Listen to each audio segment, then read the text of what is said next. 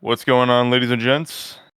I'm the director of Sonic Riders Tournament Edition, and today we're commentating one of the first events in the SAESR server, the Sonic Adventure speedrunning server.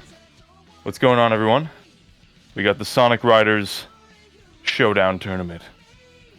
Isn't that wonderful?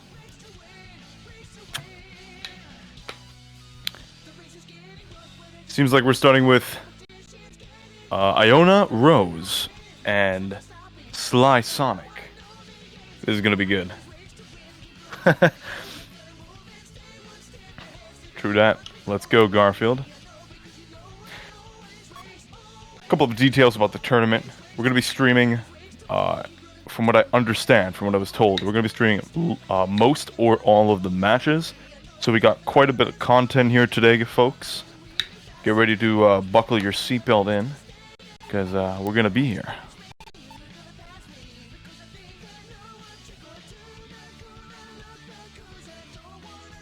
And we are playing on 1.2, which is the patch that dropped before the current patch, which is 1.2.5. Just because they wanted to play on a patch that was a little bit more not as new, which is understandable. So that's one of the things that we are gonna have to rewind my memory. Some things do not exist in this patch yet. Gameplay changes and some other quality of life enhancements. Let me just pull up my file right here.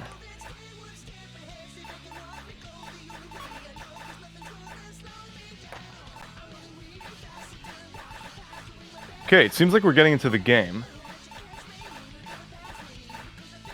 Yeah, I want to make sure I have chat up.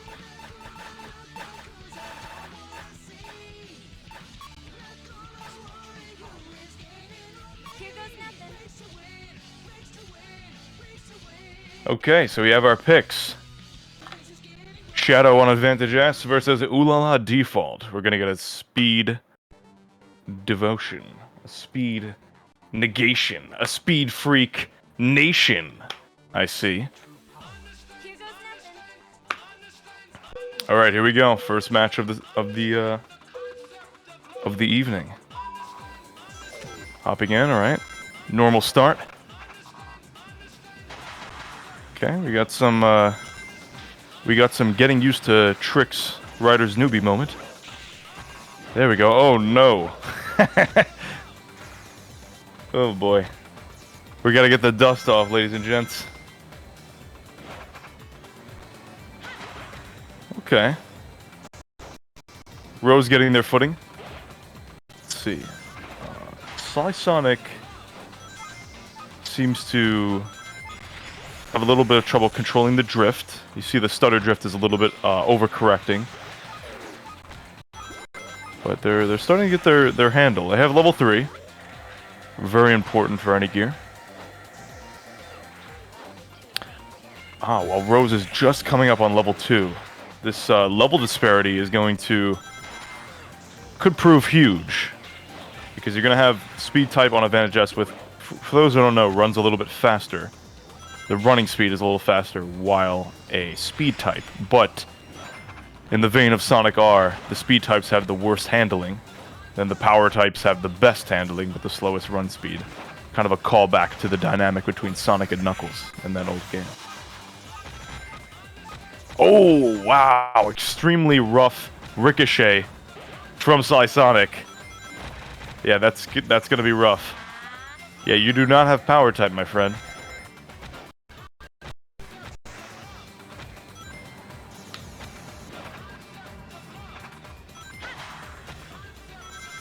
Thanks for coming out, folks. Also realize this could be a test race. But it doesn't seem that way, because they're playing it out. Yeah, so we have a pretty big lead. To just talk about some of the relevant big changes that were made from 2.0 to 2.1. That's this patch. We've got enhancements to tournament race mode. It's going to be sound effects and being able to retract bands in the tournament race mode. So lots of more quality of life type of enhancements that make the tournament experience better. Which is why we're here, after all. We're here to have some good competition. Man, it really seems like Sly Sonic is suffering from a little bit of that overcorrective drifting. Could be because of input buffer, but I'm not really sure what input buffer they're playing on. So that's just the going theory right now, folks. If I had to guess.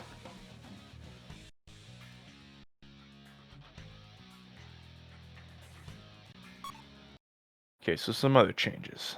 Let's see. Yes. Okay. So, when you are in tournament, they're actually not in tournament mode. They're in free race. Yeah, but when you're utilizing the tournament mode, it automates the experience of a tournament set. So, all of our rule sets, they apply actually in game. You can, for example, if someone would win, the scoreboard would go on the top of who has the current amount of points. And then you would be able to ban 4. You would receive 4 bans, the winner of the last match. And then the second player would be able to pick the stage. So, yeah. But it seems like they're not using it for freedom's sake. I know they have some differences in the changing of the rule set, from what I also understand. So, could be because of that. Play any way you like, right? We could develop multiple presets. That sounds like a good idea. Anyway, though, we're getting into the next match. We got some switches here, right? We got Amy on Grinder. That's a pretty interesting pick. And we see that there is Sly Sonic picked a very different gear, which is silver on the air tank. This is a interesting build. You have a light character on a heavy weight, but less, which is more differentiating from the previous pick, is that it's a fly type character now, completely different archetype, and now you have air tank, which is a gear that kind of functions like darkness, except it could hold more air, and it is more heavy. What does that mean? Well, a lot of things. Whatever you think weight could mean in the game, in SRTE, it does mean that thing, pretty much. Just physics type of thing, like fall down faster, gain more speed while going downhill. Ooh, see, we got a little bit of a rough drop right there. All right, yeah. So definitely see that Rose is taking initiative with just, you know, not playing a little bit, not being afraid to use air a little bit more recklessly, to just take action and kind of play a little sloppy, because they know that the other opponent is having a difficult time. So why not let me play a little bit off the rails and stuff like that? Here's the thing with Grinder, guys. You want to use the grind rails, because otherwise you're not really... There's no point in using a type granting gear when you're not going to really be utilizing both types heavily. Because the problem is that you sacrifice base stats, right? So you definitely don't want to necessarily do that. But, you know, I mean, obviously these are new players. But I'm just spitting some game for the in-game, or the pre-game type of strategy, because half the battle is kind of having a strategy, right, in this game. Sonic Riders is all about consistency. The part that makes it less consistent, I mean, you could even make player interaction consistent, but the second player is the raw element, right? The element that's going to change the outcome the most. So you definitely want to make sure that you have a plan against them. But yeah, I mean, half the battle is coming in with a gear that you're very comfortable with, a gear that you can play, an archetype that you can get the most out of. In my personal opinion, like, let me just point this out. Both of these players are picking an archetype that is higher skill base. So you have Silver, who is a part of the Trickster archetype, and then Amy, who is part of the Drift archetype. Both of which are one of the more higher skill archetypes to get the most out of. So I would say not the best for a beginner or even intermediate level player. You definitely want to go something that kind of gives you like a passive buff, and you know, something like a top speed character that's always gonna make you go a little bit faster, cruise a little bit faster, or a character that grants boost duration, makes your boosts longer. These characters, they need to be actively, more methodically used in order to sort of like utilize their abilities and strengths, if that makes any sense. But regardless of such, we have Rose pulling it through with the 2-0. That's going to be the first W, taking home a win. Congrats. Bam bam. Thank you, ma'am. And yes, the Sonic Heroes W. Yeah, so that's also one of the thing, right? All of these players are speedrunners of other Sonic games. Makes it very exciting with how they are approaching the game and what kind of gears and strategies they're using. So that is one of the things that's very, very interesting about this tournament, is that we're going to see a lot of unique and out there strategies, right? Because we're having people who are experimenting with the game for the very first time.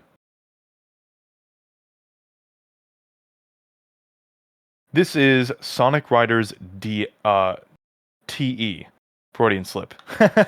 Yeah, so this is not Sonic Riders DX. For those who don't know, that's a different branch of 1.3 Tournament Edition.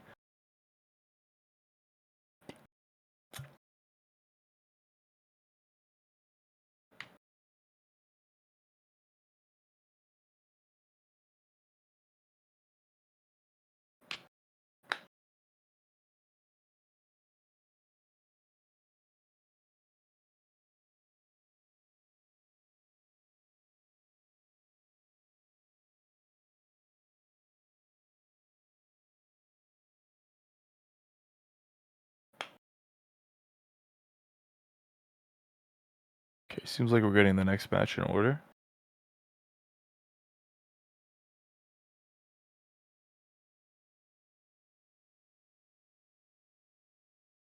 Yep.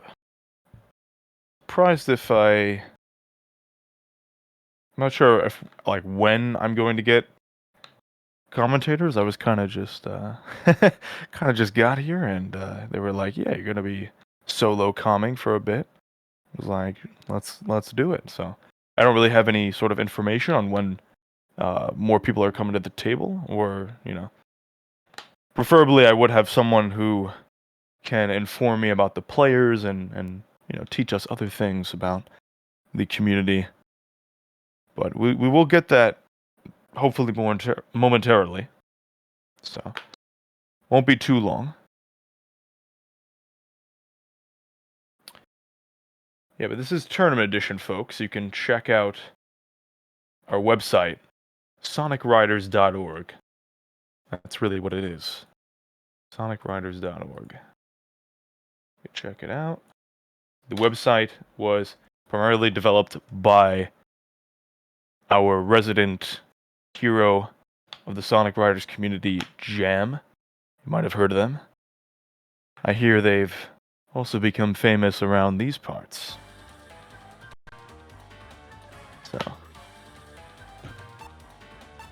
if you've heard that name before, give her a round of applause.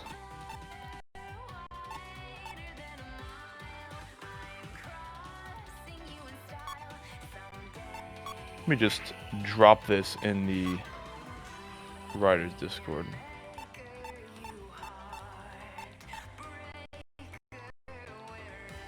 Gonna give it an @ here.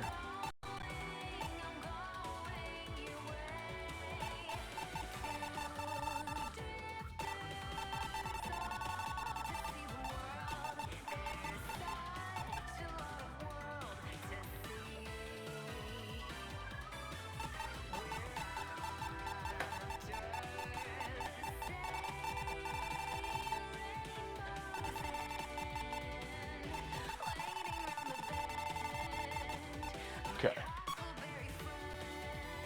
Bayonetta music. So, for those that don't know, we, in Tournament Edition, and actually all Sonic Riders mods, generally there's custom music. Can't really speak much about how the other mods do it, but for Tournament Edition, it was the first one, so we chose to kind of stick with Sega and Sonic only music, with a couple of few exceptions. And basically, you have a lot of Sonic music, you have a lot of stuff from Nights into Dreams, talking about Crazy Taxi, Samba de Amigo, other Sega franchises, Jet Set Radio. Alright, we got Splash Canyon, and here you see these two players. We have Alpha Dolphin and Wall of Hedera. Yeah. I think that's how you say that. Apologies if I didn't say that right. But yeah, so you see these two players have the right general idea. Oh, we're gonna get our first hit of the tournament. Very nice. Unfortunately, well, not so unfortunately. That was kind of an interesting interaction, right? So you have the autocorrect of attack that happens. Put Alpha Dolphin. Oh, we're gonna get another attack. Very nice. Alpha Dolphin pulling out all the stops. It's quite difficult, especially for a novice player, to be able to react to the high boosters' attacks. The faster a gear is, the better it is for player interaction, although the high booster can only have one shot in the chamber at a time. So that's its downside.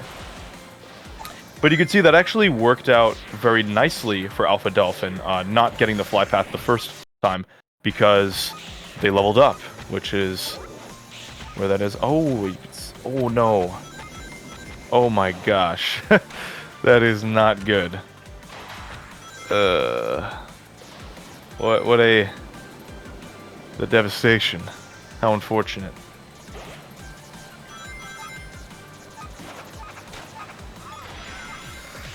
Yeah, they're gonna lose the lead. Heavily, I might add. Yeah, that is quite unfortunate. You gotta make sure you do not bump into the walls while drifting. Like it depends on the angle, right? Sometimes the angle could save you, but if you're drifting at a hard angle and you hit a wall that's behind you, you'll go backwards. It'll completely ricochet you off because Sonic Rider's collision detection doesn't work the same way as other racing games. You don't like, bump into the wall, like rub up against it and lose speed. Quite the opposite, actually. You ricochet off it and lose almost no speed. So, yeah, rip Alpha.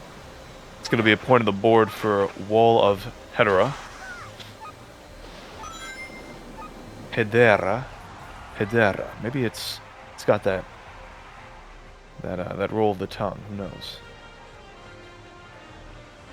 I certainly don't. Yeah. But they do have another game. It's only game one, guys. It's only game one. See if they adapt their strategy. And they were playing very well in the matchup before that mistake. But yeah. I see we got more people coming in. Guys, make yourself comfortable. We got a lot of matches tonight, right? We're going through a lot. So you got a lot of great content to see and hear and witness and enjoy.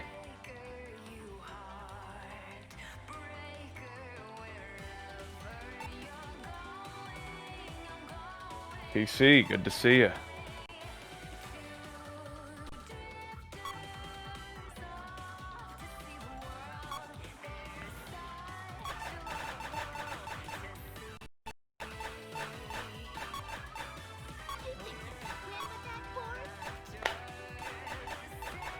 Liam in the chat. Trouble in the chat. A little fact for player interaction, AoE attacks don't restore a bit of your air upon hitting your opponent. Yeah, so normally when you attack, you receive air. When you get attacked, you lose air and rings, and obviously get stunned. We're gonna have Wall of Hedera at the start. A little bit of a rough start, but they're keeping the wave on the default. I like this pick. Its default is a very safe pick. Fly type is, I would say, right, in my professional opinion, the easiest of the three types to wield. And it could arguably be a tie with power. It's very arguable, right? It's kind of like a little bit of a subjective topic, so I'm not going to say that it's with absolute certainty.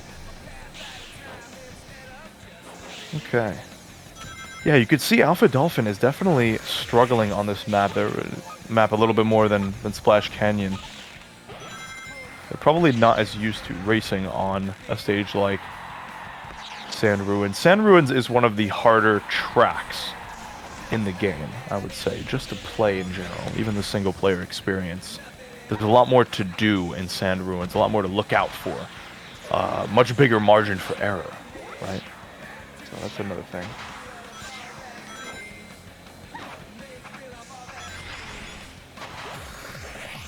Yeah, I think Fly would be a little bit more flexible, Trouble. That's true. That is a good assessment. Yeah, but look at this. You have Alpha Dolphin now with the roll reversal. I mean, you just kind of have to keep the lead and we got the max magnetic impulse coming through. For those that don't know, Tournament Edition, Sonic Riders Tournament Edition adds this mechanic that has sort of become signature to the mod or iconic with the mod, whatever you want to call it. It's called Magnetic Impulse.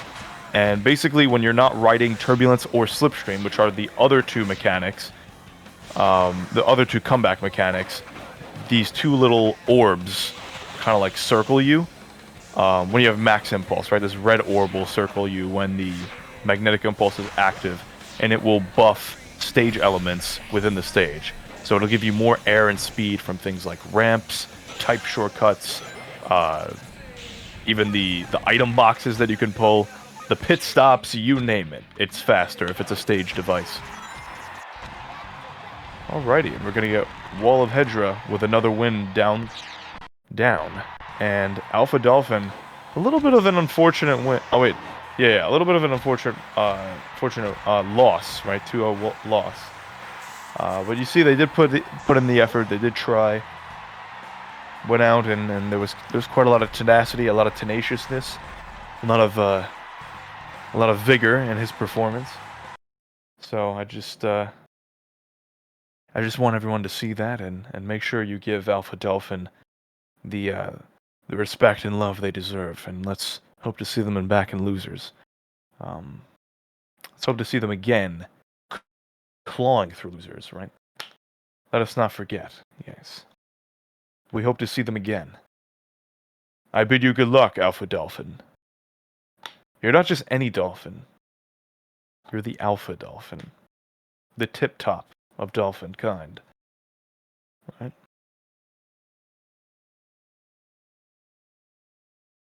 Seems like we've been getting in games pretty quickly. Yeah. Like I said, guys, I don't know when we're going to get other commentators. I was not informed of that, so for now, I'm just doing my best on solo comms. If it is an Alpha Dolphin for the post-set interview. Yeah.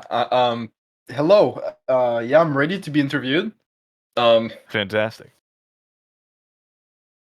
So, how was your set? How do you feel? Oh my god. Okay, so Tell me about it. Hedera was a tough opponent. From the get-go, I knew she'd be a very good contender for these kinds of tournaments. She's a very, very interesting player with Wave to Swallow, you know, like you don't really see that pick a lot in the Riders community, but she played it so fast, you know, I couldn't even understand what I was doing on my screen because I was like looking at the tricks that she was doing on her screen. So it was a wonderful match, great experience. I'm very glad to be here. Fantastic. Good to Yeah. hear. What speed game do you play? Sonic Heroes. Awesome. That's what I like to hear. One of the Yes, best sir. 3D Sonic games. Absolutely. Yeah. What about your opponent that you faced? Still Sonic Heroes? No, I No. think she's playing more importantly SA2, if I recall correctly. I'm pretty sure. Gotcha. Okay. I'm gonna go Yeah, grab a biscuit, but thank you so much for the interview. of I'm very course. glad to be Yeah. here. If you need a commentator, I am always open to fill a spot.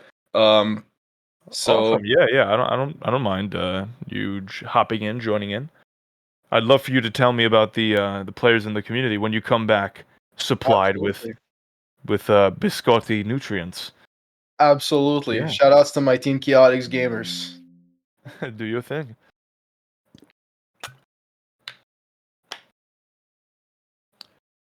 All right, crossing to the 40s of chat viewership. Hello, everyone. Please make yourself comfortable. Be our guest. My service is at your request. What's up, mere mortem? How do you do? Oh, big Protag fan in the chat. Thank you. Just doing my thing. Doing my best. Oh, are we gonna be seeing you on stream, mere mortem?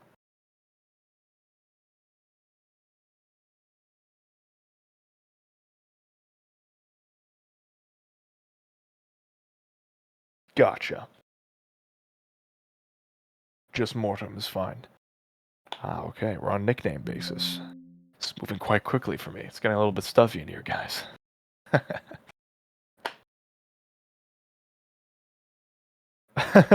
My man almost started a public dev chat leak.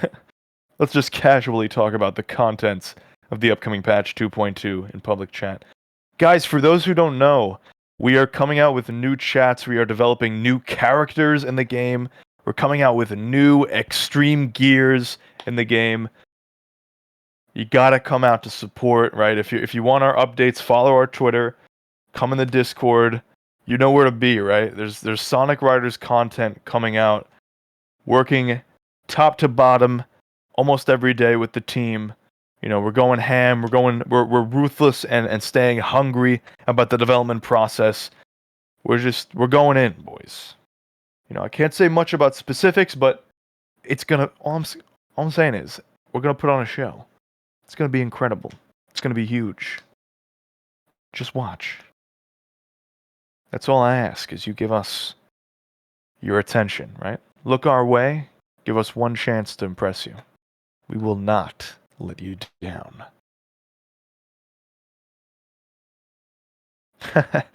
Oh, so you'd like to join the server, that is. I can assist you with that. So I'm going to give you guys a link to the Sonic Riders competitive server, the first and biggest Sonic Riders competitive server.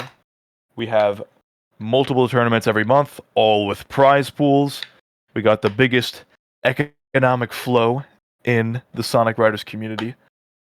You can just taste the dough if you want to get into playing Sonic Riders and making some moolah off of it.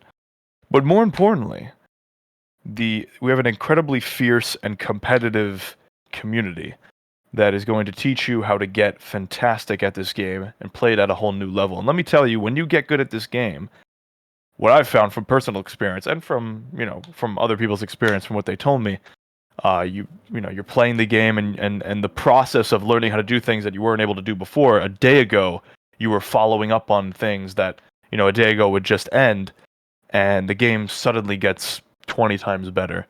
So this is one of those games that has a very rewarding skill ceiling, right? And it's one of those magical games, right? Server was made in 2017. There's an article about it if you want to read about it. I believe it's on the Tales Channel website. How am I? I'm good. Thank you for asking. Appreciate that. Yeah, I'm fine IRL. I've been working at my job a lot. Just been working at my job, focusing on myself, right? Getting those gains in. But whenever I'm not doing any of that, I'm pretty much putting all of my, or in the large majority of my free time into Riders, right? This has been one of my biggest passions for. I feel old, but I made the server in 2017, so we're getting kind of close to 7 years. Oh, brother. I've been here for a minute, right?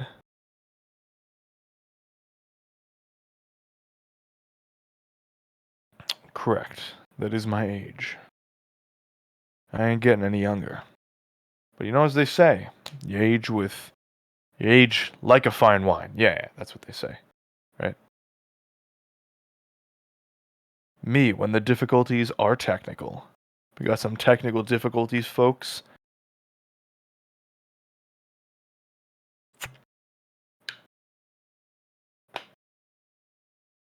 Happens with a lot of players that are a little bit new to utilizing net play. Could have some trouble connecting. Don't really know what the issue is. Like I said, I'm not really, being informed in real time or anything.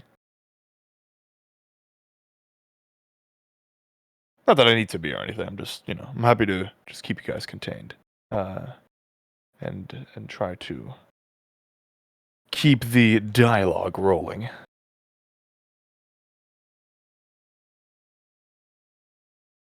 All right, let's go over the patch that we are playing today. So it's 2.2. We got some quality of life fixes. We got changes to magnetic impulse. I think I talked about those already. We actually buffed the X rank speed in this patch to 240 from 220. And the reason why is because in 1.4, which was a couple of patches ago, when you perform the S rank, you get 300 speed. And it was really, really good to trade that air for speed, since players are... No, they're not playing 2.2. They're playing 2.1. Did I say 2.2? My apologies. Didn't mean to. But anyway, 2.1. Right? You got some changes to X rank. Right? Now the relationship is 240 speed versus 100 air versus 300 speed and 40 air. So now you have a little bit more of a a healthy balance, right? You trade 60 speed for more than double the air, and that seems to be worth it to a lot of the competitive players, because one of the issues we were having before is that the S rank was a little bit too useful compared to the X rank, because players were really, really good at conserving their air, using as least as possible, and because of that, they would go for the speed more often than not. So, and then slowly, as we adjusted, right, we kept buffing X rank slightly, a little bit, nerfing the S rank of air, right? So you have an air versus speed dichotomy right now, where it's like, okay, I can get double the amount of air I would get from this trick, which is more of a long-term benefit, or I can get the extra speed, which is a short-term benefit. What do I need right now, right? These are one of the things that one of the ways of aspects of depth that we are adding to the game is sort of like that strategic in the moment. Do I want this now or do I want that for later? So that's one of the things that we try to strive for when developing the mod is raising the skill ceiling without necessarily raising the skill floor.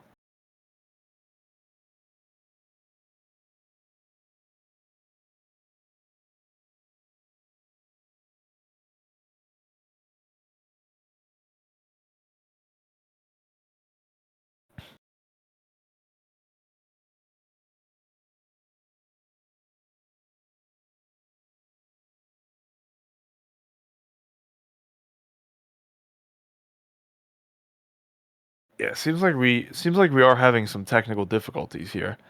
Like I said, I'm just in a voice channel. I'm just in one of the commentators' voice channels. I don't know what is going on in real time, so I'm not precisely sure how long these technical difficulties will be, but Hello. hoping not too much longer of a wait. What's I going am on, Dolphin? Welcome back. I am back from the biscuits and talking from my good friends out there who are running into technical issues, as everyone could have guessed. It seems like it's very hard to host a game pretty much if the server is made on the same computer as it's being hosted. Well, the event, not just the game, if it makes sense. So it's basically Spacebar's running into difficulties right now because of that, but they're trying to find ways to go around that and to make it work, which shouldn't be too long, but it's been a bit, of course. So I'm going to join you into commentary for a bit to make sure you're not too alone. Because I think everyone's a little bit busy. I tried to search a little bit, but Gotcha. Yeah, I appreciate it. oh, Uh wait. huh. Oh yeah. Okay. I think we have a visual, ladies and gents. We have gained a visual. Perhaps this is the game, the pink, the purple.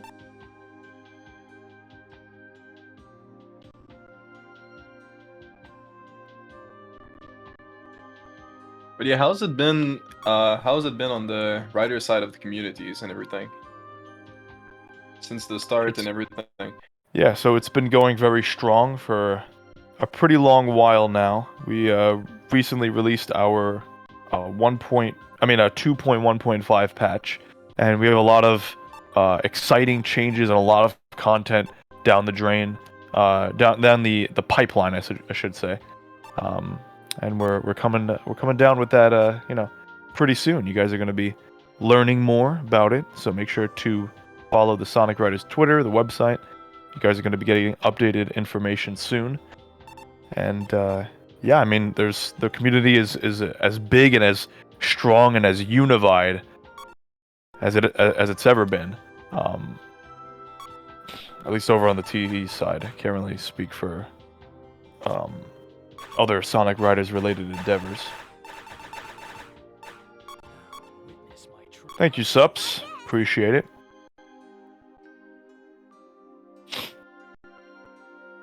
We do have some reveal. We have some of those animations cooking up, right, for like the new characters and such that are dropping. So that's exciting. It's been an interesting process. Alrighty, here we have Super Shadow versus Tails on default gear. So Super Shadow is a very interesting gear. It's primarily a cruising gear. Its boost is an incredibly powerful high boosting style boost with very, very high costs. Super Shadow is an all-type gear, so has that advantage of being able to use multiple types. But of course, Tails on default has its own advantages. You're an air gear for one, which is inherently better than a ring gear. You can gain air from other ways, as opposed to Super Shadow, which has to replenish their fuel by picking up rings off the ground and contained in boxes. Essentially, there are gears that are way more powerful than others in the game, but you have to choose them wisely for which stage you have to play around, right? Of course, yeah. A character on default gear is definitely a gear that has more sustain, and it could arguably have some other things like attack power, because you're a level 3 attack, as opposed to Super Shadow, which uses Shadow's level 2 attack.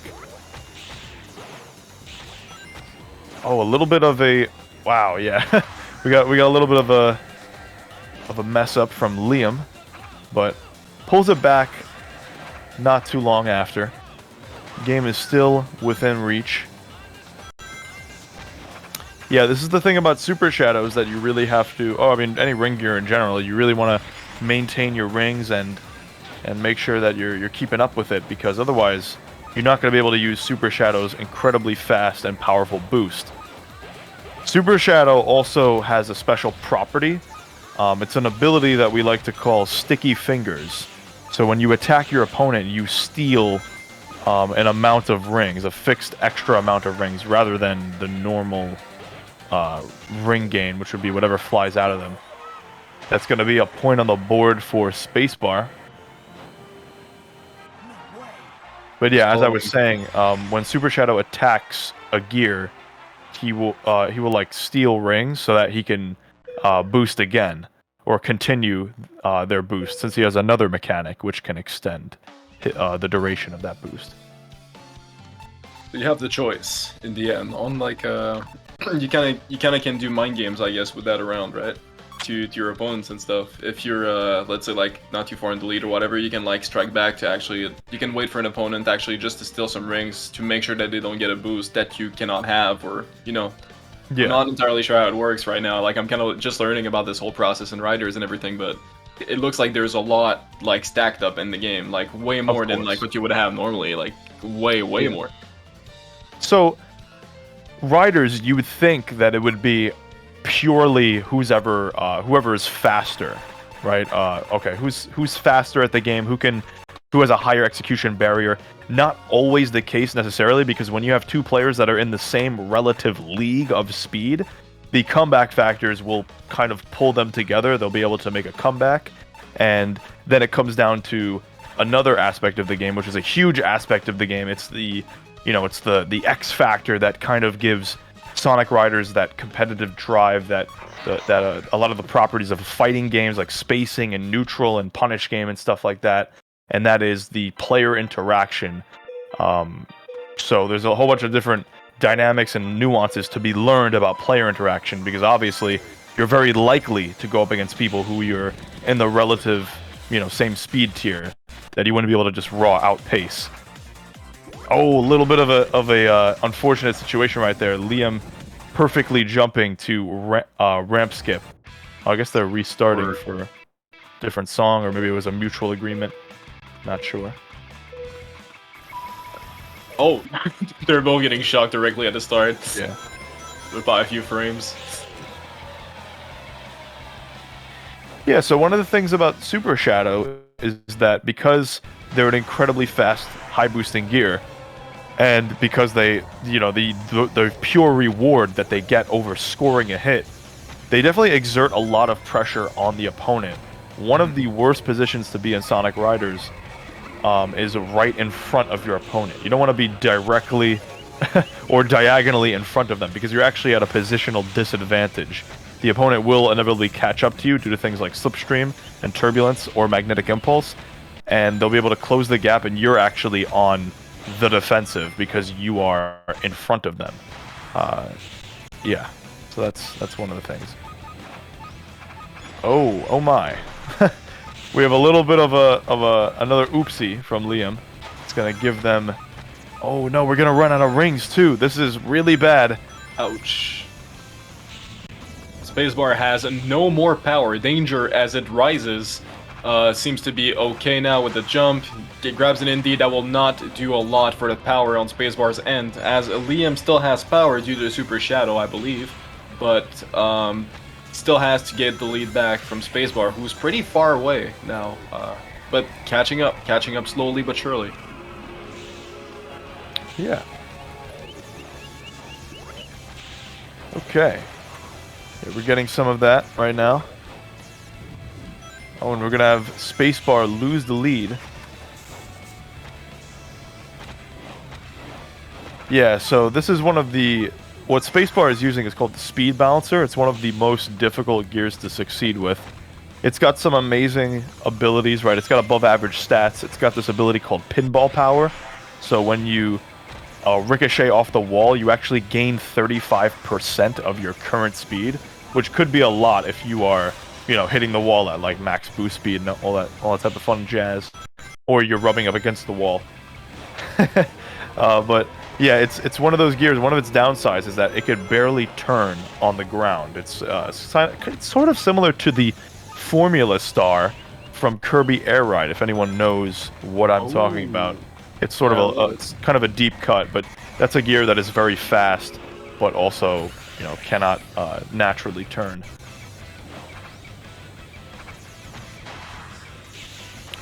Okay, it seems like Liam is going to take this game.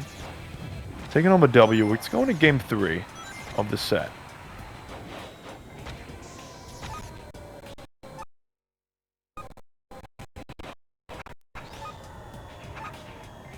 We got a little bit of post-game lag. Yeah, there seems to be a bit of a problem with the pings and everything. I think the runners are pretty far away from each other. It seems pretty much on the list. But yeah, it's pretty much how it goes, I believe. Yeah, it's certainly possible. Obviously, if you have players in the same country, you're going to have a much better experience, league's better experience, than if you are playing against someone that is overseas from you. Absolutely.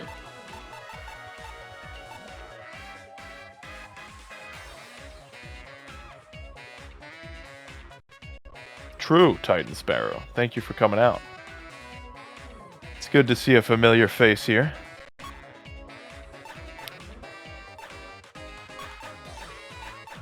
Didn't think we'd see you here, but what a pleasant surprise.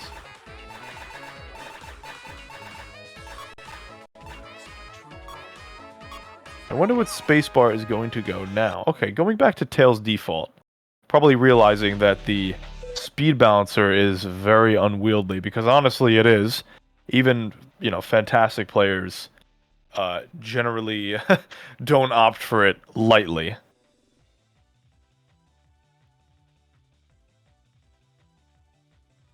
Are you kidding?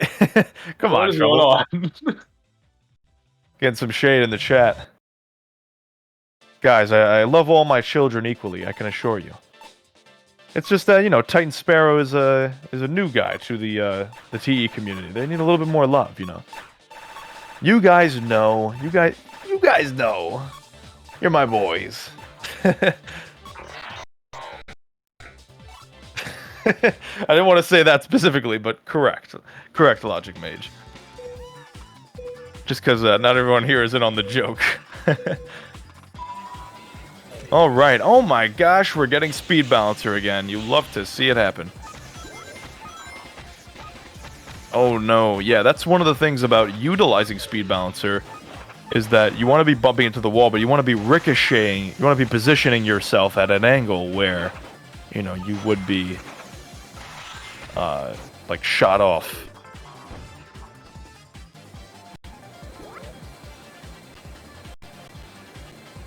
Is Amy worth, or should I go for Rouge, another flight character for the rest of the bracket? So in my personal opinion, so Amy's a power type, but Amy is the drift archetype power type. So basically what that means is Amy gets extra bonuses, extra speed off of drift dashes, and that's her shtick, right? She doesn't do anything else. So basically, if you're not really utilizing drift dashes, or you're not methodically utilizing your air for drift dashes and kind of pairing Amy with gears that thrive off of drift dashing, then she's not really the most optimal character to use in that specific scenario. Not that it isn't optimal necessarily, but you're just not getting the most out of her if you're not opting to drift a lot of the time, opting to use that extra air to do that. Rouge is also the same. Rouge is a drift archetype character, but she's just fly type instead. What were the other characters you mentioned? Yeah, I mean, another fly type, easiest character to use is probably the top speed character, because all of their buffs are sort of passive. They're just given to you as you level up. And that gives you more top speed, more boost duration, things like that. Okay, and you can see we have a pretty competitive, pretty close back and forth race here. But it's definitely going to be rough when Spacebar levels up for the second time, getting more speed and air. Because you can see that Liam is having a lot of trouble like maintaining their air gauge and getting to a point where they're like really comfortable with Super Shadow. So this is definitely like one of those picks where it's like, if you're starting out playing the game, you don't really want to be playing a super form. Super forms are their margin for error is rather wide, mostly because they're ring gears, but also because they're not really cost-effective ring gears. Most of them, not anyway. So the margin for error, like if you mess up big, right? It's like a big detriment. But we are getting a pretty close race here. Wow, it looks like Liam's gonna pull through, steal the game. Oh no, goes backwards. Are we gonna get? Oh no! Oh my gosh! Whoa! Final! The final from the jaws of defeat. Liam comes out. Oh my swinging. god! Oh my god! Wow! Spacebar just barely loses a set, running towards the finish line. That was ridiculous. Wait, hold on. Liam going backwards for a second, coming back around. The Super Shadow cruising speed comes through. Wow, that was a really nutty finish. 7 centiseconds, everyone. That was kind of ridiculous how that ended, but that was really, really close for no reason. That is a less than half of. That was probably a less than 100 millisecond difference in the time that they crossed the finish line. Spacebar is definitely going to have to go back to the books.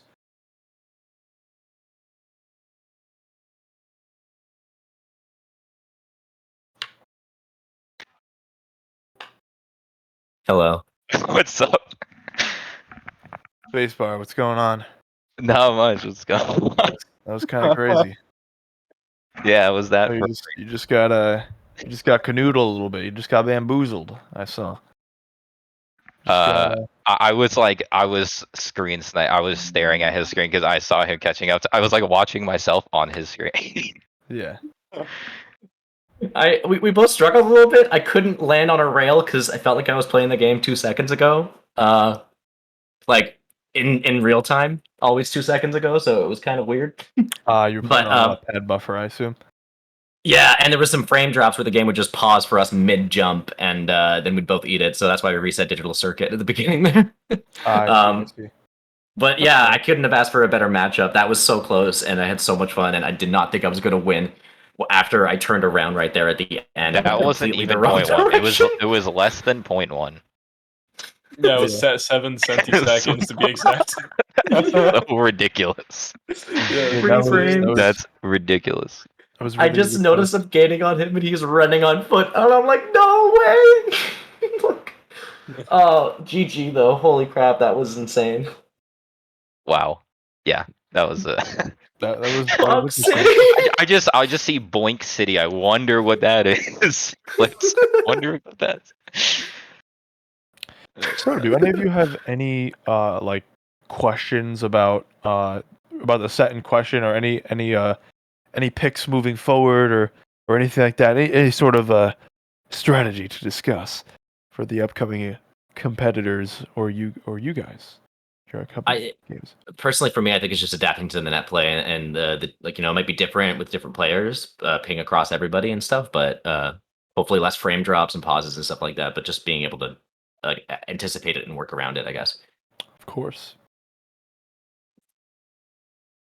feel like for probably like most of the people in SAESR here that are like very fixated to their games like over and over again throughout time and everything, like it's just adapting to this whole new scheme of things where it's not just about like going fast and like trying to do the same roads. It's about adapting also to your opponent, mainly to the neutral that we were talking about earlier. You were explaining that it was not just about speed now. It's basically about like multiple other things that are super important and basically has a neutral to the game now, right? Yes. Yeah. Slip There's a lot of streams, things you have people to grabbing your look out rings, for. people hitting you, right? There's a lot of things that don't happen in time trial, right? Yeah, of course. There's other resources to take into account. Let me give you a great example. Some players will they will go off the beaten path, a slower pathway to give their opponent the lead, to deny them of building Magnetic Impulse, which is, you know, the signature comeback mechanic of Tournament Edition. Or they will intentionally give them Slipstream and Turbulence to deny them of that Magnetic Impulse. And the reason why Magnetic Impulse is very powerful is because it gives you more air and speed off of stage devices, stage elements. So by building it, they will inevitably catch up to you, but they'll catch up to you in a way that will be hard to react. But the difference between something like MI and the other two comeback factors are more immediately effective. Turbulence, you just ride on it, you go really fast. It saves you air. And Slipstream is like that updraft when you're behind an opponent and you just naturally have these little win streaks. So you have to like sort of pick and choose, and you could change your strategy on the fly, and how you interact, how your opponent interacts with the forces at play that player one is manipulating is very important. And of course, when you're in close proximity to each other, there's an extreme amount of pressure on player one, but there's also some retaliation from player one that could be done. You could put out a NATO, drain over half of the air gauge from the player in second place, which could instantly lose them the game if they're not careful. There's a lot of different factors. There's predictions, there's reads, there's calculated risks to take against opponents, and it's not really purely just like a speed game in the sense that like the player who is a little bit faster will always win. It's sort of there's a little bit more couple more X factors to it, I guess, that can decide the match especially between players who are evenly skilled. Absolutely. It's been a fantastic event so far, and I'm really excited and anticipated eagerly the next match and who my matchup is going to be later too. Yeah. Do you have any questions about your character picks, or actually, I have a question for you. What drove you to pick the speed balancer? Is this me? Wait, is it me? I don't even. Is that Oh what yeah, happened? yeah. It was you who was playing speed balancer, right? Not Liam. My bad. Oh, I is gotta that the yeah. blue guy? Yeah. Oh, my bad. Apologies. Yeah. For I some didn't realize reason that's his name yeah. was.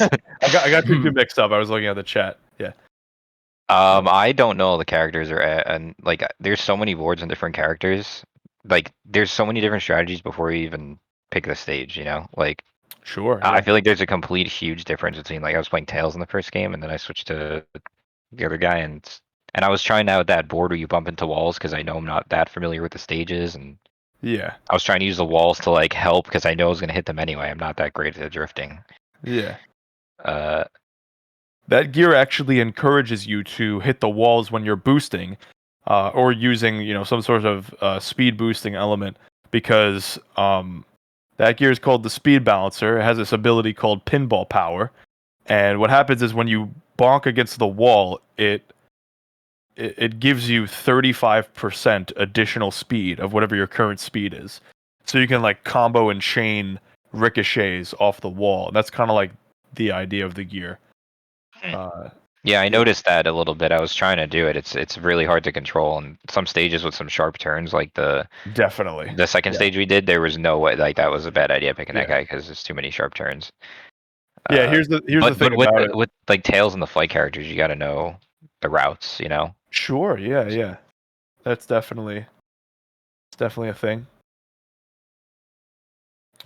Yeah, so I guess I before I said that on stream that fly is generally the easiest type, but you actually brought up a really good point. You have to know like where the fly routes are and how to utilize them, as opposed to like something like power where it's just kind of like you're already on the ground all the time, so you're any direction is the right direction of like what route you go kind of.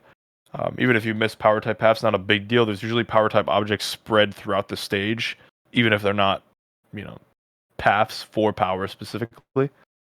So maybe that's the route to go for new players is to pick up a power type. Yeah. I was considering that. I didn't feel like a lot of the power paths seemed fast, so I was like, some stages I felt like the flying types had the advantage, and some other stages I felt like the speed characters had the advantage, which is why when I was practicing, I really only did the first and third stage I picked there pretty heavily, and the first stage I felt like had a good fly route, and the third stage had a good rail route. So I was like, all right, well, let me pick a speed character for that one. But luckily Liam, I accidentally picked Tails. First, Liam let me switch characters. But he also had a weird lag death on the second stage. We did a reset there. Yeah, it was super weird. Like I think with both of us, like we did the jump for digital circuit to trick off and land like where that like slippery path is with like the lava or whatever that pulls you in. Yeah. But like we both like froze and like died mid jump, and so he was like, "Do you want to reset?" And I'm like, "Yeah, okay." Like sure. Yeah. But then after that, we were equally uh challenged by other things rather than just the leg drop. So at that point, we were able to just keep going and not worry so much about it. Cool. Yeah. I like that you picked Super Shadow. He's a little bit of a underutilized pick of the current competitive climate. I like him because I felt like he was slightly faster than Supersonic, and on top of that too, I felt like I know Super Tails is busted with the magnet stuff, but I just could not get nearly as much speed. And even with the fly routes, I felt like I wasn't able to catch up at all. He is Yeah. quite the bully of a character though, because rings are really important no matter what type you are. Especially more so important if you're a super, because it really relies on it. I tried Neo Metal Shadow. I felt, or not Neo Metal Sonic or whatever it was. Yeah. I felt like it was really hard to get to 50 rings to activate it, and then not only that, once it's activated, it drains like instantly almost. So Yeah.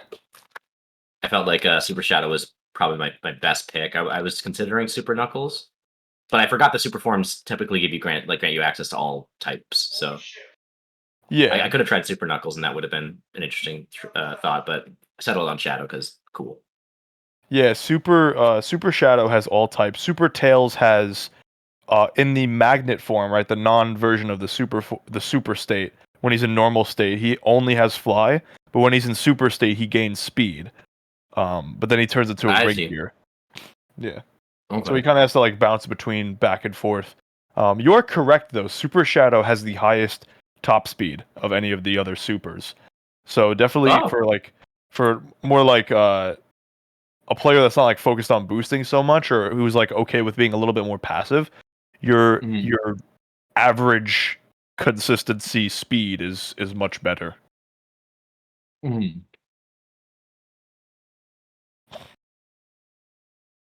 It's one thing I've noticed on foot too with the supers. They seem to be much faster than other people off on foot as well too. Sometimes I felt like being on foot in some really sharp turn areas was not so bad. I know that sounds crazy. Yeah. But especially when I was the guy, my wall bonking strat. We did buff running a couple of patches ago. We kind of we made it so that the run speed used to be 150, which is paltry in Sonic Riders, but you can level it up and it gets better and better and better. And we took a couple of notes from Sonic R where the running speed is kind of like the speed types have the fastest running speed, but they have the the most rigid turning, and the power types, like Knuckles, have less running speed, but more control and turning. I think they're racing. Yeah. Yes, we're in the race. Can you tell us a little bit about the players? I do not know either of these players. I'm from the SA2 community, and I believe these two are from Shadow? I could be wrong. I believe Kariru is from 06, if I'm not wrong. Okay. Okay, Kariru, 06 speedrunner. I salute you. I believe Kariru, because I'm not entirely sure, but it says 06 on the main roles, but I know Kariru personally from the Frontiers video game, where he even found a very crazy skip. Or an alternative skip to something that's very, very huge Oh, in the no. meta. There's Yeah, no that's rough. in-game audio right now on the Ooh. stream. That is unfortunate. Yeah. Where is the music? It's just our beautiful voices, but All right, we guys, need we some gotta make extra the sound pump and effects. jump. Meow. I was making music. This was a slapper, but Very nice. We're anyway. having a lot of trouble getting those grind rolls right there.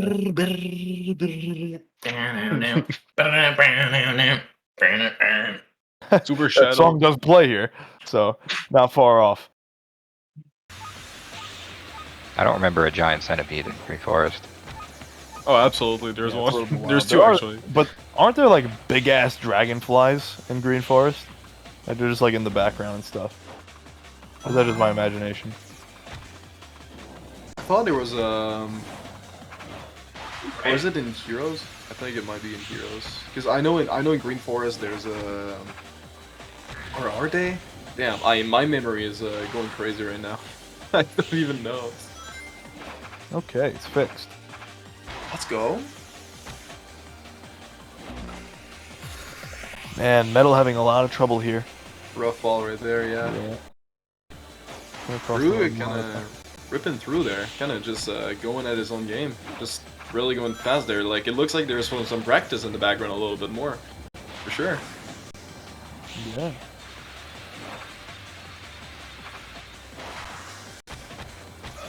Okay. No more rings though.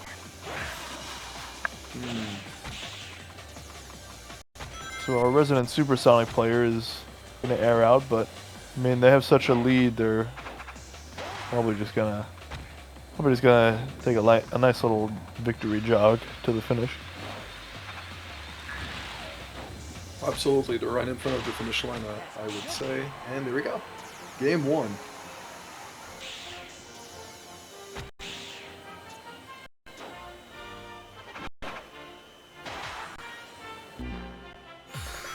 This is a hard stage, in my opinion. Definitely seems that way. So, I think one of the integral things to learn for someone who's learning the game is to learn about how some of the stages are designed. So, kind of like knowing where the item boxes are, knowing where the stray rings are. You want to guarantee, Sonic Riders is all about consistency, so you want to guarantee the amount of value you can pull from each part of the stage. And one of those aspects, and it's a rather important aspect, especially since we're going to a stage like Egg Factory, is knowing where the resources are. So not every ring box in the game, or not every random box in the game is indeed a random box. Some boxes specifically give you air, some boxes specifically give you rings, some even give you speed shoes specifically. And in the case of a stage like Egg Factory, there's gonna be this ring line followed by a row of item boxes, then a sharp turn. It's near the beginning of the stage, and on the outermost part, the part that is closest to the drop off with the lava, you have a guaranteed 30 ring box.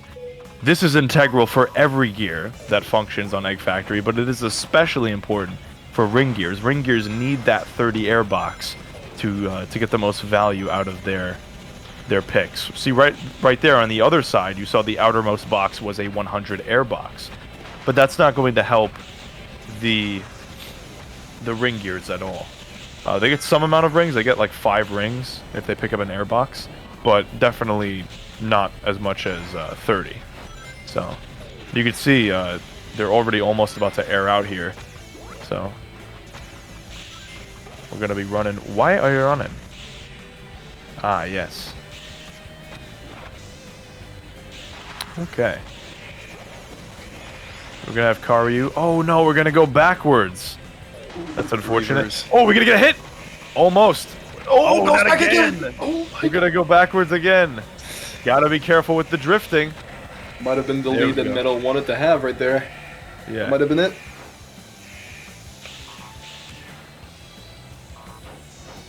Oof. And now it seems like the lead is just exchanging back and forth, ladies and gentlemen. Ooh, roundhouse kick. Sonic's gonna eat that one. Loses all their rings.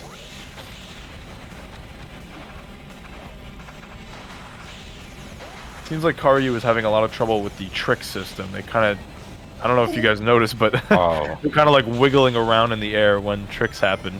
Yeah. Yeah. How exactly does that trick function?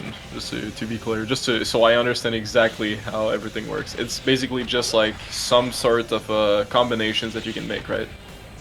Yeah, I mean, you can go in 8 different directions. You can combo between tricks.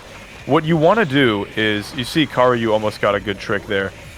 What you want to do is you want to charge the jump, right? So you hold the A button down, and then when you're still on the ramp's collision, not when you leave the ramp, you want to release the A button while you're on the ramp's collision. And this is difficult for, you know, a variety of reasons to get adjusted to. It's probably one of the reasons why Sonic Riders was difficult to get into, is like this concept of like, you know, you have to charge this thing up and then time it so that you release it while you're still on the ramp, right? If you go off the ramp, like you teeter off the edge, you lose that jump charge. And obviously jump charge is important because it frees up the jump to be able to do tricks faster. It increases the trick animation speed, which is important because you want to get higher quality tricks. Okay. Race is so close right now. We have a very interesting situation where Metal aired out on Darkness, so we have both characters running, but Karyu dies, regains some rings back, and is going to be cruising to the finish. So they're actually going to take this game for their second win. They're going to be moving on to winners. And they're facing me, apparently.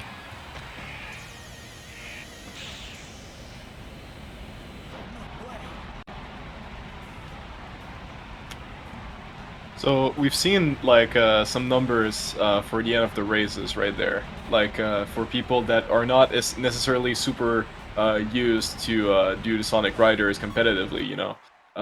Just Yeah. for this map, just like as a preview of like what people get normally in races, or I guess like an average time for people that are used to playing competitive riders all the time. Yeah. What would have been a time, I guess, to finish with all 3 laps combined?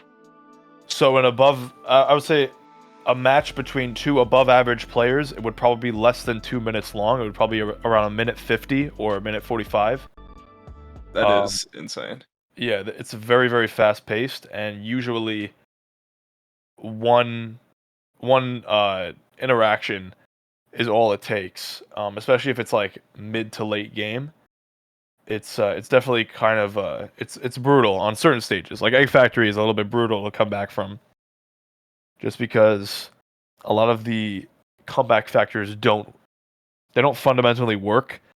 This is part of the reason why some new mechanics were made, like Magnetic Impulse. Is Turbulence sometimes doesn't like to be made; it just decides not to work. And if it does work, it comes out, poorly, or the player in front can manipulate how its curvatures and how its functions and stuff like that. And in the case of Slipstream, a game that a match or a stage that has a lot of like twisty turns and changes, has the character changing their direction a lot, is not conducive towards a mechanic like Slipstream, where you need to be directly behind the player to gain that updraft. So it doesn't work in a stage like Egg Factory, which is why we created that mechanic, Magnetic Impulse, so that you gain those passive buffs during stage devices, and you could see that being used to great effect. Some of the ramps were giving Metal a lot more leeway to work with because they were getting like so much more air off of tricks. Absolutely. Yeah, that's very smart actually. Yeah, for sure. So I guess I'm a little more curious about this mechanic. How does it activate? So when you haven't utilized slipstream or turbulence, when you've been deprived of it for a period of time, you will gain this red little orb around you. And the frequency that this orb spins around you, it'll spin faster and faster and faster. That determines the strength of the magnetic impulse. So basically, if you have a little bit of impulse, you'll only gain a little bit of air and speed off of these stage devices. If you have more, if it's spinning slowly, that's sort of like your indicator, right? Your idea of how much magnetic impulse you have. How you know when you have max magnetic impulse is when the red orb and a blue orb will be circling around you at the same time, kind of like your ultrasonic from those old Archie comics. That's sort of the deep cut that I like to call it. But basically, the max magnetic impulse has an effect, which is you have guaranteed magnetic impulse for a period of time. I think it's 5 seconds. And the reason why I say that is because there are things that can negate magnetic impulse from being used. One of those things is being in first place, right? If you cross into first place, you instantly MI shuts off immediately. So that's one thing that players sometimes do is when they're really, really competitive with each other, they'll purposefully take a different route that is slower, or they'll actually do a little bit, like, let's say they're like parallel to each other. The opponent might break a little bit, like one opponent might break a little bit to just deprive the other opponent from building MI. And that's how like deep this mechanic gets, is that like the players are trying to like influence and sort of like micromanage each other's magnetic impulse as they're racing against each other, as they're worrying about their own air gauge, their own player interaction. That's one of, we added an interesting component to the game. They're off to a good start here, these two. Hedera with Wave going through all the flight routes, clearly well practiced. Mortem struggling just a little behind, but looking like... Okay, yeah, she really knows how to hit those top routes, so that's really good. Yeah, so Mortem, for those who don't know, Super Tails, I guess that was like a test lap. Super Tails is a gear that is a hybrid. It's a hybrid between an air ring gear hybrid. And when Super Tails starts out, they basically have level 1 default gear stats with a magnet shield, right? A permanent magnet shield. And the magnet shield item is a very good item, and having it permanently is even better. You're able to draw rings in close to you. But obviously, sticking to level 1 the entire game would not win you the match. So what happens is when you get to 50 rings at least, you can pop your super form by pressing the X button, and Super Tails has incredibly, incredibly powerful stats at extremely high costs. So you actually want to be bouncing back between normal and super state. That's sort of like the interesting dynamic. That's the gear's gimmick, is that it's not like the other super forms where you want to be in super state all the time. You want to be having rings all the time. You want to be bouncing back between being an air gear and being a ring gear, because in super state you're not able to sustain yourself, which is why you have the magnet. So they kind of like play off of each other. It makes a lot of sense then, yeah. Yeah, of course, a player that is very inept at playing Super Tails, they're able to strategically go into normal state, steal the stray ring so that the other opponent can't get them, then go into super state so that they exert a lot of pressure on their opponent, win the player interaction, get that that extra attack bonus you get from going into super state, then go back into normal state, right? But when you go back into normal state, the opponent's going to catch up, so then you have to outplay them again. So it's sort of this continuous cycle of, I want to be in normal state because I want to have the magnet, I want to draw in rings, and I want to have more time in the super state, but I also have to be in super state to win the game. That's my win condition. So you have this interesting dilemma or continuous dichotomy when you're playing Super Tails. It seems like you really have to know the mechanics in and out to really, really like fully optimize and fully use Super Tails to the way that is like completely busted. Yeah, definitely. If you do not know what you're doing with Super Tails, you definitely should not play him. But in the hands of an adept player, Super Tails is one of the best gears on certain stages. It's one of the best supers right now. Probably around the same strength as Super Knuckles, maybe a little bit better if it's utilized by one of our best players. But yeah, I mean it's definitely it's grown, right? When Super Tails first came out, wasn't nearly as good because people just didn't really understand how to utilize him. They're like, oh, this is cool, but he's a little bit too hard to use, right? And now look at him now; he's one of the best picks on certain stages. So this goes to show you how sometimes that can happen, right? Upon immediate glance. But we are going to approach the end of the stage. It seems like our boy Mortem didn't have the rings to sustain their super state. So what happened was they trailed behind, gave up the lead, and that's going to be all she wrote for the first match. First one going to Hedera. Hedera.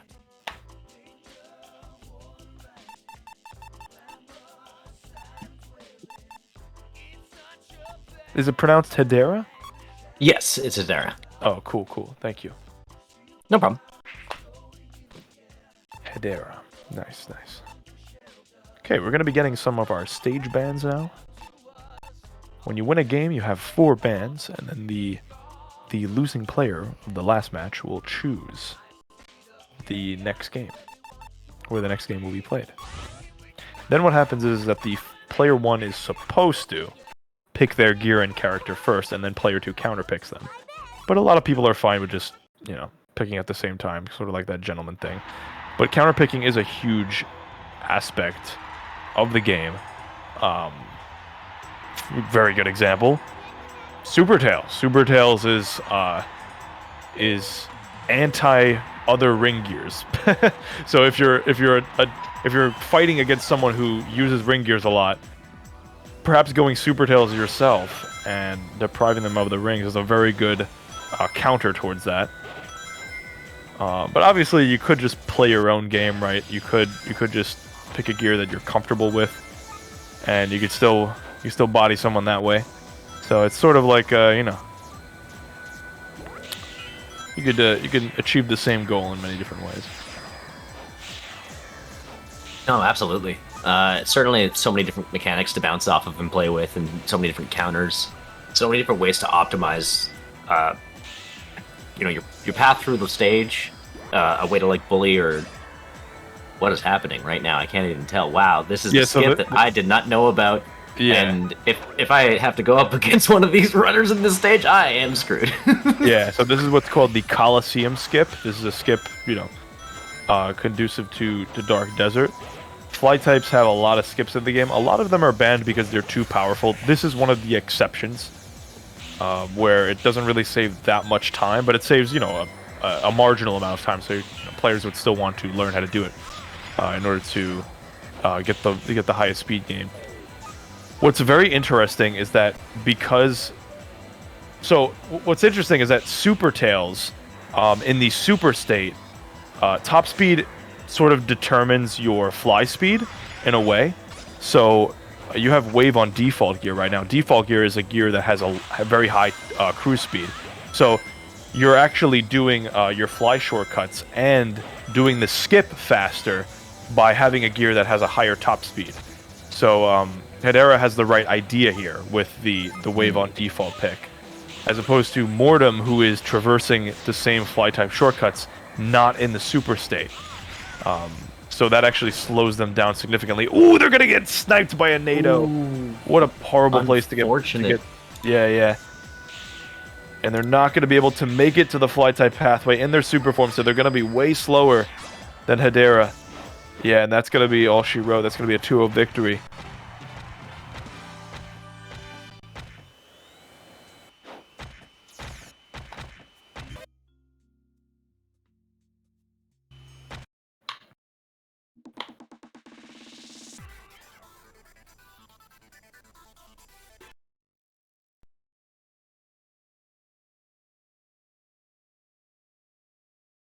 All right, Well, very that nice. was a very, very good showcase, directly even from Hetero. King, if it isn't the mighty king. Pro tag if it isn't the director himself. Director. Good to see you, my man. Long time no Yes. see. Man, sorry for the fucking hold up. I got dragged all around the island today, so that is my fault. Of course. But now we've finally reunited. My right-hand man of the server. Easily. I see Logic Mage and eSonic in the chat. That's insane. He's joined me.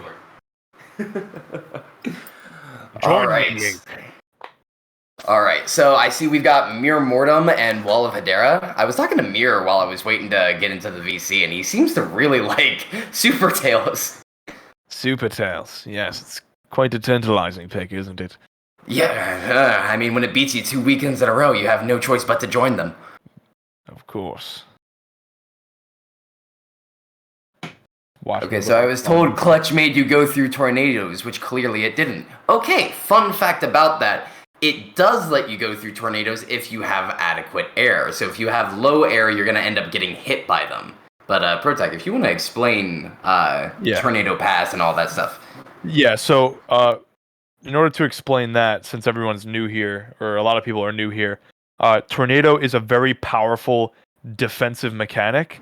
It comes out, immediately when you activate it, so it's like a frame 1 defensive counter to someone who's behind you. Generally, practice, what you want to do is you want to practice being able to be at a diagonal angle when you're behind your opponent, because the closer you are to them, the less reactable a tornado comes. So you want to be diagonal. You also want to skirt past the tornado. This is called a tornado slingshot. This is something that we added in Tournament Edition. When you skirt past the NATO, you skim past it, you get a speed boost. So not only do you, not only do you dodge it, but you also benefit from your opponent trying to use the NATO. Alternatively, what you can do is you can use the tornado ignore mechanic. When you're in clutch state, which is holding the Z button or toggling on Y, you will go through tornadoes at the cost of a massive amount of air. It depends on the gear, and it depends on if you're boosting or not, how much the cost is exactly. But generally, expect a third of your air gauge to be depleted. So if you don't have the air to spend on tornado ignore, you will get hit by the tornado, like normal, basically.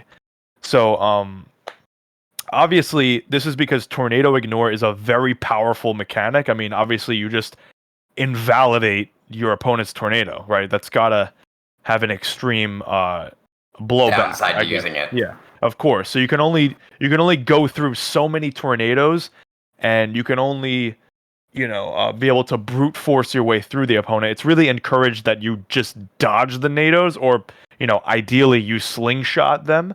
That's basically what you want to do. But obviously, tornado ignore has been used to great effect. Some players get really, really cocky and they put out a NATO thinking that, oh, there's no way my opponent's going to go through this. They're going to dodge it.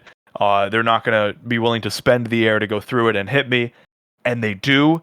And that's a game-winning play. So you definitely want to keep an eye out for that. It's a mechanic that has to be used with a lot of care. Also, one thing, that's a more recent change, but when you do use tornado ignore, not only does it deplete, that insane amount of air, but it also depletes your magnetic impulse slightly. Magnetic impulse is the comeback mechanic that can give you more air and speed from stage devices. So that combined with the tornado ignore, you could sort of like mitigate the downside to tornado ignore by going through NATOs in a QTE, or going through NATOs on a ramp, or going through NATOs right before a type shortcut. You could basically just get all the air back that you lost. So there is a penalty there. If you keep going through NATOs, you'll also be losing your second place blessings. So you want to be careful of that. You want to be conscientious of it. Yeah. Yeah, and that's another thing. I do want to add this onto what you were saying. That being said, with tornadoes, don't just drop them out of nowhere, because I'm sure everybody knows that dropping a tornado depletes your air, and if you You use too much of that, you're going to end up airing out, as we saw previously. So be careful when dropping your airs unless you absolutely know for sure that your opponent is going to get sent flying upwards. So, Mortem. So, in the glossary section, it's in alphabetical order. You could find under Tornado, you'll see the Tornado ignore mechanic. It doesn't state exactly how much air you lose, but it does say that you lose some amount of your air, so you'll be able to go through tornadoes at the cost of some amount of your air, with the amount of air increasing while boosting. These are the two types of Tornado Ignore. So there's two different versions of Tornado Ignore. It's basically just a passive difference if you're a high boosting gear or if you're a standard boosting gear. If you're a high boosting gear, you'll spend even more of your air gauge, but you'll retain the boost duration. So you'll literally boost through the NATO and your boost won't be interrupted, as opposed to the Tornado pass mechanic where if you're boosting through the NATO and you have a regular standard boosting speed, you'll lose a lot less of the air, but your boost will be canceled. So it's sort of like a trade-off. It encourages high boosting gears to take that risk and swing at someone who's trying to put down a NATO to stop them. Because that was one of the issues with playing high boosting gear, is that defensive potency was a little bit too strong against countering them. You can just put down a NATO, and it exerts an extreme amount of risk on the high boosting gear player, because if you high boosting gears, they cost more. So if you boost into a NATO, you get hit by it and you lose your boost and you lose all the air you spent to go through it. I mean, to get hit by it. That's really devastating, and a lot of times you can instantly lose the game. So this gives the player to do like an all-out risk, and they'll be able to go through a single tornado on most gears. If you have this Tornado Tank ability, if you have Tornado Pass, which I think is what Super Tails has in the normal state, because he's a normal boosting gear, so that makes sense. So yeah, you'd have the Tornado Pass mechanic. So yeah, it is a little bit complicated. It's definitely a lot of nuance, but everything is done with a purpose. And yeah, it's definitely good to brush up. Yeah.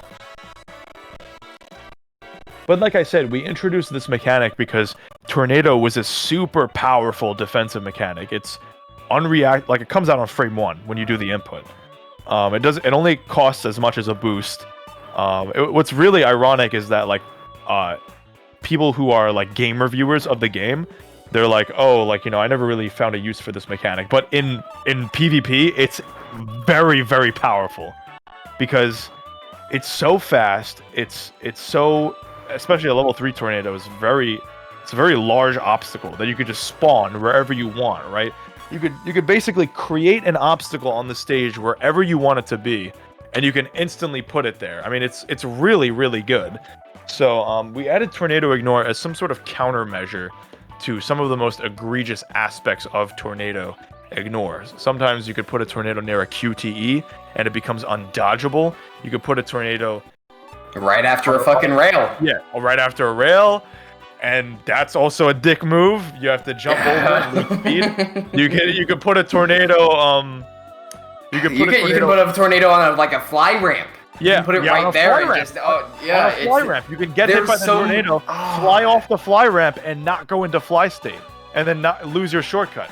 So there's so many. You can put a tornado. You can put multiple NATOs in an enclosed corridor, so that you're not able to reasonably dodge it, especially in a net play environment. I mean, tornadoes were ridiculously egregious.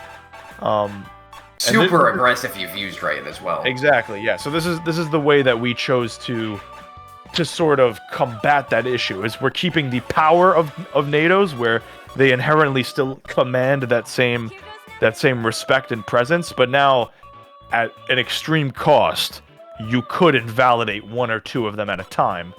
And it also decreases it discourages tornado spam, because when you use the Tornado Ignore mechanic, you become immune to NATOs for about 30 frames. So it encourages the opponent from not putting out a million of them. But yeah, But anyway, we're gonna get Rose on top screen this time. We saw them before, and then we have the new player on screen that we haven't seen yet, Jacko. And it seems like they're playing Shadow. Yeah, we got Rose busting out some Space Channel 5 dance moves. Thinking, I mean, Shadow, he kind of does look like the, kind of could be misinterpreted for an alien. From Space Channel 5. I mean, if anybody's played Shadow the Hedgehog from 05, they would know how he is. Yeah, exactly. Yeah. Created from the Black Arm, so I guess that works. Yeah, definitely not too. I've never seen Shadow do a dance before, so Ulala's got a lot to teach Shadow. Lot for the guy to brush up on. You haven't seen Shadow do a dance. You need to speak to Sav. I have seen cursed things. All right, so this is actually game 1 and not the test lap. Yeah, definitely giving Jacko the moves though, right? Stunting, doing their thing. Mm-hmm. So Jacko now has max magnetic impulse. Hopefully we'll be able to see the effects. Okay, so for those who don't know, it's switching between the blue and red orbs. Right now, magnetic impulse is subdued because that means that turbulence or slipstream is active, which means that magnetic impulse goes into a dormant state, becomes inactive. Now we get the max impulse back at play, and we're going to get more air here. Doesn't matter though because they're going to go into the QT anyway.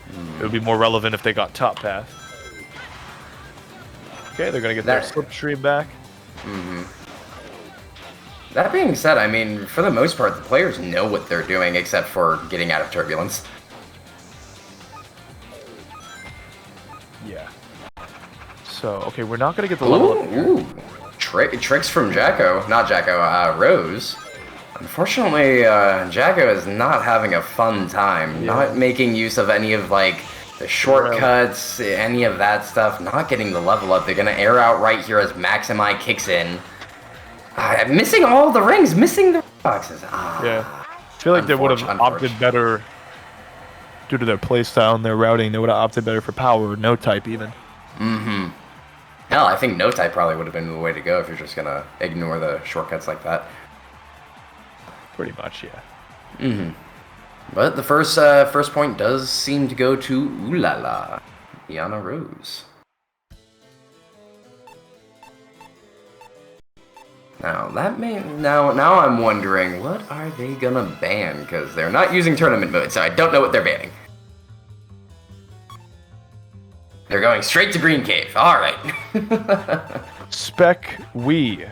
This is Sonic Riders Tournament Edition. It is a tournament mod of the game. So that means that the Chaos Emerald gears are curated to be balanced along with the rest of the characters. And in Tournament Edition, Metal Sonic, Super Shadow. Yeah, Metal Sonic, Shadow, Knuckles, and Tails can use the Chaos Emerald as opposed to the original game where only Super Sonic can go super. I am the leader of the orb cult. That means every Shadow player is under my command. So I am extremely excited to see what Jacko knows to do with Super Shadow on this stage. Super Orb. He's gonna use the fucking 7 Chaos Emeralds to orb you 7 times. There is no escape. Alright, going through the fly path, unfortunately dying. Alright.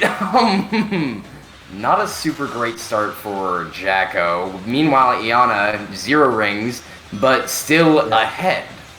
You can definitely tell Iana has definitely the more solid game plan. They're thinking to themselves, I'm new to the game. I'm going to play a gear that goes Berber. I'm going to play a gear that has efficiency, that has consistency. I'm going to play default. And I'm going to play fly, because fly gives me a lot of air, right? Very solid mentality they've been going through throughout all their tournament matches. They're just going fly default. You really can't go wrong as a new player going fly default, as opposed to default in general, honestly. Yeah, as opposed to a gear like Super Shadow or any other gear that runs on rings. There is a big margin for error, and it's very, very punishing if you're not capable of maintaining that ring fuel. So it's definitely very rough for Jacko. Although, funny little thing that I should mention.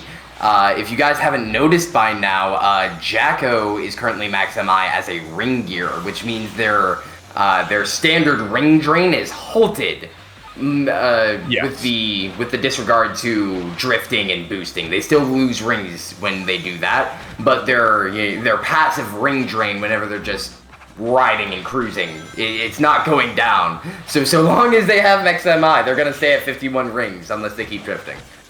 Yeah. And of course, that's just to account for the fact that ring gears do not gain rings in the same way that air gears do. So magnetic impulse needs to have a couple of curations and contrivances that allow ring gears to get like specific benefits to them. So, for example, they still have all of the speed bonuses from all of the stage devices, but not the air gain because they don't gain air, right? So they need some other.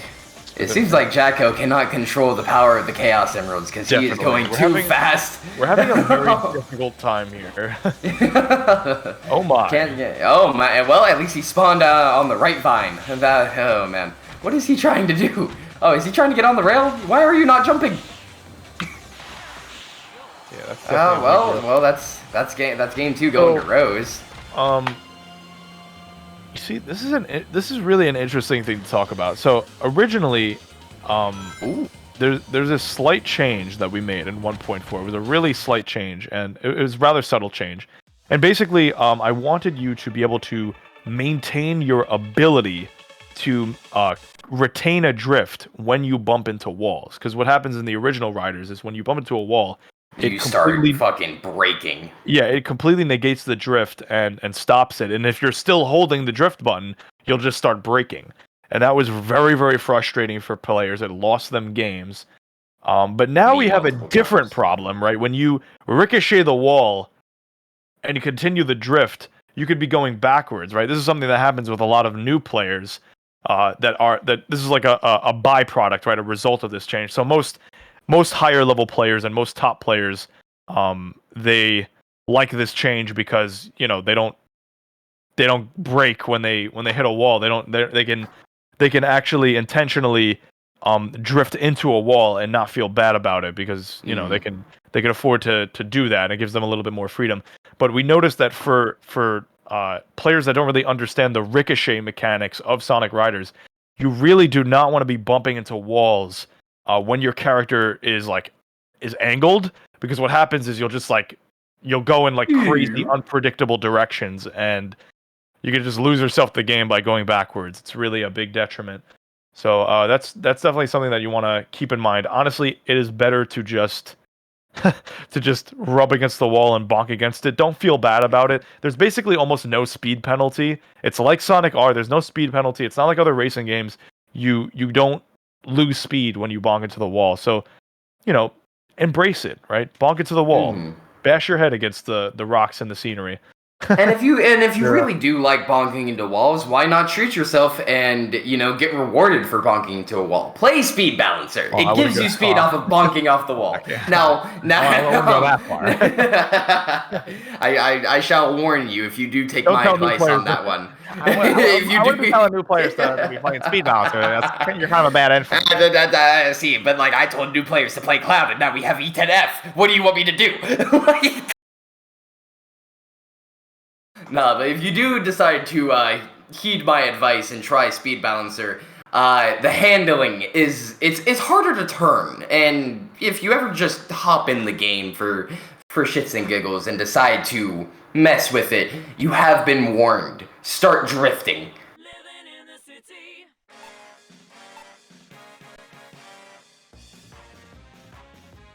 So it looks like next up we've got Sly Sonic and Medbee.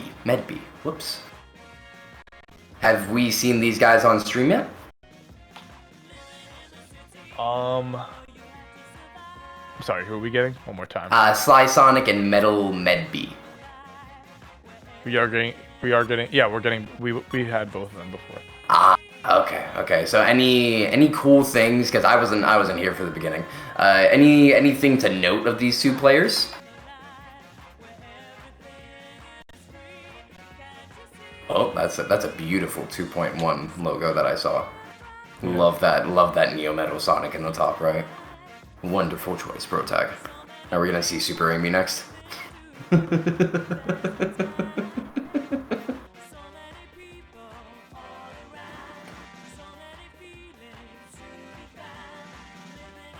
King, you should go drifting now. Yes, everyone has it played at least once. You'd be surprised because when I first started the game, I started playing Cannonball and Blue Star 2, and I never played a different gear. Then I played only default, and now I play a lot of things. But you'd be surprised how long people will decide to not play a certain gear.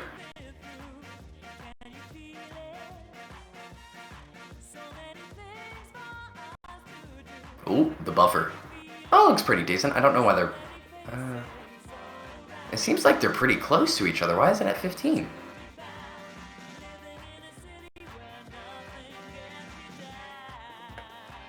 Also, player 1 should probably disconnect their controller.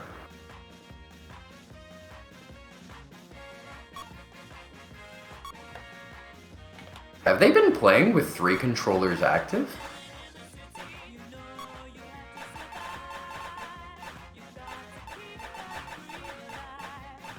Oh, Medbee is pronounced Mave and is a... Oh! Oh! Apologies, Foxy Fraud. I am so sorry. Thank you for correcting me on that. I did not know. Tower B. Spec, we are all controllers legal, so you have the right to use whatever controller you want. PS4, Xbox One, hell, you can play on a Sega Genesis controller. E10 does it. He's one of our top 10 players. And, generally, it's all you.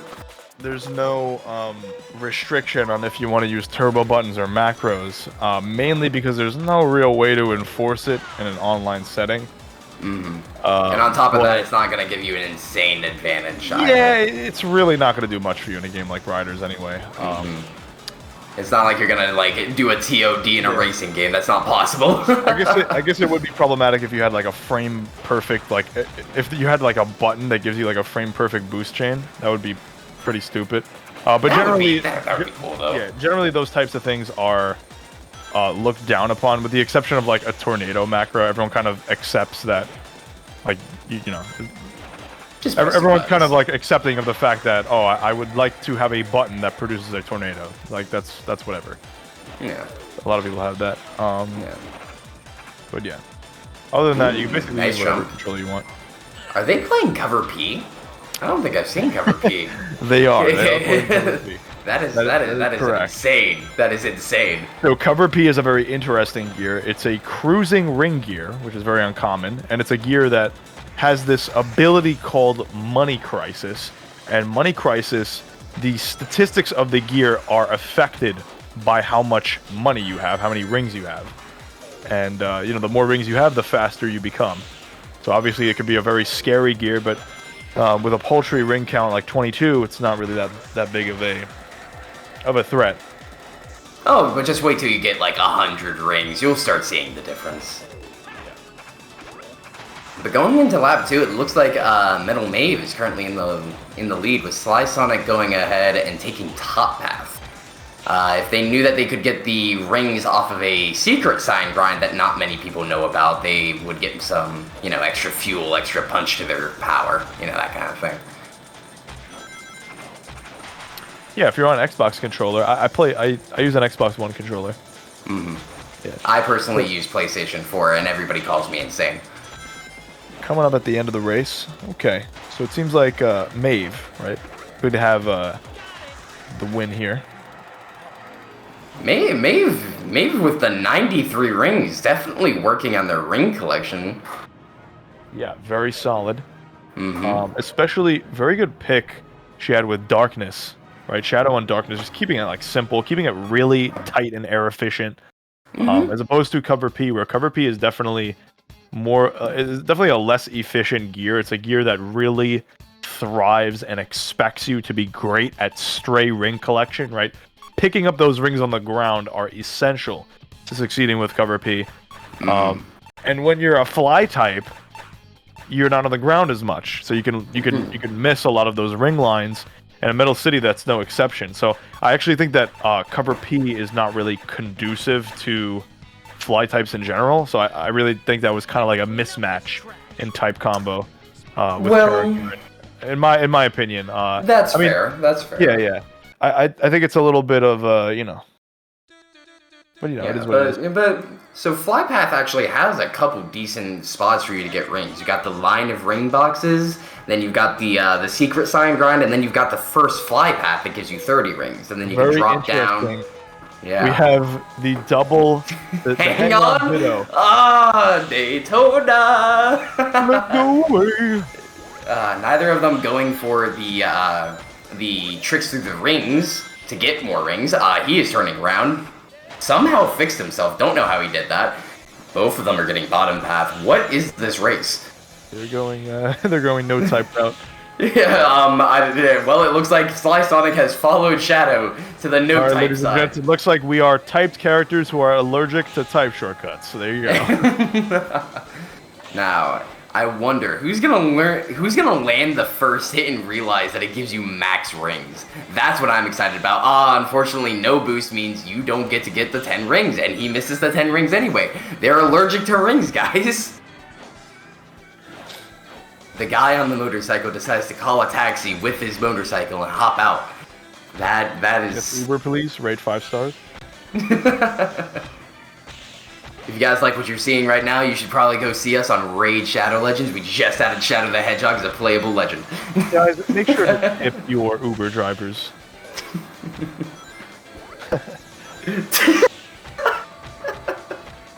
Man, this is insane. Alright, still in second lap.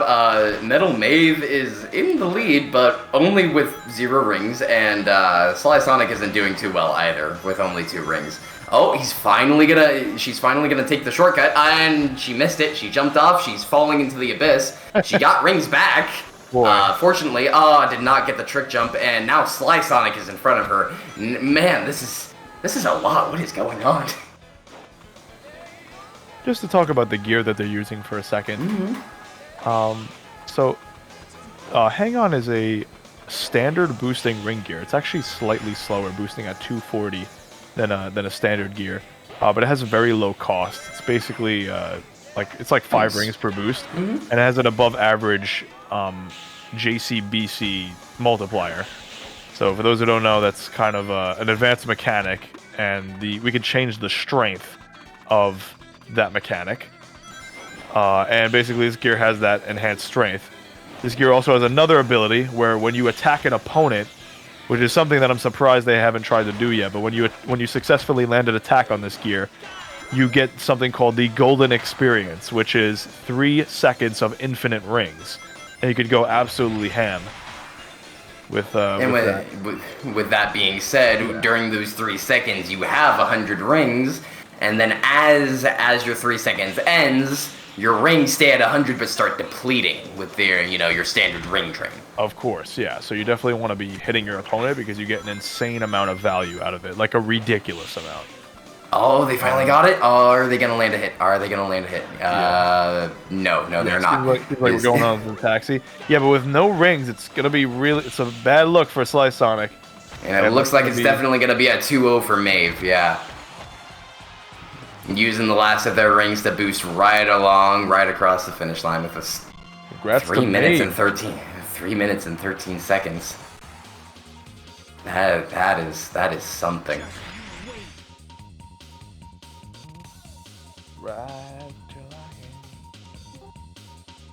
Oh damn, Foxy with the 100 biddies. Bro. Hello. Why'd you say it like that? What do you mean? I just said it. Sly Sonic, welcome. Hello. How are you? What's going on, Sly Sonic? Tell us about your set. I played the game. Yeah, right. You indeed did. We believe you. Okay. For reference, I played this game for the very first time like 3 days ago when I was setting up. So I don't know what I'm doing. That is completely fair.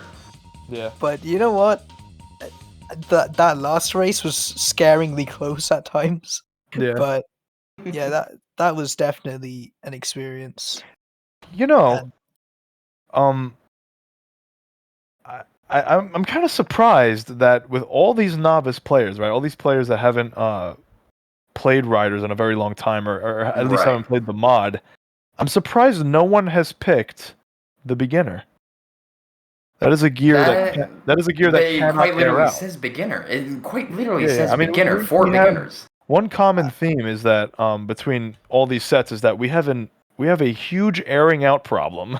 we have an air depression in the during this bracket. And obviously, you know, that's natural due to learning the game and sort of not being great at air efficiency. But yeah, the beginner guys is a gear that doesn't air out, regardless of how much air that it has. And it's a gear that operates on more traditional type of principles. Like, for example, the boost speed is determined by how much air you currently have. So it's kind of like a fighting game meter in a way. And the drift also works more like traditional racing games where there are levels of drift, kind of like Crash Team Racing. So you want to kind of you kind of want to be drifting on long form straightaways. I see. So what I did to pick my gear was I just picked a character that seemed funny and a bike based on how stupid they looked. That's my metric for playing this game. I mean, that's totally valid too. Yeah. Silver on a bike. You would never expect Silver on a bike. You'd expect him on a board or maybe skates. Yeah, but Silver on a bike. Yeah. That is fair. I can't blame you. Yeah, I'm happy I pulled through for the 06 crew because fun fact, we had to get runners from different games to to take part and have like variety. Nobody from 06 volunteered, so I got DM'd just to join, and I was told you don't need to know anything about the game, just go for it. So well, I'm really glad that you decided to show up and try your best at the very least. That is really that's really cool on you for doing that. Yep. It is 2 a.m. for me, so I gotta get to bed at some point. Yeah, absolutely. Well, hey, thank you for participating, and it was really great having you, man. Thank you. Yeah, thank you very much for having me. Here's to a great event. Likewise, thank you. And that was Sly Sonic. What a nice way to go out. That was pleasant. I'm gonna step out for one moment. Oh yeah, that I got this. The solo commentator is here, chat. I got you. Alright, it looks like we've got Shadow Advantage F and Tails Gambler. Tails Gambler, fun fact, Gambler makes you no type at the very start. And it looks like they fucked up and chose... No, they did not fuck up. They chose the right stage, I think. Maybe. I don't know. But they, what Gambler does is it makes you no type and turns all of your item boxes random. So the normal 10 rings, 30 air, that stuff, that all gets randomized based on whatever is in, the game's code. Speed shoes, all that type of stuff. I think you might be able to get ball and chain, don't quote me on that. But as you level up, you will gain types back, and I believe the first type you get back is always your own. So at level 2, you will always get fly type back for Tails. Then you'll get a random type, whether it be like speed or power, alongside with fly type. And then, that's level 3. And then level 4, you'll gain Omni type, with the exception of E10G, and, whatchamacallit? Ooh, Nightbot. Oops, broke it. And then you'll be able to take all the shortcuts.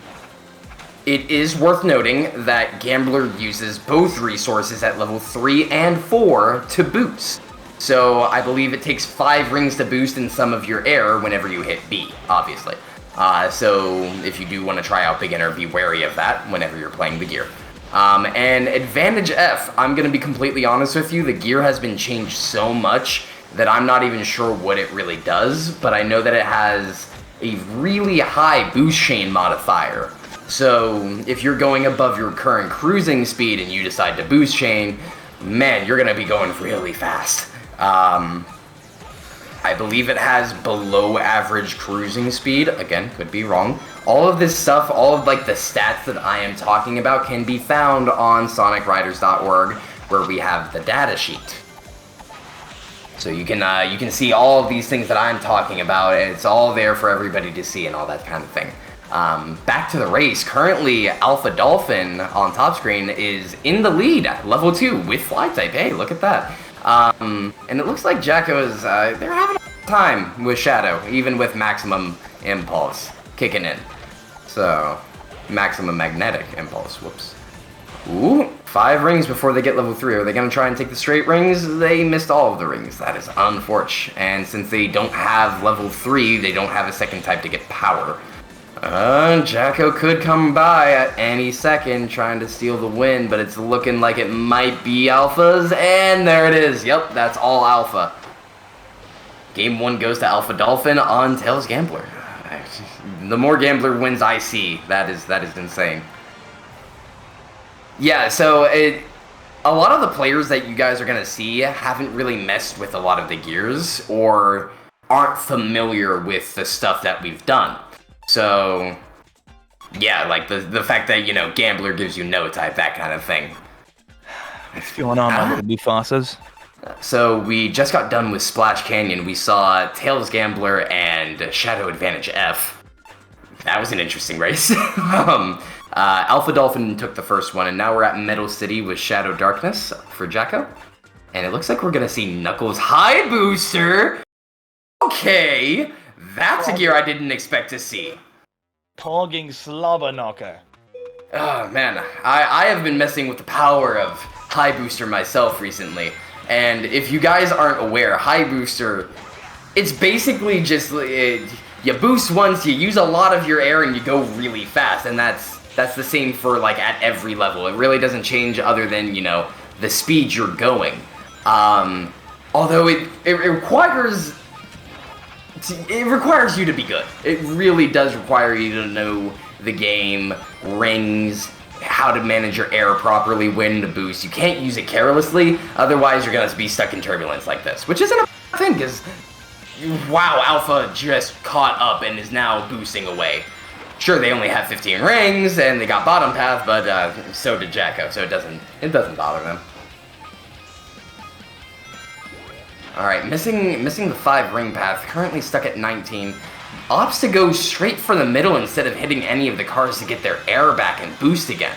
Meanwhile, Jacko is now ahead because, you know, they're cruising faster. He doesn't even have to boost. Jacko doesn't even have to boost in order to keep up, stay ahead.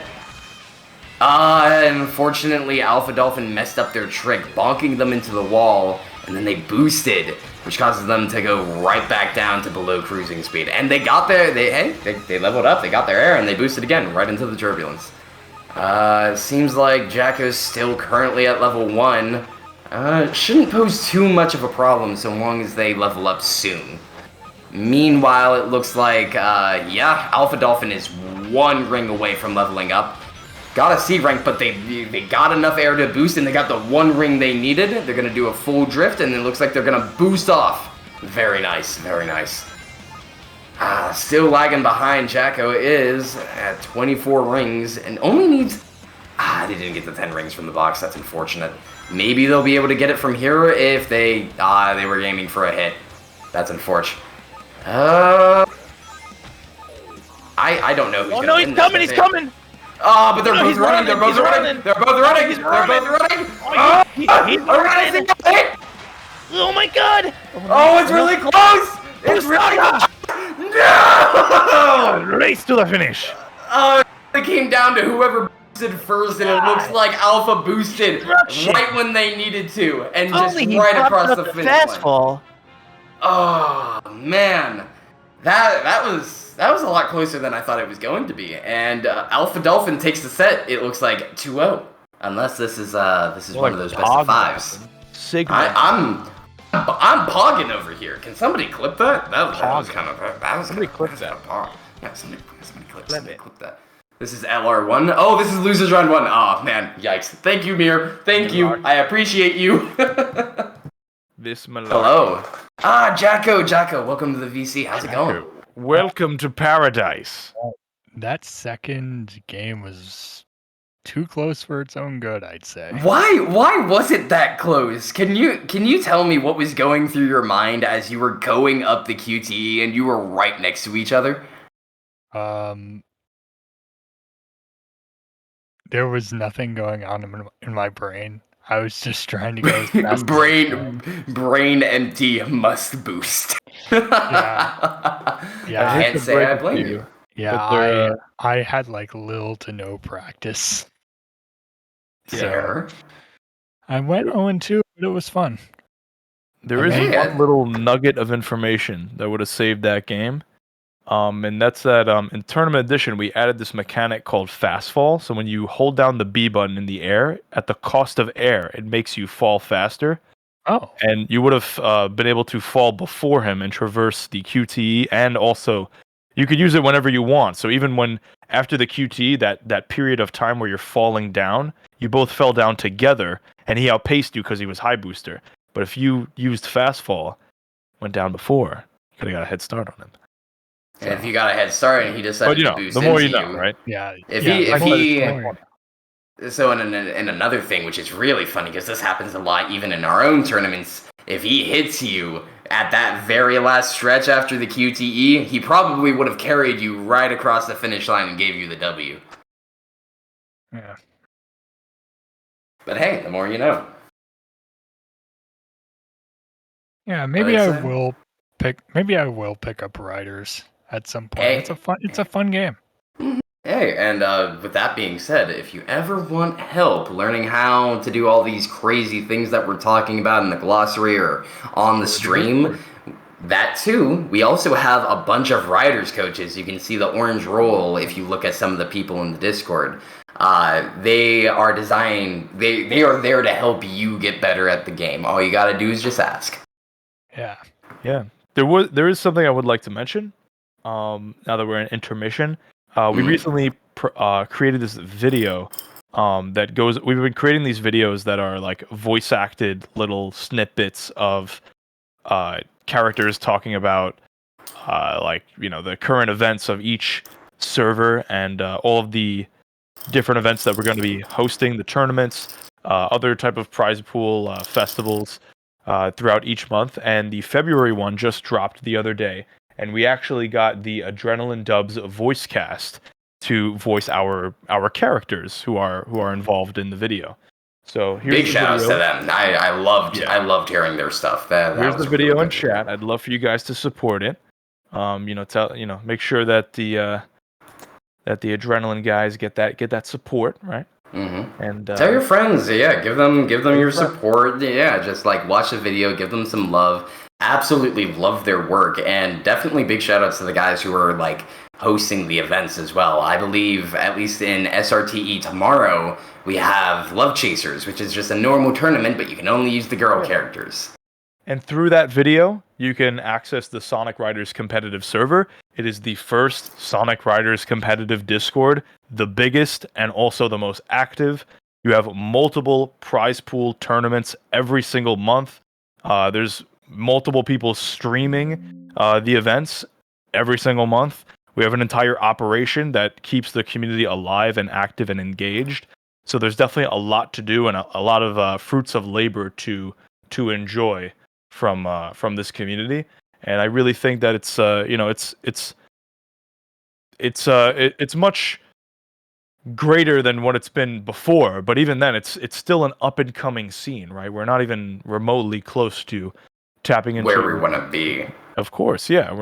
We're on a journey, guys, right? We're on a train ride, and we want as many people to come with us as possible. So that's our shtick.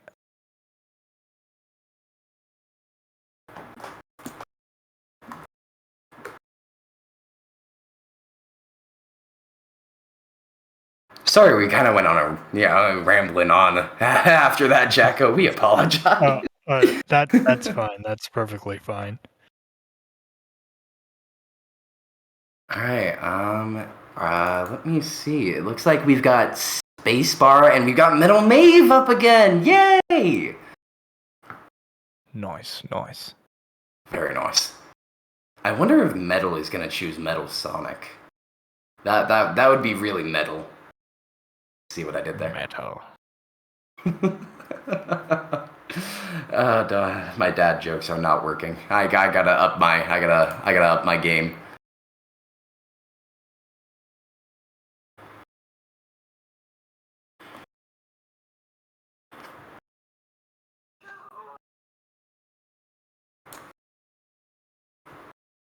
Alright, it seems like they're just getting everything set up.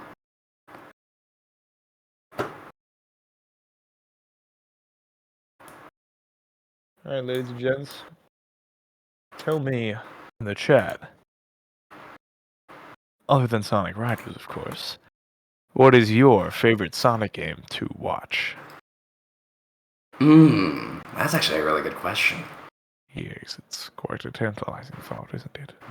Are we talking about just like casual or like tournament-based setting? Like speedrunning stuff? Both. I would definitely have to say I enjoy watching... definitely biased here. I like watching Shadow the Hedgehog for the casual stuff. Indeed, indeed. But I've actually taken a liking to seeing Sonic Heroes and Sonic Adventure 2 speedrunning contests. That stuff is actually really fun once you start learning more about it. Yeah. What about you, Protag? What do you like watching? I like watching Sonic Generation speedruns. I think it's very, very entertaining. See, that I have yet to see, like, or at least have it pop up on my feed of, like, Sonic Generation speedrunning. I'm sure that, you know, Google is listening to my every word and it's gonna be all over my YouTube timeline tonight when I go to sleep. But... Yep. Definitely something cool. So we've got a Heroes speedrunner. I appreciate you, Mortem. Rose is also a Heroes runner. Interesting. What kind of teams do you guys run? I'm only familiar with the Team Rose speedruns. Thanks to yeah. I know there's a Team Chaotic speedrunner out there. I saw him play. Ooh, Sonic LTS. Nice. I want to see someone speedrun with Shadow. That, again, completely biased over here.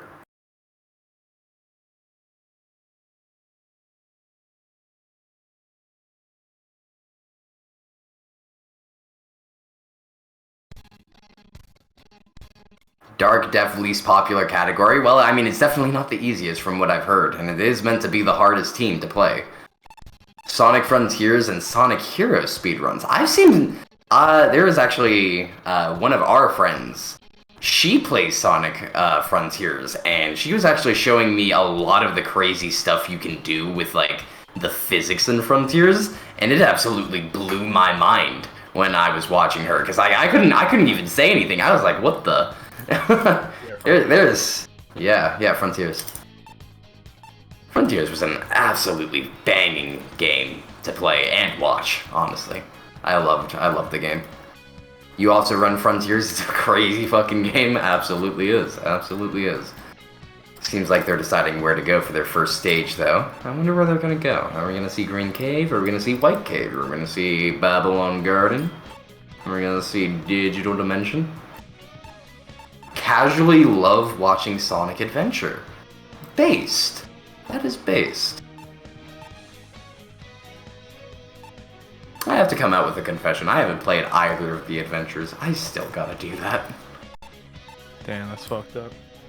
And listen, man, I can like Shadow the Hedgehog. There's a game about him. You could also have the wrong opinion. That's also fine. What, Shadow not being my favorite character? I think that's a that's my That opinion. could be your favorite character, but... Right. I didn't say he was the best. Like he is watching far Shadow from the that. Hedgehog, I mean... Okay, Shadow the Hedgehog, that's just my personal favorite. Now, if we're talking about statistics, obviously people are gonna like seeing new stuff with Frontiers because it's the new up and coming stuff. People are gonna like seeing, you know, the oldies, like the old and goodies, like Heroes and Adventure 2 or Adventure. Shadow the Hedgehog is kind of, you know... Okay, Shadow the Hedgehog speedrunning is kind of cool though. I don't know. Watching Shadow the Hedgehog is pretty boring in my opinion, and playing Shadow the Hedgehog is the fucking cure to insomnia. yes, you have to be absolutely cracked out of your mind to beat that one alien ship stage. I've never fully completed Shadow the Hedgehog for that reason. It's just like after the sixth playthrough, it's like, bro, like Can somebody please knock me out, please? Ooh, very nice hit from Metal Maeve. Starting off the game with a bang, we got Spacebar, my boy. And Metal Maeve. You're playing Tails default, not a bad pick here. And Spacebar. Oh wait, do we have it backwards? I think we have it backwards. It looks like Metal is. Whoa, that was some weird physics going on. Still got bottom path. But it looks like Metal Maeve is playing Shadow Darkness. And whoever is on the bottom screen is playing Tails default. Unfortunately, they did. Oh, Spacebar's on bottom. Okay.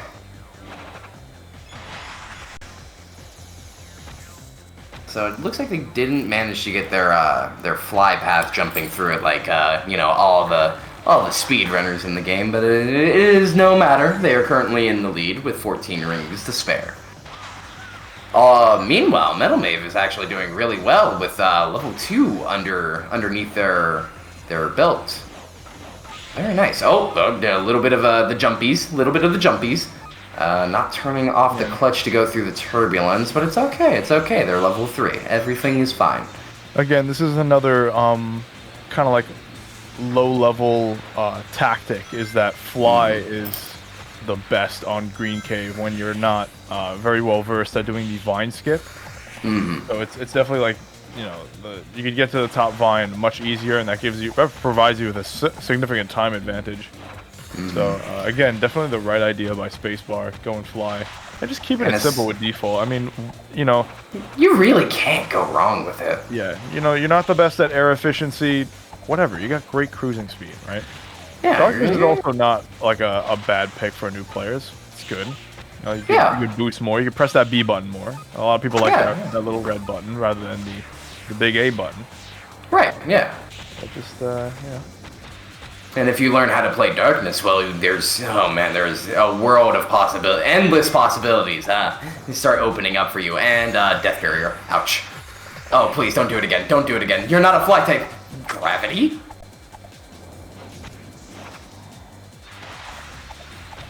Alright, going towards the very end of lap 3, and it looks like Spacebar is going to take it at a solid level 2. Spacebar. Yeah.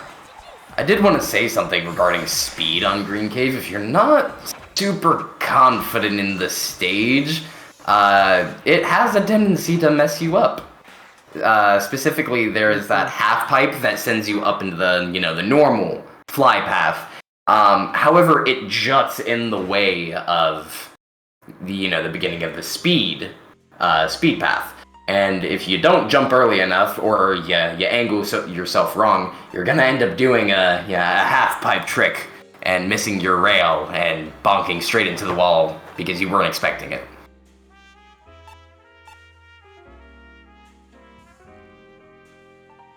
Light speed cancels are sick? Yes, they are. I'm glad somebody agrees with me.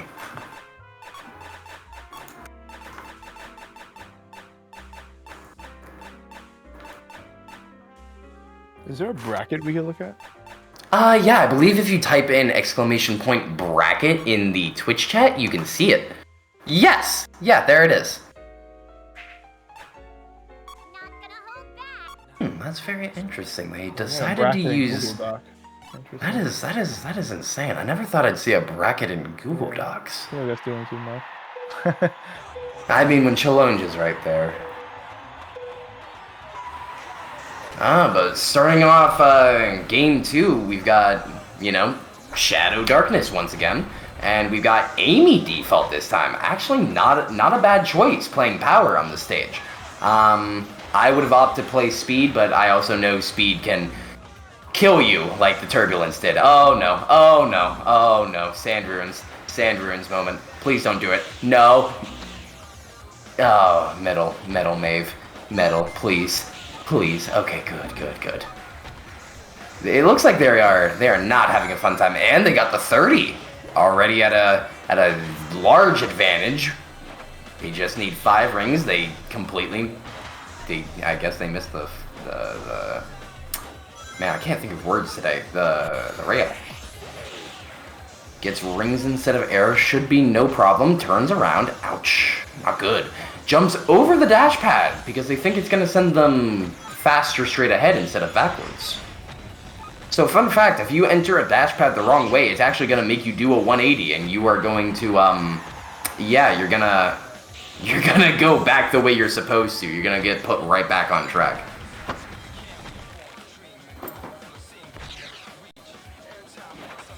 Alright, just now entering Lab 2, Metal Mave is level 3 with maximum magnetic impulse. With, they can catch up. They should be able to catch up. Metal Mave's got this. Oh, almost fell off the edge. That was a jump scare and a half if I ever do say so. Holding jump. Yep, not bad. Not a bad idea.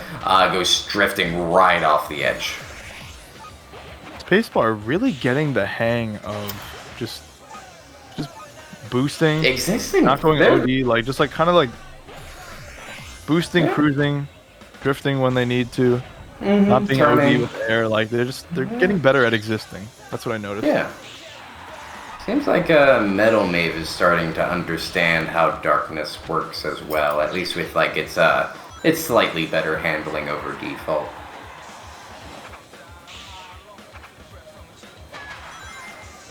Going up the sand dune instead of over to where the dash pad is. Getting an S+ trick, very nice. Misses the rail. It's fine. Spacebar really going ham with the S rank. Wow. Very nice. Very nice Spacebar stuff. looking super solid. It's looking like Spacebar might just take this. They're learning as they fight. He's growing into something stronger. Oh man, Spacebar. Oh wait. Nah, Spacebar. Spacebar's got this. Spacebar's got this. Ah, that's unfortunate. Airing out right at the very last turn. Ah, painful. Okay. That's gonna be the end of Metal Mave's winners run, right? I believe so. Let's take a look at the bracket. Let's find out where Metal Mave is. They might be. Oh no, they're in losers. They're in losers round 2. Metal Mave lost. That's unfortunate.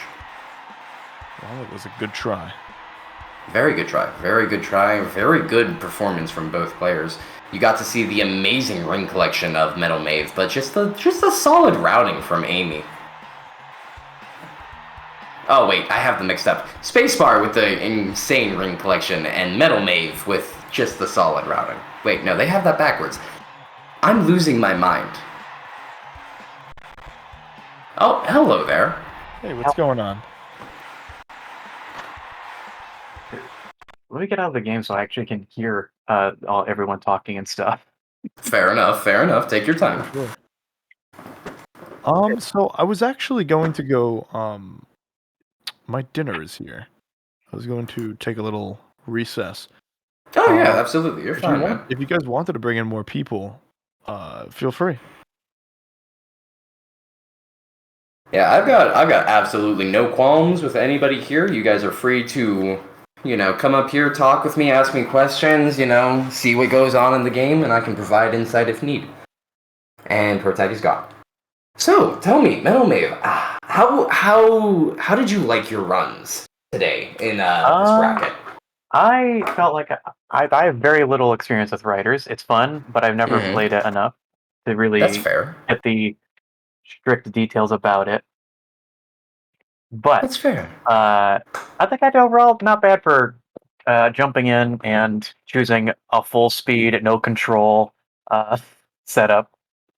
Yeah, I can definitely see that. You like Shadow. I tend to notice that. Of course. I mean, gotta represent our boy Shadow. Oh, absolutely. I mean, if you're not well versed in the SRTE lore, I lead the Orb Cult, which is just Shadow default players. There we go. So yeah. So you have plenty of Shadow lovers by your side in the scene. That being said, when you first started, playing in the tournament, did you have any doubts on where you'd end up or your skill, that kind of thing? Not really. I did think I wasn't expecting to sweep it or go very far. I expected just to have some fun, play around a bit, which goal achieved. So that's good. Yeah, absolutely. I do like how overall I feel like the vibe has been very casual in that most people are in a similar boat of, oh, I've only played this a handful of times. So many years ago, exactly. Yeah, or once or twice to get prepared for this. Mm-hmm. Not a lot of us have practiced, oh, I got the speedrun strats figured out to a T. It's like, oh no, maybe I know a shortcut or two. Yeah, I know I have to do a big jump here to save 5 seconds. Woo. Woo, yeah, compared to the Coliseum skip that some people know. I'm still surprised that there is one person in bracket that actually knew that skip. I was sweating for a second. But hey, so long as you had fun, you enjoyed it, hey, all's well that ends well, right? Yeah, of course. Absolutely. I mean, hey, if you want to stay here and commentate with me, I'm down, unless you got someplace to be. I do have to get going, so good luck on the commentary for the rest of it. Listen. I have been known for solo commentating. I've got this. Nice. Oh, and it looks like they're finally going to use the tournament mode and use the band stage, maybe? Possibly. I don't know. Maybe. We'll see. But Metal Mave, thank you again for participating in this event. Yeah, and have a good rest of your day. Yeah, you absolutely. Too. Yeah, you too. See you all. See ya. Alright, so it looks like we've got Alpha Dolphin on top and Mere Mortem on bottom, the Super Tails player, the Thanos prodigy, as I shall call him from this point on, because he actually knows who Thanos is. This is going to be very interesting to see. And it looks like they're in the tournament mode, so allow me to explain tournament mode for you guys. In Sonic Riders Tournament Edition, we have, your neutral stages, your counter pick stages, and then your gentlemen, of course. Your neutral stages are what are supposed to be played round 1. Metal City, Red Canyon, Ice Factory, Digital Dimension, and Sega Illusion are all the neutrals, everything else aside from Babylon Guardian being counterpick and Guardian being the gentleman. Round 1 you're supposed to ban 3 stages total, so player 1 bans 1, player 2 bans 2. I'm sure you guys have read the match rules, but you're supposed to ban the neutral stages first, and then the counter picks. For the winner will ban the 4 stages of their counter pick choice, or really any stage, after. But this is casual, and it looks like they're playing Ice Factory, which, in my opinion, it's a stage if you're playing default. However, they're not playing default. They're playing Legend, and they're playing Super Tails. Now, it's really funny. Legend has this unique mechanic, and I do not know what it is called for the life of me. But essentially what happens is, if you... Wow, double hit. Yikes, that's gotta hurt. Neither of them fell off. That's good. But what happens is, if you do an insane amount of tricks, you get an insane amount of speed. And it's usually, you're gonna end off with an X rank. So if you do like 10 tricks, you're gonna be going like 280 speed off of a boost chain. That's pretty nice. So, and Super Tails, we all know Super Tails. You're in your base form, you're fly type only, and you get a magnet. It's really kind of good against air gears. And then you transform at 50 rings. Takes 5 rings to transform, and you're a super and you get speed type. So that is definitely something to be wary of. And with that being said, Mere Mortem is definitely in the lead. Not really having to worry. Transforming at the right time to get the speed type path. Very smart on them. Gets bottom path. Is gonna boost off of it. Ooh, they missed their rail. That's unfortunate. Not their rail, their fly path. It looks like they're going to go the no-type route to see if they can get some rings. That was a really long drift. Alright, they got some rings. Currently, Alpha Dolphin is just... They're struggling to catch up, especially not taking the fly path designated for them. Mere Mortem is just kind of... They're kind of just chilling. It looks like they're just having a grandiose old time. B rank, unfortunately. I love how some people opt to stand still at the start terrifies you.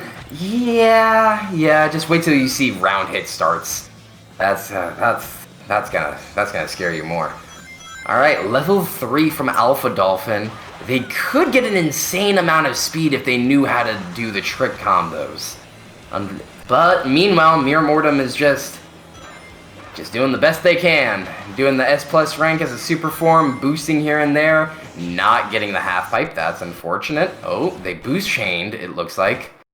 Ooh, a little bit of lag, chat. Unfortunately, they did not get their speed path, even though they were super, and it looks like they're gonna have to go back into base form to get some rings. Which shouldn't be a problem. They got a ring magnet. They can just pick up all the stray rings that they want. Very nice stutter drifts from Mere Mortem. Alpha Dolphin's got to pick up the pace. They're just now coming out of the QTE. Exiting the fly path for Mere Mortem. Gonna hit the ramp right here. Hitting the icicles. Man, is it cold in here or what? Ending the race off, giving Mere Mortem that first point of the race. Very nice. Very well done.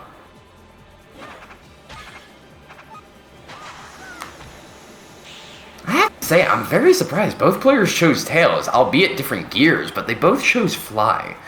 And I don't know why that is. I do not know. Maybe they like Tails, maybe they like Fly. It is beyond me. Now, if you add, and this is actually something cool to note, if you take a look, since Mere Mortem won, it says, player 2 won, so 1 point to him, and he has 4 bans to choose from. So he can ban 4 of any stage that he wants now. And then once he's done banning, player 1 is able to choose whatever stage they want. But, they're not even going to bother with it. They're going to go to Splash Canyon. It's alright. It's all good. It's all good in the hood. That gives you fear? What gives you fear? The banning part? Or, like... I am confused. Elaborate, please.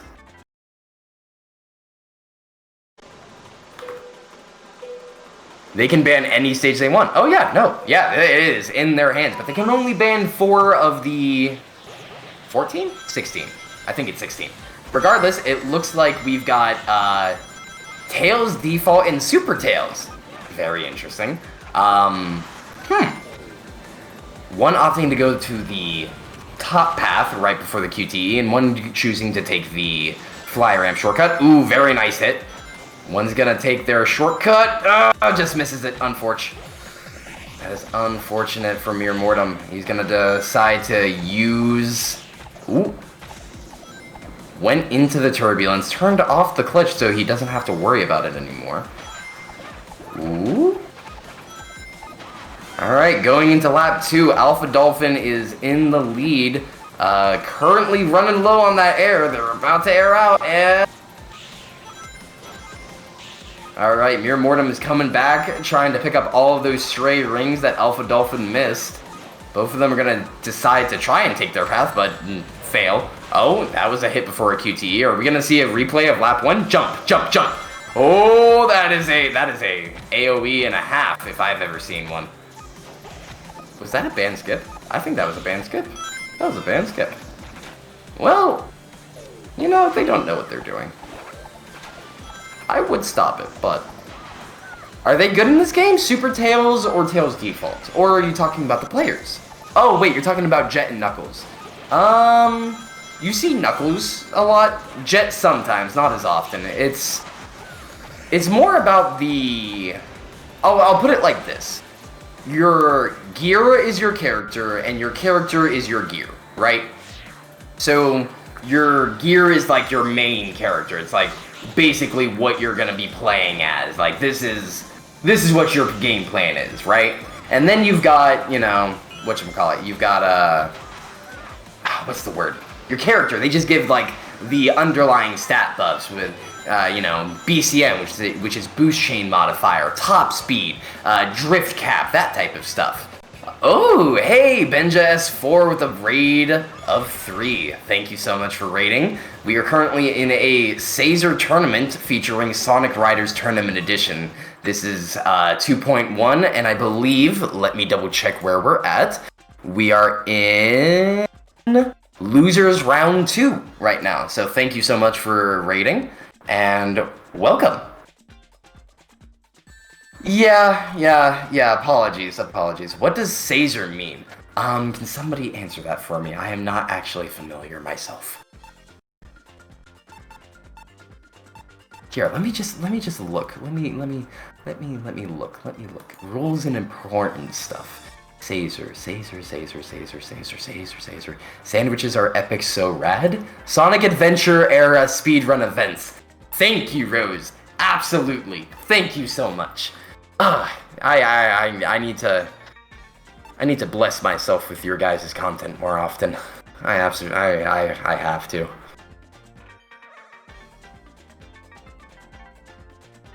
But yeah, we just got done with Splash Canyon. It's currently 1-1, which means it's anybody's game. This could go to Alpha, this could go to Mir. It's currently a battle of tails. Is there like a tier list for characters? So, correct me if I'm wrong, on the Sonic Riders website, there's tier lists that we've posted. However, they're back from 1.4 and don't include any of the new characters like Blaze, Merle, Silver, Chaos, all of them. They don't include them. But back in 1.4, not a whole lot has changed, so you're able to see all, like, what the past was, and it really hasn't changed, with the exception of boost characters actually being really good. And it looks like we've got, is that E-Rider? It looks like we've got E-Rider and Super Tails. Getting a hit, unfortunate. Getting another hit, unfortunate. Are we gonna see a hit? Oh, yes, we're gonna see a hit. Yikes. That's gonna hurt both players. That entire interaction is just ow.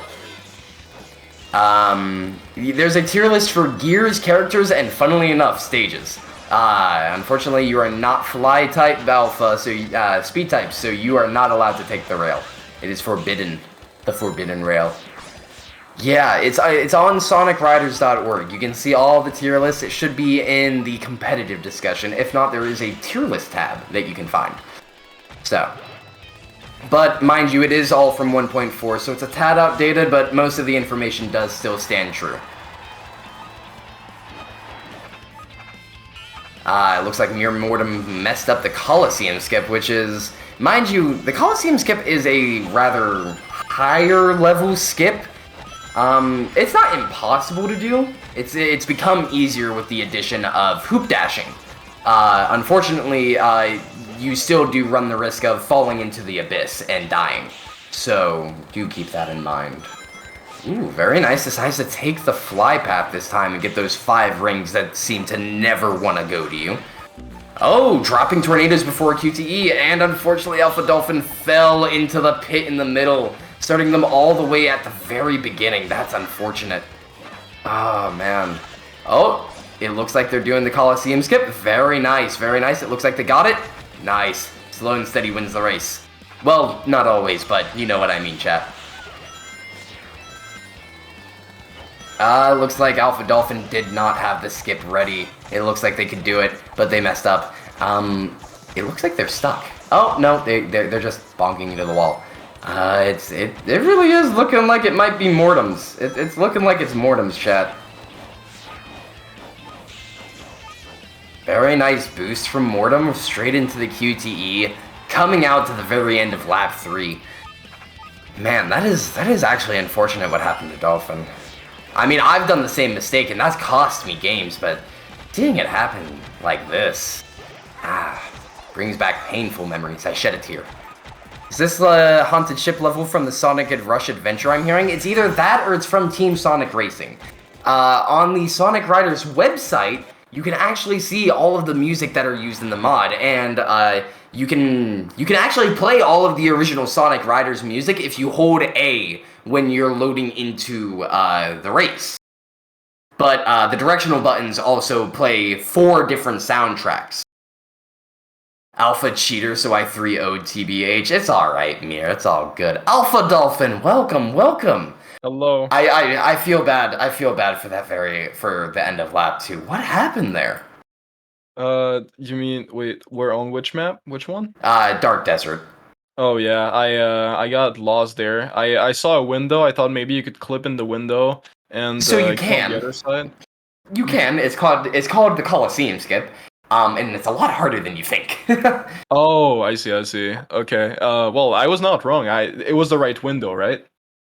You were close. You didn't go high enough. So there is actually a barrier that you have to fly over and then like fall onto like actual solid land. Otherwise, you'll fall into the abyss like Mere Mortem did earlier. I mean, I'm still okay with that then, because that means I'm not. I kind of copied my opponent a little bit on the movement. Yeah. I didn't do it with the motorcycle. Honestly, I didn't know motorcycles could fly, so that's all news to me. But I'm very glad of how fun it is, because it's great. It's a great experience for sure. Yeah. So I ask everyone about this. Did you think you were gonna land where you were, or did you hope to place like further? Oh, well, basically, I was not supposed to do the tournament in the first place because I got to know about it like very, very late.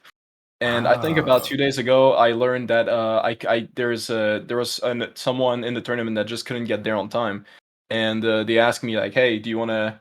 I know you have time right now. Do you think you'll have time for the Riders tournament?" I was like, "Hey, for sure. I mean, I've seen like what you guys did with the tournament edition. I've been in the Discord server just like peeping a little bit, just watching a little bit what you guys did with the time and stuff. I thought it was very cool, but I never took the time to actually experience myself having an addiction to speedrunning very hard and also being quite busy in the everyday life. You know how it goes." Yeah, no, absolutely. I understand completely. As a man who works every day of the week, I completely understand that. So after here, let me say this real quick. Specwe has told me to tell you that they are your biggest fan. Specwe, I will talk to you later. You know my DMs. You know the links also. $8 per month. Anyway, keep the conversation going. Yeah, with that being said, after this tournament, do you see yourself getting into the game, either casually or competitive? I'll be honest, I was quite surprised. After my first match, I was looking a little bit, because I know like some people like completely flushed other opponents, and I was like, wait, what's going on? Like if I take Hedera as an example, right? I know Hedera was playing super, super well. I mean, she's right there on the screen right now facing right, yeah. But great opponent, and she told me that she spent the last 3 days grinding this game, and I was like, wait, how can you grind this game? And she was like, there is some skips that are allowed, and I was like, wait, is that true? Yeah, there's a lot of skips, and if you think about it, we have a page on Speedrun City, I believe is the website, and it's 4TE, and you have all of these open skips that you can't do in a tournament, but you can do by yourself. Yeah, it gets crazy what you can do, absolutely. And I got a little bit confused on Splash Canyon because I've been around a little bit to the Sonic Riders speedrunning community, and I remember like the quite not glitchless but restricted kind of speedruns of that. Right. We're kind of doing something, and it kind of illuminated a light.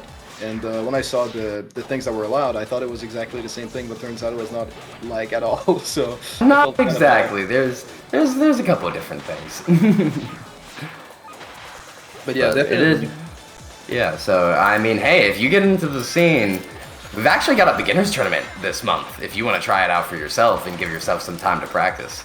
If I have time, absolutely. And I invite everyone in here to join the Riders community, and also to go give them a shout out on Twitter or on every social platforms that they can, that you can join them basically. Because this is awesome. Do a good job on everything, guys. This is very cool. Wait. Well, I will relay your messages back to the director Protech, who is currently eating dinner, and everybody else on the dev team, because that is going to mean the fucking world to them. I appreciate that. So, that being said, do you want to stay for comms, or do you got something to do?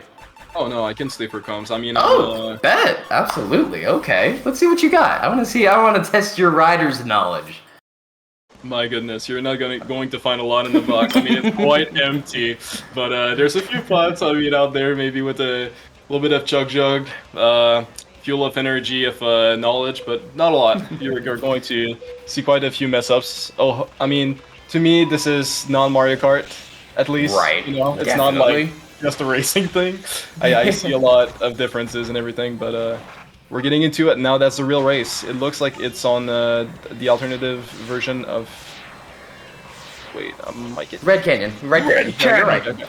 Okay. Oh, he's back. Jesus. Alternative Kung Fu Panda place. Tai Long versus Poe. Oh my goodness. Fight. The Baudation Nation. All right. It looks like Rose decided to take the... Oh, no, they missed. Oh, well, what is Rouge doing? Okay. I watch these races, and I think I know what's going on, and then stuff like that happens, and I completely forget what we're doing. Ooh, Hedera actually got the top half. Nice. So, fun fact, jumping out of the waterfall and going down the middle path isn't as good as you think it would be, especially on light floaty characters. It's much better for the heavier set. Now that being said, Rouge is the heaviest fly type. Now, make your own assumptions later, but that is going exactly. Hedera is maintaining quite a lead. Oh, I mean, wow! She's been kind of tearing apart everything around. Like she's just been gaming the entire time. Yeah, I saw that they did a variation of the fly skip. I haven't seen that in a while. Iona's having a really hard time. Yeah, is not having a fun time with that fly hoop. It's not a fun time. Oh no! Oh no! Oh no! Oh! Turn on CPU mode at this point. Possibly. Oh no! Oh no! What is Iona? Iona! Oh, No! no, Oh no! not Oh again. no! Iona! Oh no! Oh god! On the power type section. Have mercy on us, gamers. Have mercy on us. We're newcomers, man. Oh man. I'm Oh sure wow, no! Are you saying? Are you gonna see a lap? No! Don't let this be true! Don't let this be true! Oh no! Oh no, the overlap! Oh my god! Oh, no. I don't think I've ever seen that, Ryder! Oh my god, just unplug the controller. Protect, you can't just say that! You Time to go to the can't next just say game, that. next game. Protect, no, oh man! I'm so sorry, I'm so sorry. Shoutouts for Jonas for still being here at almost 3 a.m. Their poor EU soul. Oh man. That sucks. They're calling you out. They're calling you out. And it seems like we're seeing female characters. It looks like they're prepping for Love Chasers. Sure. We'll roll with my assumption, even though it makes an ass out of you and myself. How many characters can you choose from then? Well, let's see. You've got Amy, Rouge, Blaze, Tikal, Tikal, and Cream. Ulala. Okay. How did you forget your favorite character, Protag? I'm a little bit de-evolution. I've devolved. Devolved. He no longer likes Ulala. No, you're not a speed type. You can't take the rail. Alright, coming out of the QTE, Rose playing Amy Rose is currently in the lead. That is quite shocking. Oh, doing a trick at the very end, trying to sauce. Oh, got level 2, very nice. Unfortunately, Hedera getting air instead of rings. However, they do have maximum magnetic impulse. Trying to catch on to a little bit of slipstream. Unfortunately, Rose got bottom path, which is unfortunate. Oh, misses the jump. Boxes, I don't think they know that the boxes are hittable. No, I don't think they know either. I do not think they know. They do not. Oh, are we gonna see top half gamers? Top half gamers. Are we gonna see a hit? No, we're not gonna see a hit, unfortunately. Although we might see a hit here. Nah. You're on a Rose really playing in it though. Yeah, I mean level 2 is definitely helping them. Fly path, very nice. Okay, that was wow, that was something. Okay, level 3. Are we gonna see? Oh no! Oh no! Oh my gosh! Why does this keep happening to you? No! Iona! No, you're not. What is going on? Okay, can we talk about something? I've never seen someone had this much unfortunate luck. Okay, so this is something that just boggles my mind. We changed Amy to power type in 1.4, right? So right back there where Iana, got turned around and messed up, they kept bonking off of power objects. Oh well, yeah. You need to be at least 100 speed for a power type to be able to use the type shortcut. Oh, Yeah, that's why. I have been in this community for over a year, almost 2 years now, and I didn't know that. Deep cut. It's super deep cut knowledge. That's yeah, if you're not at least 100 speed, then power type just literally won't work. Like it just doesn't activate. I don't know. I guess we could change that. I mean, it's fair. It's such a niche thing though. Like that's what's like super strange about it. Like most of the time, it really doesn't matter. Yeah, normally you don't see it, but like, I guess that like I've just been so used to people going super fast and getting 8 to 11 links that I've just gotten used to it. Yeah. But with that being said, congrats to Hedera taking a 2-0. Insane. Hedera has actually been surprising me. I didn't think putting 3 days worth of grinding into this game would give you this much of an advantage. That is insane. Oh no, it does. Does he know? I do not know. I do not know.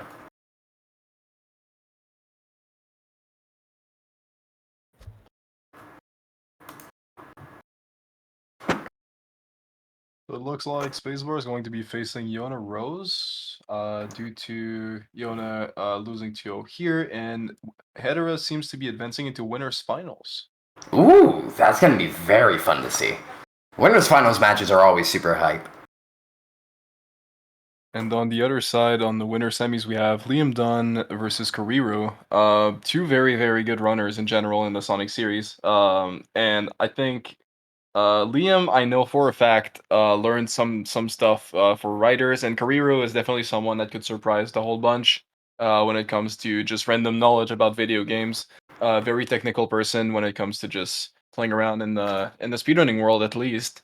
Someone that will find tricks very often and do the best that they can to optimize everything that they see around. So this will be a great matchup, in my opinion. Even if it's not even the games that they're really playing like all the time on their comfortable chairs just going around, I know that they're going to probably do something pretty crazy. So very, very hyped to see what comes up for this match in particular. Well said, Dolphin. Well said. I, too, am very interested to see, because, believe it or not, watching beginners and hosting beginners, it's very cool to see what new players coming into the scene are capable of, and it's kind of... It's interesting, because if... You gotta imagine, what would happen if they decided to go further beyond? I'm gonna make a Dragon Ball reference right now, I just did.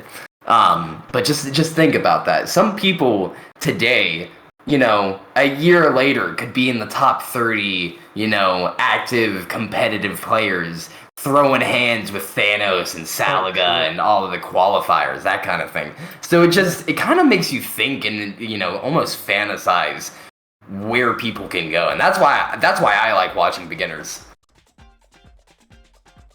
I remember we had one of our first beginners tournaments.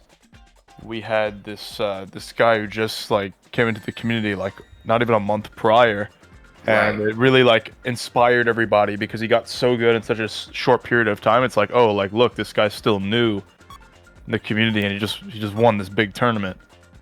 It's definitely very inspirational. It's not a game that takes a long time to become good at. It's more so getting to the top level that's super difficult. Yeah, I imagine there's a lot of very niche knowledge just under the table that you need to really reach to actually get and have a session for your races, right? Definitely studying to brush up on. Absolutely. Specific interactions against different gears and characters, and even that deep cut knowledge that mentioned before, that little tidbit about how power type works. King didn't know that. He's been in the community for a year and a half or something like that. And it's been insane. Yeah. And it looks like we've got Perfect Nazo versus Super Shadow. Perfect Nazo. So fun fact, we actually added Perfect Nazo in 1.4, I believe, right? Yeah. Yeah, and it was really fun. Yeah, it was really fun seeing all of the reactions to people finding out that he was selectable. Obviously, no differences to the stat. Yeah, no differences to the stats and all. But it was a really cool thing because I think before that we never really had something like that, you know, X-Loads. So it's very cool to see, and now we've got X-Loads for E10R and E10B now. We've got X-Loads for Metal Sonic, so you can play as Neo Metal Sonic on different gears. Obviously, Supersonic, Nazo, still a thing. So lots of cool stuff has happened within. It's been what, like 4 patches now since 1.4, because 1.4.2, 2.0, 2.1, and now 2.1.5, which is out. Lots of cool stuff has come out since I came into the community. Really cool stuff. Honestly, it's really amazing how well Karyu is keeping up, despite the fact that for like half the game they're on foot. Yeah. To show you, Slipstream really be you know, giving you that juice, that run juice. Yeah, especially as like you know, when you take types away and you have speed as your base, yeah. I mean, speed types are known for running fast. Yeah. Haven't you ever played? That being said, Liam not really even having to worry about rings because they're in the lead and not having to boost. And their cruising speed is just so high. Ooh. Karyu gets a 20 ring box. Oh, they went too far. They went too high, and it might actually end up being Karyu who takes this game home. We'll see, though. With Liam just now getting out of the QTE and both of them meeting up in the middle. Oh, it overtakes. Is one of them gonna fall? Oh, we got a runner. We've got a supersonic runner. Wait a second. Oh, no. It's not over. Ah! No, not again. Unfortunate. And it doesn't even matter that they got the triple tramp. They got the triple trampoline. That's unfortunate. Looks like Liam takes the first game on Green Cave. Some flubs, but I definitely see the potential. That one turn will be your mortal enemy from now on. I don't blame you, Iana Rose. I don't blame you. It looks like they misclicked and decided to retry when they didn't want to. I wonder what the next stage is going to be. We haven't seen White Cave since I've joined. Actually, wait. No, we have not. We have not seen White Cave.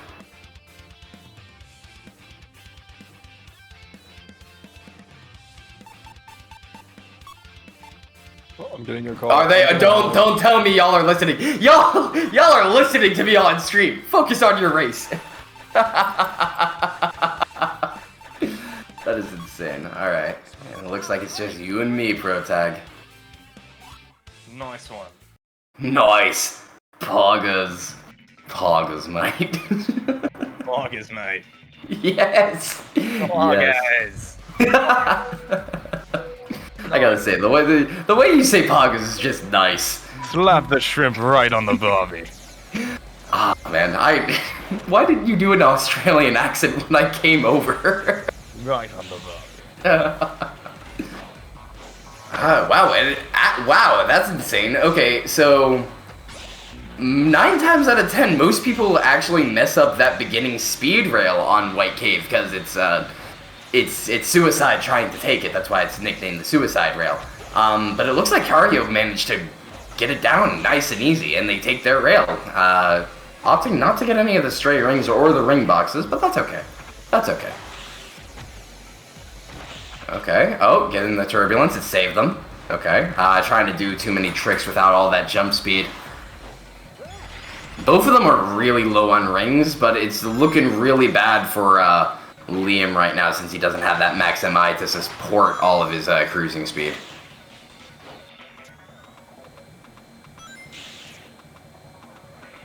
Alright, opting to go into the fly path. Oh, very...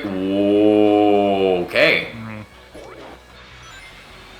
It is worth noting that the gravity in White Cave is a little funky. I will say that right now. It is a little funky. Unfortunately, Perfect Nazo falls off the edge. The Super Mario Galaxy moment. Did you see that meme of Exalin on White Cave with somebody in netplay? I don't think so. Why? So basically what happened, he did a trick on Turbulence, and he started doing backflips in the air to one of the lines. Oh, yeah. And it's like the DuckTales theme. Yeah. It's so funny. God, yeah, that's sick. Speaking of sick, for Super Shadow running, he is running at a steady speed of 170. Doing the Naruto run. Yeah, Naruto run with the Ninja board. Run. Speaking of ninjas. He died, but that means he gets 30 rings, and he's gonna. Pretty close.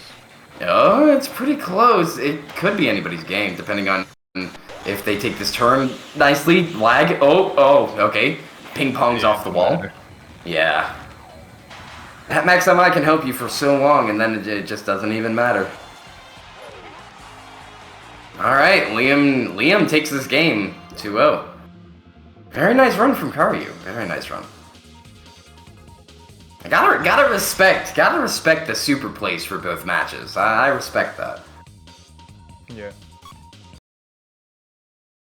All SA2 winners final. Nice. Oh wait, it's all the SA2 guys. That's cool.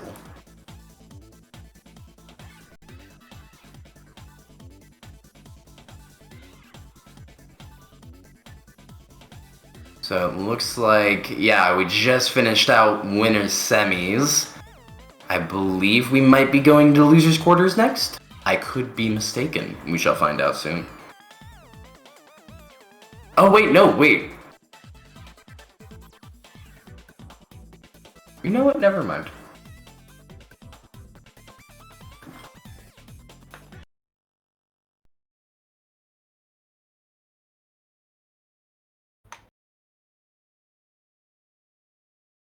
Alright, meanwhile, we're gonna wait and see who we've got up next. I don't know if they're gonna be doing losers quarters or not, but we shall see. I know I came in late, but I have got to say, it has been very enjoyable commentating over these races. You get to see a lot of stuff you don't normally see in the higher tier plays. Usually it's the same people, same stuff, but this is fresh, this is nice.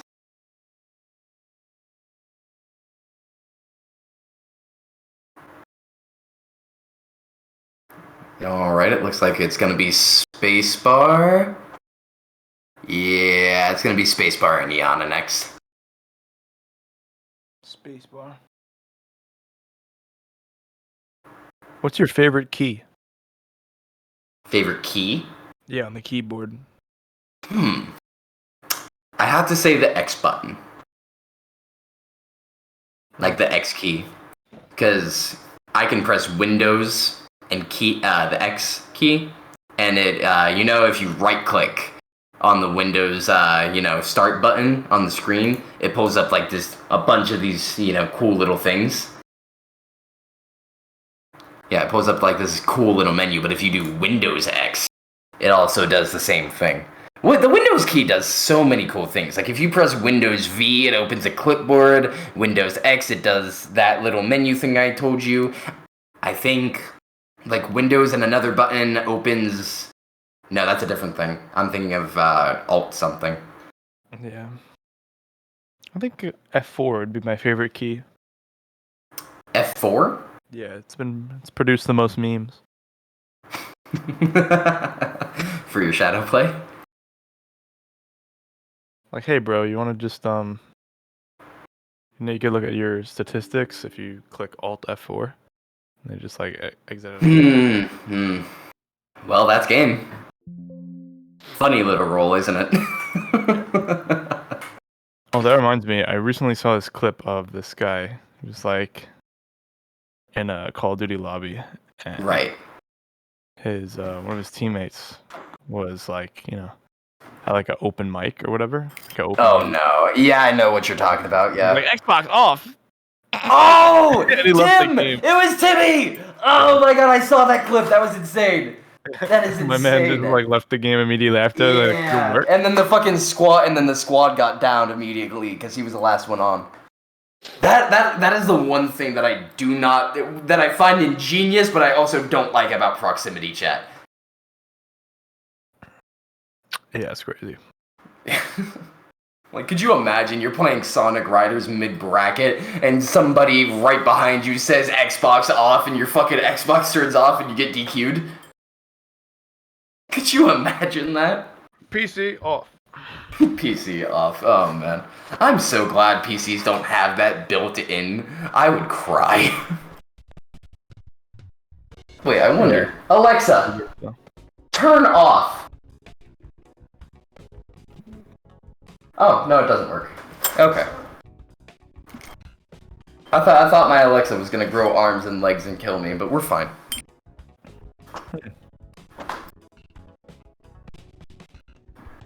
It's currently the start of my weekend. I shall celebrate doing so.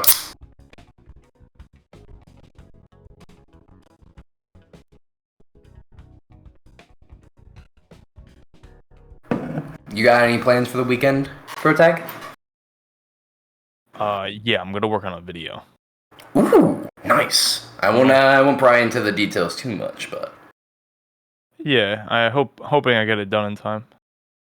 When's the deadline? Valentine's Day. Oh. Okay.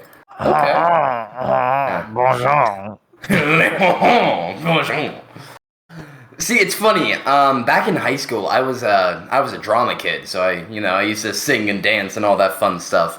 And we did this play my sophomore year, Cyrano de Burger Shack or de Bergerac, however you wanted to say it, depending on your dialect. And I was a drama kid playing a drama kid role, and I had to cosplay as basically fucking Mario serving at a fucking burger place. It was the funniest shit in the world, because I had to do this fucking dance wearing a red suit with fucking overalls and a fake mustache, and you could easily tell because it actually fell off one night. Oh man, yeah, I have so many stories from before I joined the military that it is insane.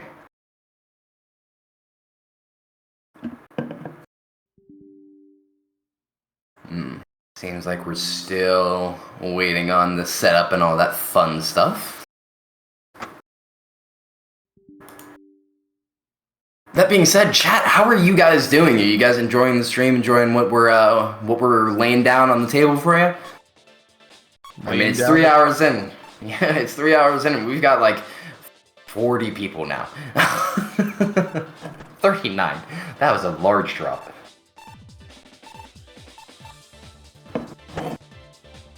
You're in pain. Smiley face. I am also in pain. As somebody who has been up and about all week, breaking my body for the needs of, the government, I am in pain constantly. Oh, it looks like we've got Tails default and Rouge default. Very interesting. On Green Cave, both fly types, respectable. Yeah. So you have Tails, the combat character, versus Rouge, the drift archetype character. Have you already explained what drift is? I have. I have not explained what combat is. I see. Would you like to do so for our audience that does not know all of this stuff? I'd love to. By all means, go ahead. So what combat characters do is that they offer extra boost duration on the first 2 levels, but not on the 3rd level. So they'll lose it on the 3rd level. That allows them to boost for longer periods of time, early and mid-game. And then, just in general, when they reach level 3, they gain a little bit extra attack range, and they gain a little bit of extra attack strength. Their attack is better. It stuns you for longer. Mm-hmm. And then the other thing they have is a little bit of a slight boost chain modifier. And as I explained before, is that only at level 3? No, they have that out of the gate. They have the boost chain modifier right out of the gate. Yeah. Right. That allows them to, get more speed off of performing boost chains, which is something that I explained before, that some gears also buff boost chain modifier, but this is a character that buffs it. So if you use them in conjunction with the gears that buff them, you actually combine them. They stack. Very, very nice. Boost characters are actually played quite often. You'll see Knuckles and Tails. You won't see Ulala though. I don't know why that is.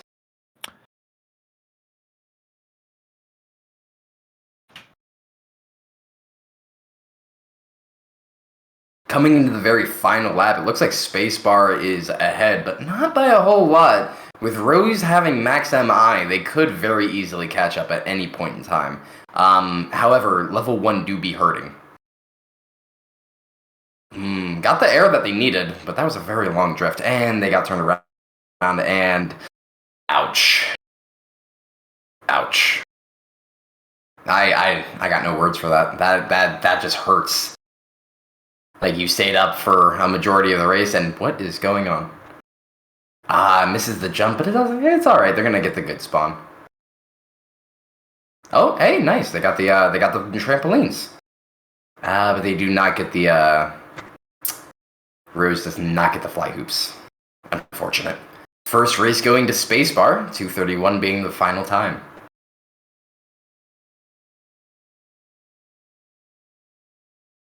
In Special Kind of Pain, what is Trickster? Oh, that's actually a wonderful question. Have we talked about Trickster? No, we have not. Alright, let me do you a favor, and I will go through the trouble of pulling up sonicriders.org for you guys. Let me just hope that it pulls up. It did not. Hold on. 1 second. 1 second, chat. https://www.sonicriders.org. Oh wait, I'm missing an S. I am literally missing an S. There we go. Okay. About the mod characters. Alright, let us go and talk about Trickster. Can I talk about Trickster alone? Or can I talk about... I gotta find... I'm looking for the Trickster. The Tricksters. Yeah, not off the top of my head. I know that it gives you extra landing speed, and it allows you to do like the legend stuff if you hold your jump to max charge. But other than that, I don't know anything else. So Super Leap. Yeah, the Trickster archetype does a variety of passive buffs and some one new mechanic it allows the player to perform. So basically, all trick encompassed or jump arc encompassed abilities are enhanced by the Trickster. Charging past your jump charge will increase the trick speed animation, allowing you to input more tricks within one air cycle. You can gain plus 30 speed from performing a trick instead of having them be outlined by the trick rank. So if you perform, tricks past an X rank, it's actually useful and advantageous. So those two combinations, those two abilities, they work in tandem with each other. Then you have minus 75%, minus 25% fast fall speed. Then you have things like, little niches like their window for L cancel is a little bit better. And then finally, they have the Super Leap mechanic, which is basically you press the brake button and the jump button costs you a little bit of air, just a slight bit, and allows you to maintain the current speed that you have, perform a jump that maintains the current speed that you have. So it's sort of like a defensive, offensive maneuver to pounce on your opponent or get out of a sticky situation while also maintaining your speed. And it is actually really good going uphill, mind you. It is. So if you, niche uses. Mm-hmm. So with that being said, I know you were talking about the extra speed when you land, doing extra tricks after a jump. Does that get added alongside Legend, which has a similar effect?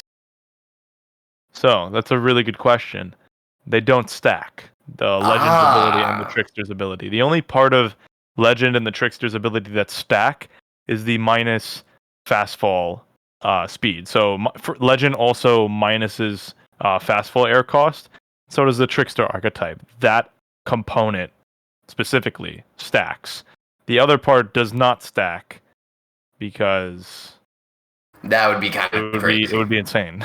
Yeah. The trickster for each trick, it's 30 speed, and I think for legend it's 25 speed. So if you were to allow them to combine them together, first off, you would never S rank because you'd be wasting get like 4 billion speed off of an X rank. But then it would just, it's crazy.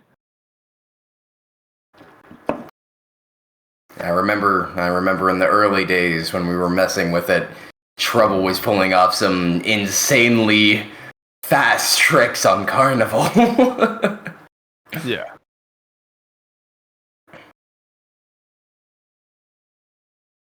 Alright, looks like it's actually 1-1. Rose taking it this time. Very nice.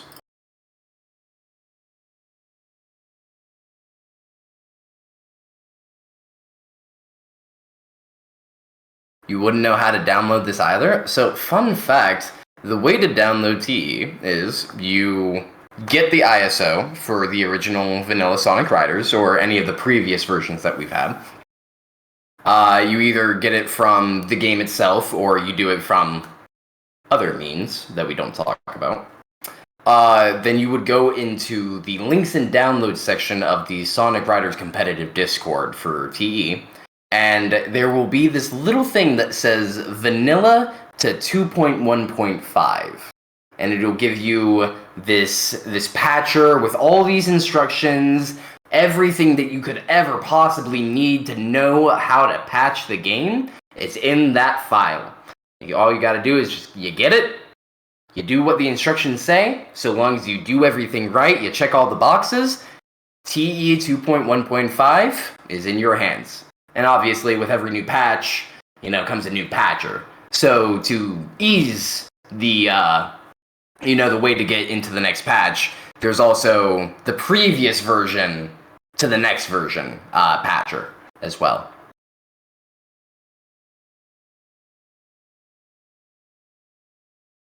But going into Carnival, spacebar on top, Rose on the bottom, we've got Sonic default and Rose default. Lover's Quarrel, I see. I mean, the developers, I'm not making it canon, the developers have decided to do it to themselves. Lover's Quarrel, is that the team name of Sonic Advance 3? Like when they It is funnily enough. Yeah. Oh my god. What a reference. God, I'm such a nerd. Man, I need to play that game because it does look fun. It looks fun, man. Is it fun? It is, yeah. It's a good game. Okay. Well, looks like I'm trying it next. There's so many games I gotta play. I still gotta play Secret Rings on stream. Going into lap 2, and it looks like, unfortunately messing up the rail, but denying Rose their power path, leaving them at low air, opting to go bottom path instead of top path. Maybe is it for the rail? Oh, they got it. Nice, very nice. Nice one. Now I must say, as fast as that rail is, it is still faster to go top path and get that other cannon. But that power path is kind of nice, kind of nasty. I like that power path. Ooh, very nice A+, doing a front and a backflip. Don't see that often. Oh, he went in the taxi. I didn't even notice. Oh, didn't drift early enough, so that's unfortunate. Ooh, almost out of air. Gonna bonk into the wall. Not airing out just yet. Missing all of the rings, though. Got a 20 ring box, giving them more than enough rings that they've needed. Not getting a full jump, though. Ouch. Sorry, gamers. Damn, it's unfortunate. It's all good. It's all good, SAESR. Going into the very last stretch of lap 3, and it looks like Spacebar is currently leading. He's taking the taxi. Yeah, he's taking the taxi. I mean, he's got no air, but he's got the taxi. And there's another taxi. Where did he come from? He's fast. Fast as fuck, boy. And it looks like Spacebar just crossed the finish line with just enough air to spare to still stay on the board. Very well played. taking that set, making it 2-1. Very well played from both players.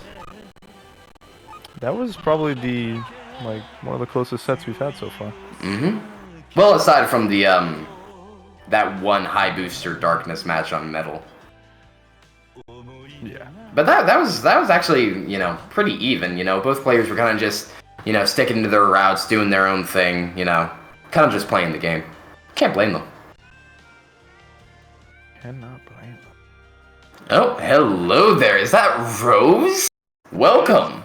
Hello. Hello there. How do you feel? How do you feel, man? Well, I mean, my casual knowledge of the game carried me far enough. I know next to nothing about playing this game competitively anymore. That's fair. Yeah. So I know it's extremely late for you. On a scale of 1 to 10, how tired are you? At least a 15. A 50. Oh my jeez almighty.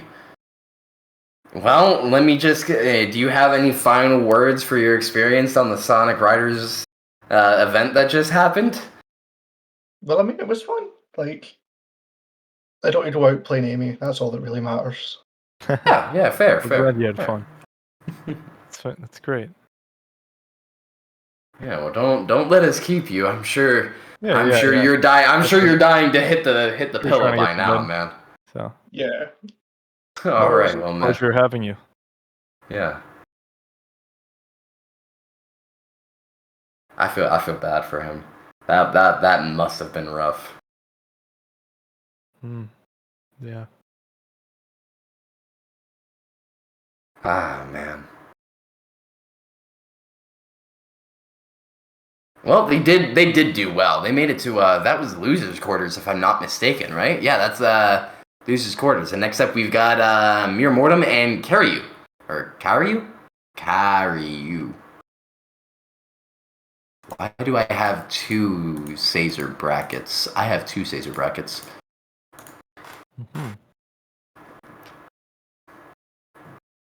Everybody cheering for Mortem. Honestly, I don't know. Okay, if Mortem keeps up the pace, we might see Hedera and Mortem in Grands. We might just see it. And that's gonna be hype. The Super Tails versus the person who grinded for 3 days and started washing people, that is gonna be absolutely insane to watch.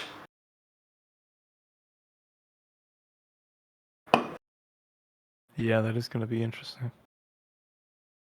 It's getting late for you. Are you good, Proteg? Me? Yeah, I'm fine. Yeah, okay. I'm just making sure. I'm totally fine. Mortem was the other Team Heroes runner, so I have to root for them? Absolutely, Rose. Now you go get some sleep. You go, shoot. Pleasure having you. Thank you so much for participating. Please get that well-deserved rest, man. You did absolutely fantastic today. You deserve this rest.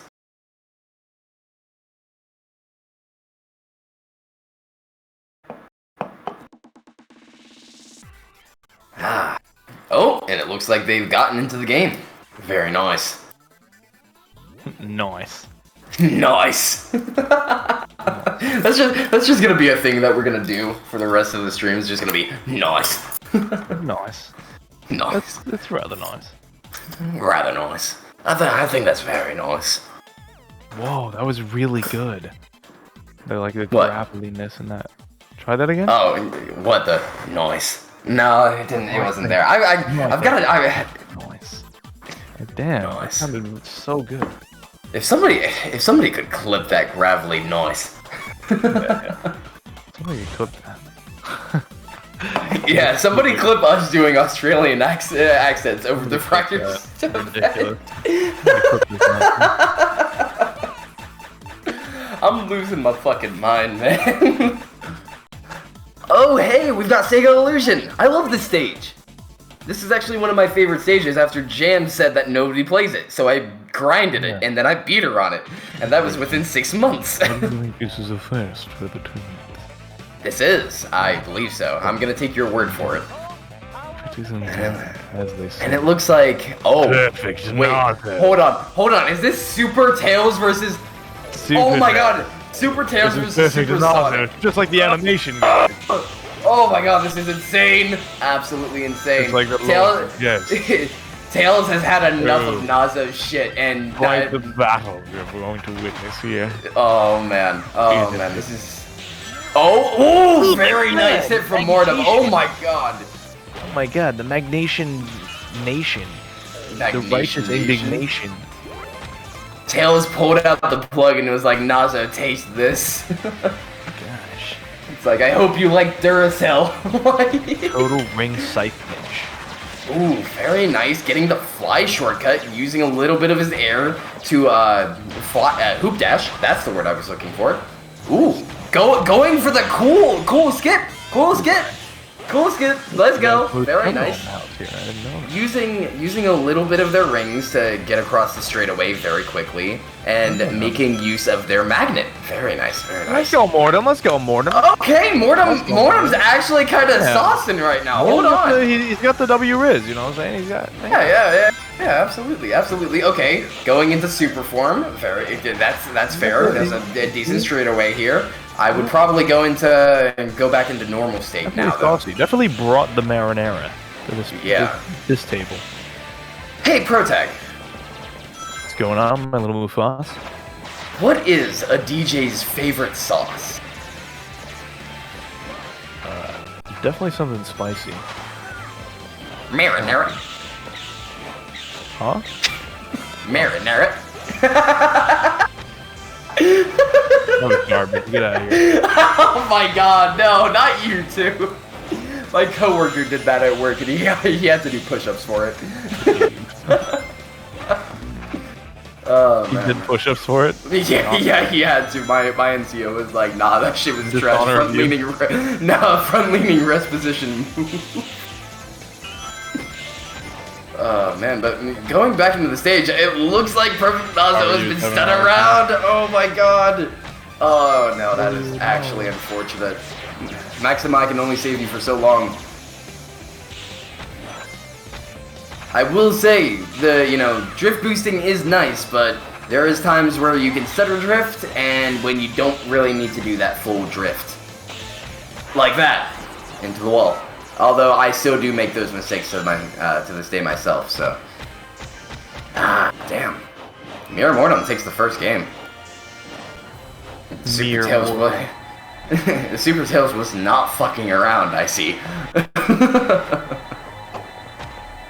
What a mere mortal.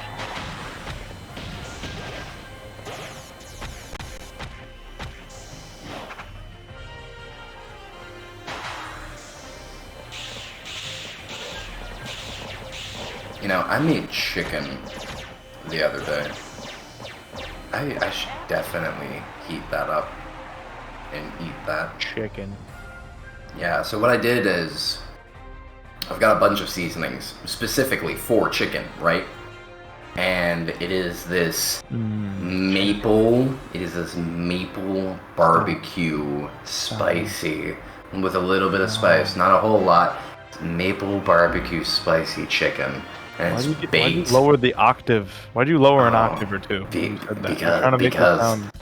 Because it is so good. It is so good. That's not fair, bro. Don't do that to me. Listen, Protag, so cool. I might need you to come to Hawaii so I can cook for you. I need to treat you to my cooking.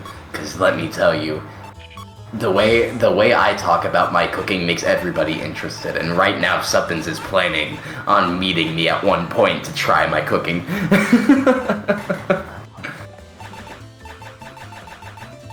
That's crazy. It's just a boneless chicken breast, a little bit of seasoning, 30 minutes at a certain temp, and it's just nice. Okay, that one was it. That was a good noise. That was a good one. Alright, looks like we've got... Oh, it looks like Perfect Nazo has not had enough. He wants his ones. He wants to run it back. He is not over it. It is not done. And it looks like he's trying to break through the tree, but that's not how this animation works. Oh, and it looks like Nazo is cosplaying Super Tails with the magnet. Oh, Death Bear. Oh, gravity, what is going on? goes gravity. Oh, there goes gravity. Oh, he's so mad with him. Alright, I need a new TE mod where it's just simply Eminem music, that's it. Oh no, he slowed down to the point where he wouldn't mess up getting the rail, but he was so slow that when he jumped for the rail, it didn't even matter. Oh, that's unfortunate, Karyu.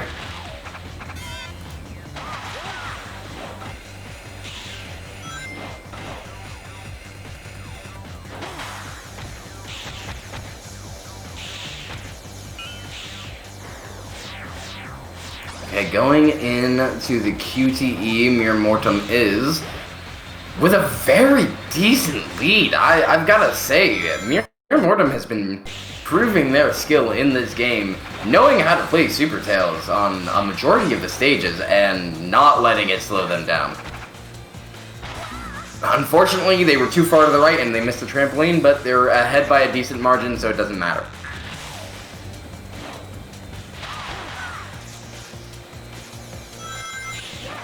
Okay, moving into the very first ramp of lap 3. So far, so good. Still in base form. Misses the box, but it should be fine. They've got enough. They can boost right on over to the fly hoops and get some rings if they drop early. But they don't. They just hoop dash. Which is fine. Karyu is having a hard time not bonking into a wall and getting sent into the death barrier like they just did. That is unfortunate. And yeah, Super Tails really did just say fuck around and find out, and it looks like Nazo found out. That is insane. Just got his number. Yeah, I mean, easily. I believe that makes that takes the set for Mortem, closing out losers quarterfinals. Yep. And it looks like we're gonna be seeing Mir Mortem versus Spacebar. Super Tails versus the Default. Let's go. That's gonna be interesting to see. And then in winners finals, we've got Hedera and Liam. Now, Liam has done well enough to make it all the way up here, you know, with some very clean 2-0s, 1-2-1 in his path from Spacebar. So I'm interested to see if the raw talent of Liam is able to keep up with Hedera. Karyu, welcome. Hello. Thank you. How are you? I am doing fantastic. How are you doing? How are you? That was fun. I had fun with that. I wish I could have did better on a few of the green I already forgot the stage green cave runs, but meh, whatever. I mean, hey, Green Cave is definitely not an easy stage. It's a little rough compared to the average Metal City. No, yeah, it's Supersonic is not an easy character, but I think he's fun. Ooh. Yeah, no. So Supersonic used to be the best in vanilla, but we've made him able to be played with the rest of the cast. You know, he's good in his own way. There is something spicy in the future though. Ooh, yay! Yeah, something. I like the Nazo skin though. I found that out just like through messing around with seeing how, because earlier on my own thing I could not get Supersonic to show up because it must have been some textures. It would always show up as a hyper type Sonic. It was yeah. So instead, I was just trying to select go left and right, and I saw the black ring. So that's cool. Yeah, so that's actually that's partially part of me.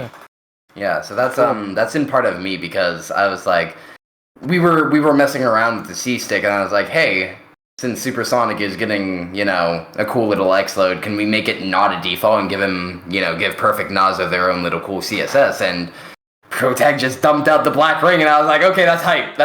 Like, yep. But so, like, I do ask this. If you were to come back to Sonic Riders, do you plan on it? Like, do you plan on coming back? And if I were to come back, I would be... If I were to come back, I don't know... I think I would do, like, just speed runs of certain levels. I think that's what I would do, maybe. Okay. No, that's absolutely fair. We have plenty of people that just speedrun. So, you are always welcome if you want to test your mettle. But I wouldn't be...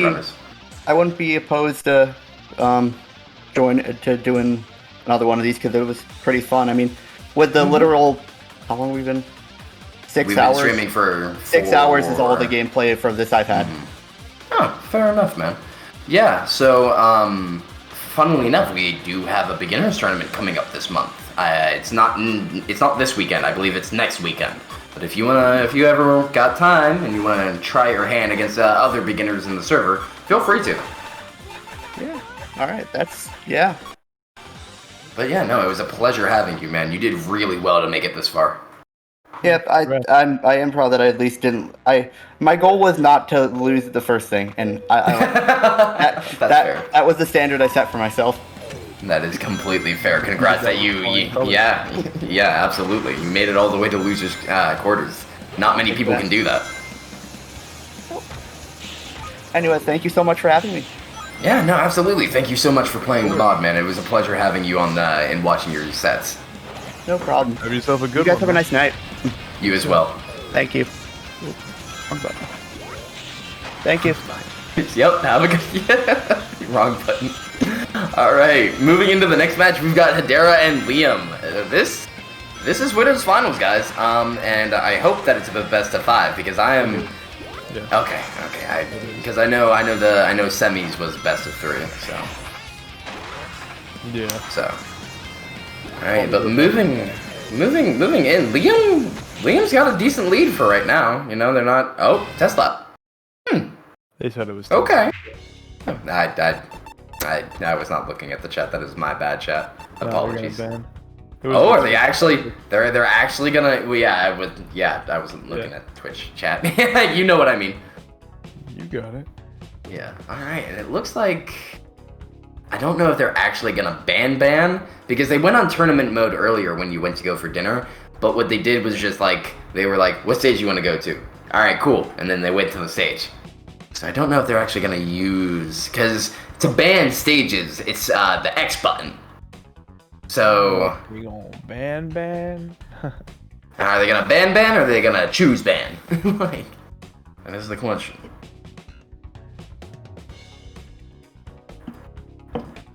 Then again, this is a completely casual tournament, so I got no qualms. We've seen a lot of decent stuff happen so far, and these are players that don't normally play this game as well. So I am thoroughly surprised by the skill of these people. They're going to Illusion. Neutral stage. Let's go. And it looks like we've got Wave Default. Not a bad choice. Our very own #1 player Thanos plays Cream Default on this stage. And we've got, what was that, Super Shadow? Yeah, Super Shadow. Damn, he looks really weird in this lighting. Yeah, I think the yellow on yellow doesn't work well for him. But now he's got the aura, so it works. Okay, he's got some air, not too bad. He's got a decent cruising speed. Ooh, takes the rail. Very nice, very smart. Gonna go bottom path. Is he gonna go for rings or air? Go for rings. Goes for air. Okay. I mean, he's keeping like above 25 rings, so it's not bad. Misses the ring air boxes. And right now, it looks like Hedera has the lead for going top path. Now, top path, going bottom path has its merits, but only on certain gears. For the most part, you do want to go top path. Assuming you're not. Assuming you're leveled, then yeah, you want. Right, yeah. But you know, if they play their cards right, they should be fine. Even if you're a ring gear, you'd still want to go bottom path. What was... You saw that too, right, Protect? I think I missed that. Yeah, so what happened was, it looked like Liam turned around because they drifted into the wall and did a 180, but the turbulence caught them, turned them forward, turned them backward, then spit them forward. So that was insane to watch. And it looks like regardless of the level, like even though Super Shadow is like at a constant cruising speed of 220, and should easily be able to outpace, you know, the cruising speed of default at level 2, it looks like that Hedera just has, you know, the consistency to stay in the lead regardless of the lap, the level. I will say that is all what it comes down to, you know. Who is the most consistent in the game? If you make the least amount of mistakes or no mistakes at all, obviously you're gonna do better than somebody, you know, who makes 7 mistakes. Yeah, those Butterfingers. Yeah, yeah. Somebody ate chicken wings before this. He ate chicken. He got that. You got that. You got that great greasy. Yeah, oh no, not the Cheeto dust. They're interfering with his drift. Flipping off the drift triggers. See, it's funny. I actually use the bumpers to drift. Yeah, I use the bumpers just because it's like it's solid and I know it's not gonna break on me unless I get a shitty controller, and then I know it's gonna break on me. But the first map goes to Hedera. Very nice, very nicely done. 223 actually isn't a bad time in net play, so that is really good for Hedera. Very well done.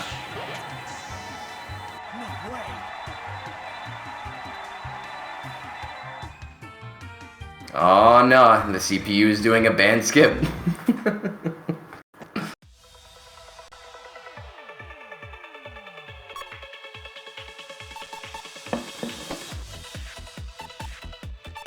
I legit had some pasta with mushrooms, green peppers, and onions and garlic. I know I'm just reading this message now, but that does sound divine. That sounds really good right now. And I am a sucker for Italian food. I absolutely love anything pasta. Protag knows as well. You got that covered too. Ah, it's so good, man. It's so expensive to fly down there, but I might just fly back over just to have some of that food. It was so good. The bread was amazing. I've never had some homemade focaccia. Dude, it's like I love Hawaii for the culture and all of the different foods that I've tried. Like I've never had musubi, let alone Spam. But something about like the food that you guys serve is just, it reminds me of like a home-cooked meal. And that is exactly what I think a restaurant should bring, and you guys just encapsulated it. It was amazing. Thank you. Appreciate that. I mean, it was really good. Oh, big head wave, big head wave. Big ass head wave. Big ass head wave. So, that was a tornado slingshot. What happened? Okay. So did Shadow drop a tornado from behind? And Wave got the slingshot? Also, Hedera is level 3. What is going on? They know the routing! Hedera is insane! Okay. What? Oh, are they gonna do it? Oh no. They're doing it. Chat, they're doing it. They did the Coliseum skip. I'm so proud of them. I'm so proud of Hedera.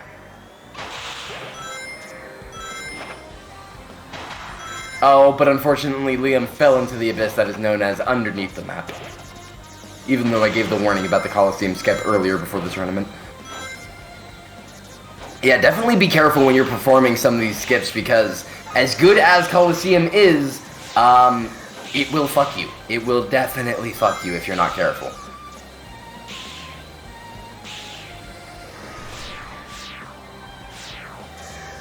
Oh, deciding to go the entire fly route. Missing that last hoop, but it didn't even really matter. Normally you don't go that, but, you know, more power to you, Liam. Now, is Liam gonna effectively get it? Okay, they effectively got it this time. And I think they're gonna drop. They're gonna hoop dash a little bit. Gonna get not a full jump charge, but at least enough to get an A+. That's a lot of rings that they just used to boost. Okay, gonna get at least a B rank. Nice. Hedera is absolutely just... They're kind of just vibing in first place, and there's not a whole lot you can do to stop them. Yeah. Especially as, like, Super Shadow, too. Yeah, there's really not too much to mention. I mean, he's just, like, over half a lap. Mm-hmm. That is at least... That's going to be at least a 10-second difference.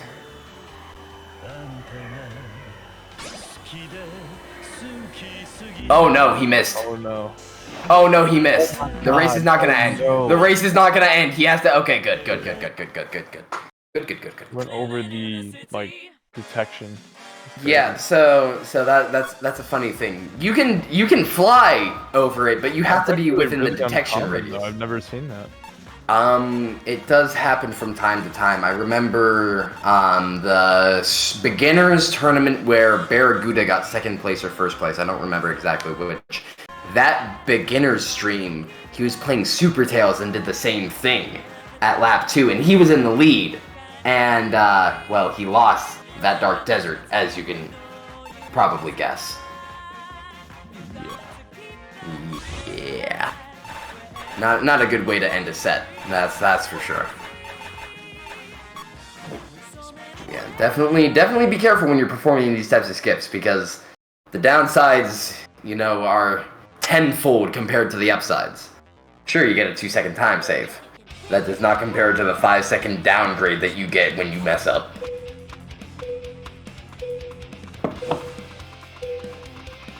Alright, we got Wave Default and Super Shadow on Metal City. Now, as a avid, Metal City speedrunner myself, I can say that I don't go to Metal City anymore. I've seen enough of this stage. I want to see other stages, please. But Metal City is still a very common, good stage. It's very good for, sometimes those very first races, or even, the very last ones. It's a very decent stage, not a whole lot of skips. You play your type and you call it a day. It's a fun stage to play.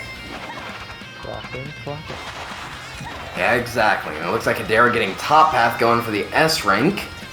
And Liam not having enough rings to boost at the very end of that. I mean, not that you would, but not making use of the power path or the speed path as Super Shadow. Oh, going straight down by holding forward. Yeah, so flight controls are inverted. If you hold down, if you hold down, you go up, and if you hold forward, you go down. A little weird when I say it out loud, but trust me, that's how it works. I think we should give people the ability to change it. I mean, I know in Shadow the Hedgehog you can do the same thing when you're on the floating bat thing section. You can do that. You can invert the flying controls for the camera and shit. So maybe it's definitely something to ponder over.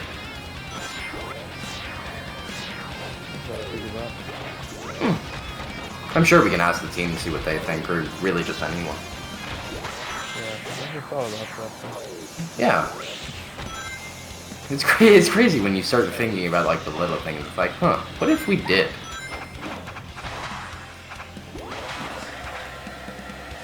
Alright, and it looks like Hedera takes this with the cleanest 3-0 I've seen this game. 157. Very nice. Both of them getting a sub 2. Very well played from both players on Middle City. That was nice. I enjoyed watching that set. Well, Hedera, congratulations. You move on to Grand Finals. Let's see if you can take this home, Hedera. Meanwhile, we're gonna move on to loser semifinals. We've got Mere Mortem, the Super Tails player, and then we've got Spacebar, the default player. Who's gonna take it home? Who's gonna take the gator back home for the Bobby? Funnily enough, out of everything that I've eaten, I have not had gator, frog, or oxtail.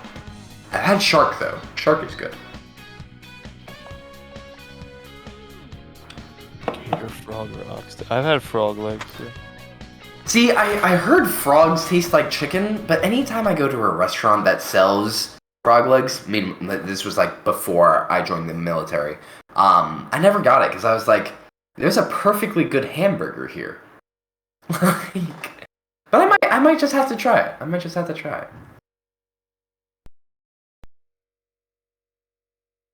But the reason I mentioned oxtail is because there was a guy on YouTube Shorts that I was watching, right?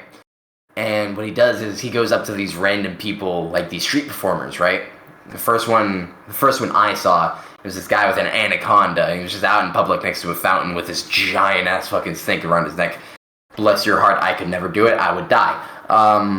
But he asked him what his favorite food was, and he said oxtail, and he asked for style, and he said Jamaican. He took the next day to cook it, came back right after it was done, and gave him the oxtail because he was in the same spot. It was that shit is cool. You never really get to see that in public, and it just kind of blows your mind when you witness it.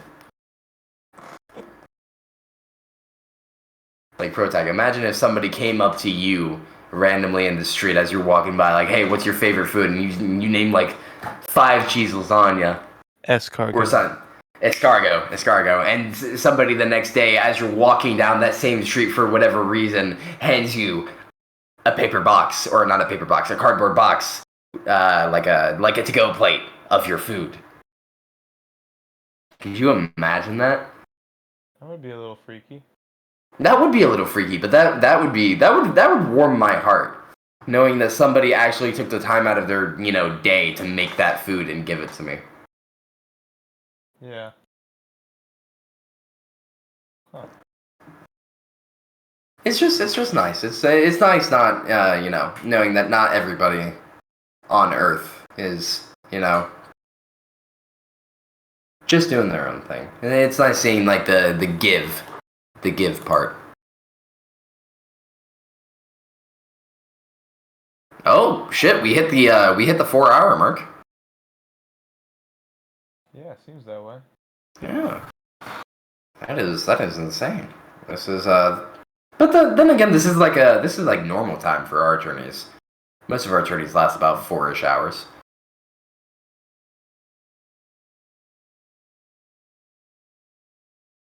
Alright, we got Mir Motem and Spacebar, top and bottom respectively. Super Tails versus... I wonder if they're gonna stay Tails default, because we saw Spacebar play Tails default a lot in one of their matches.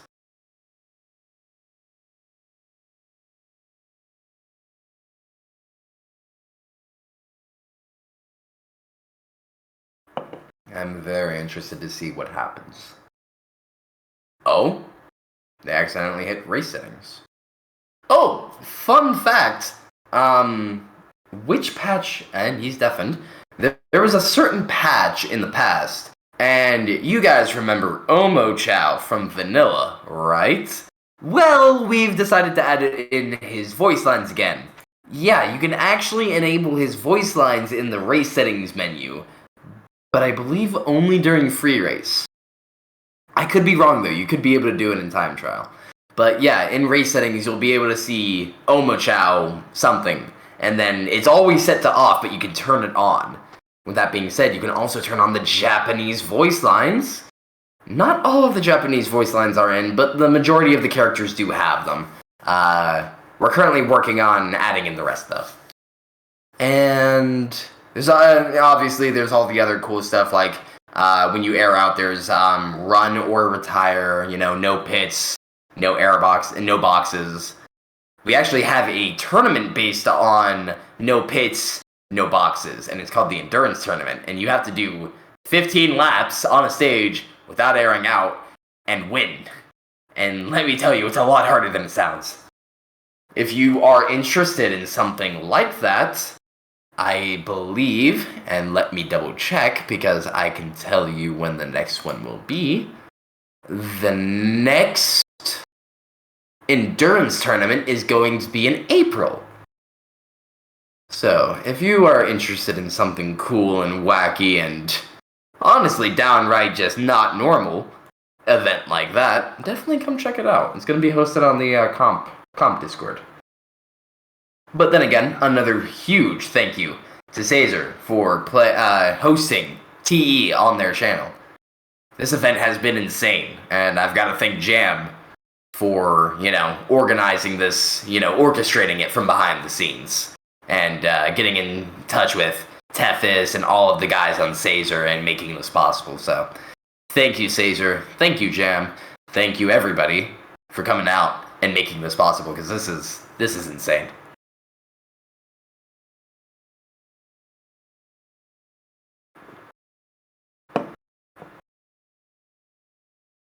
Alright, currently trying to see where we're gonna go. Do not know just yet. We're gonna find out. Oh, wait! It looks like... Oh! It looks like player 1 actually did a ban. Now, that's interesting. I didn't realize that Mortem knew how to ban stages. If Spacebar is listening and doesn't know how to ban stages, you ban stages with the X button. Or if you're playing on PlayStation, the square button.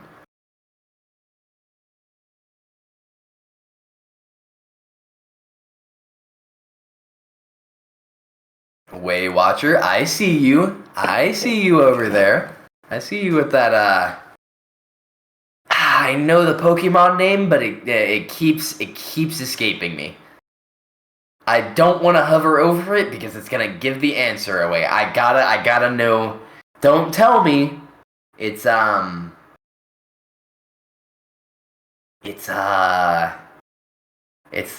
before Quagsire. I know that. What is it? This is hurting my head. And they're going to Illusion. Man, fucking Whooper. Man, I can't believe I forgot Whooper. I hate it here. Chaos Emerald's Tails, default Sonic. Let's go. Going into Sega Illusion. We've got the ring hoarder himself, Mere Mortem, and the classic Sonic default enjoyer. Who is gonna win it? Oh, get plugged. Oh, but he got punched. Are we gonna see another hit? Oh, he got punched again. That is actually unfortunate. Oh, he died. What is going on? What happened in the span of the first 10 seconds of the race? Oh, apologies. Apologies.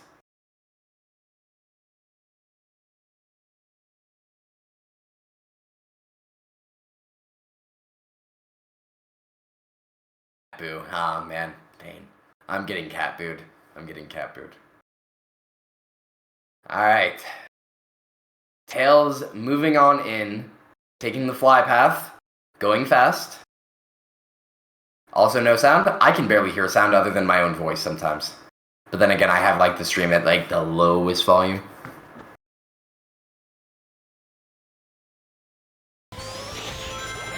Alright, going into the second lap. Spacebar not too far behind. However, Mere Mortem has a decent lead. Not too large. They've got it.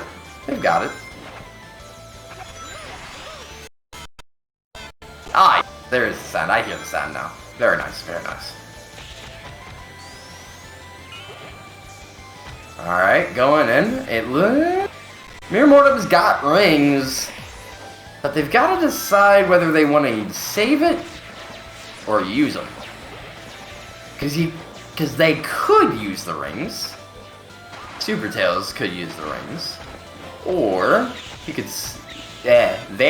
save. Man, I am not good with pronouns. I apologize if I mess up the pronouns. I am trying my best. I promise.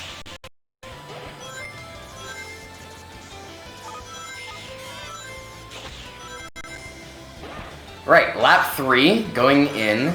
Super Tails has taken the ramp, taken bottom path, probably for the rings, trying to get as many as possible. Meanwhile, Spacebar is only now just getting to the ramp.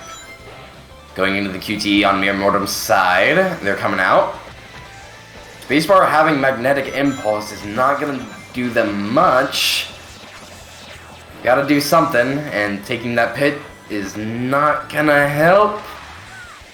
And it looks like, yeah, Mortem's gonna take the skip, even though the lag cuts in at the very last second. Oh, got air at the very end, and first round goes to Mortem. Very nice.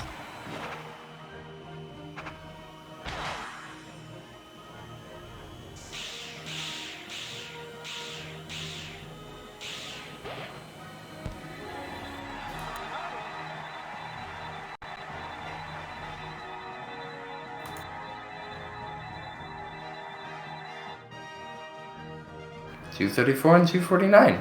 You know what? Not too bad. Not too bad.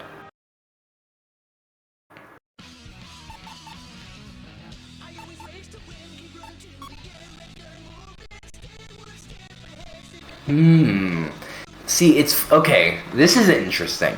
Now, Mere Mortem knew how to ban stages, or they accidentally did it. The question is Mir Mortem actually going to ban 4 stages and prevent Spacebar from, picking a certain stage? Or are they just going to do the whole picky-choosy thing that they've been doing? That is the question. Picky-choosy thing it is. We're going to Egg Factory.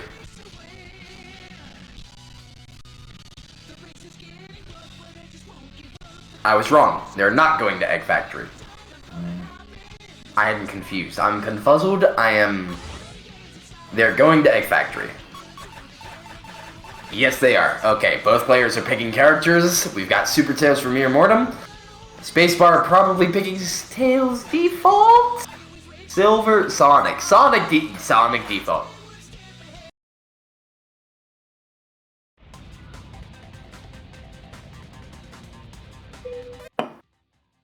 Oh, new song? How could you skip the Shadow the Hedgehog track? Why? I'll do my best. All right, bring it on. Shadow the Hedgehog track, but then again, I'm biased, so. Alright, a very decent start, both players, 20 and under for the starting speed. S+ ranks from both players. Are we going to see a hit? No, we're going to see a shortcut very early on. It looks like Spacebar messed up their turn, putting them back in second place. Mortem is familiar with the ban system, but whether they're actually bothering to use it, all of it, is another question. That is fair. That is fair. To be fair, we actually haven't seen a lot of the ban system most of this tournament, so that's fair. Oh, they're NVC, so they're doing it verbally. Okay, that makes sense. I didn't realize you guys were doing that. Apologies.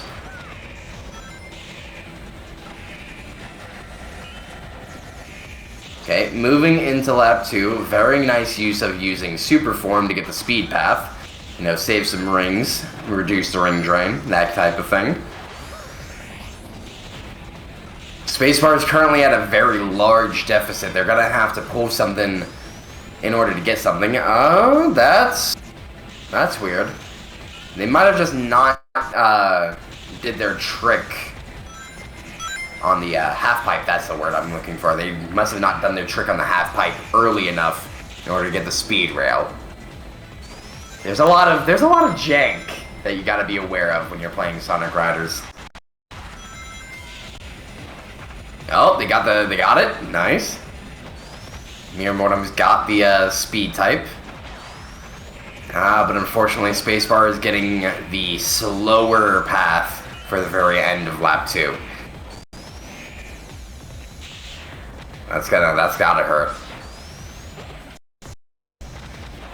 Also, I have turned up my sound on the stream, and hearing myself speak double is insane.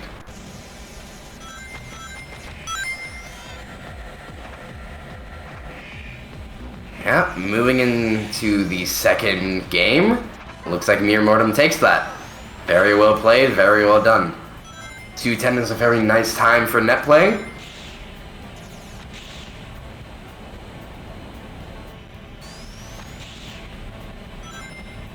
Especially considering that, there is a whole second person on the screen. That is a very acceptable time.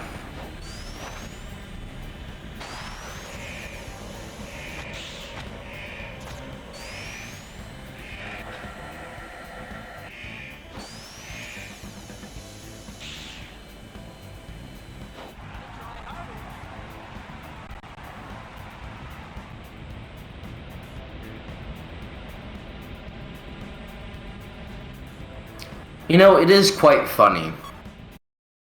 We were hosting this event called the World Grand Prix Qualifiers, right? And it's 8 events. After all 8 have been done, the 8 qualifiers, the winners, first placers of the quals, they will all meet up and race against each other for a giant grand prize. Currently it's, I think, $1,000+ I think? Could be wrong. ProTech knows more information about that. However, there was a qualifier that I participated in. And I made it all the way to like losers or winners semis. I can't remember. And Thanos was waiting for me there, and he had Super Tails. And I lost to him twice. And then next week there was a live bracket in Maryland, and that I flew out to participate in. And Thanos decided to come down, and I lost to his Super Tails again. So I lost to Super Tails twice. So if that doesn't speak wonders, Super Tails is extremely decent on a lot of stages. And it looks like Mere Mortem has the right idea picking Super Tails. And it looks like they know the routing too. It's not like, it's wrong either.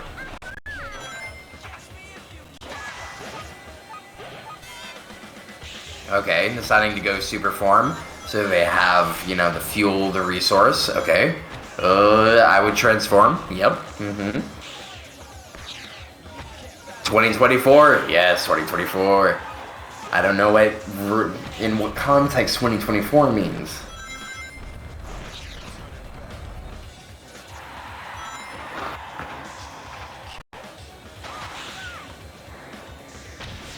Moving into lap 2, Mortem has the lead right now. Taking the same path as before, which is really what is Sonic Riders. It's gonna usually be, the same routing. Ooh, opting to go the fly path. Very nice. Not getting any of the ring boxes though. I don't know if that is intentional or not.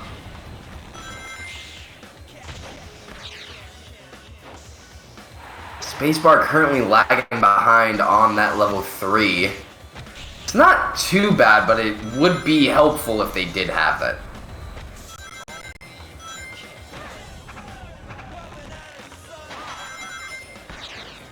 Okay, moving into lap 3, Mere Mortem.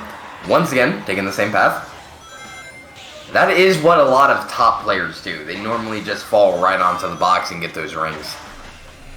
Regardless of the rings, it does look like, minus the mess up, Mortem did have a near, solid run for dual type. Very nice.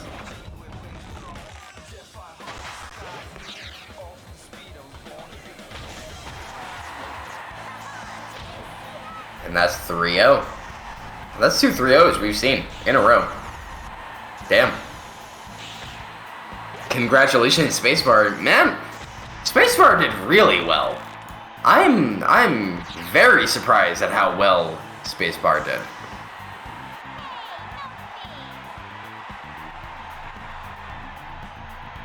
He reminds me a lot of myself, but instead of playing Shadow, he plays other characters on default, which is fair. It's what I should have done.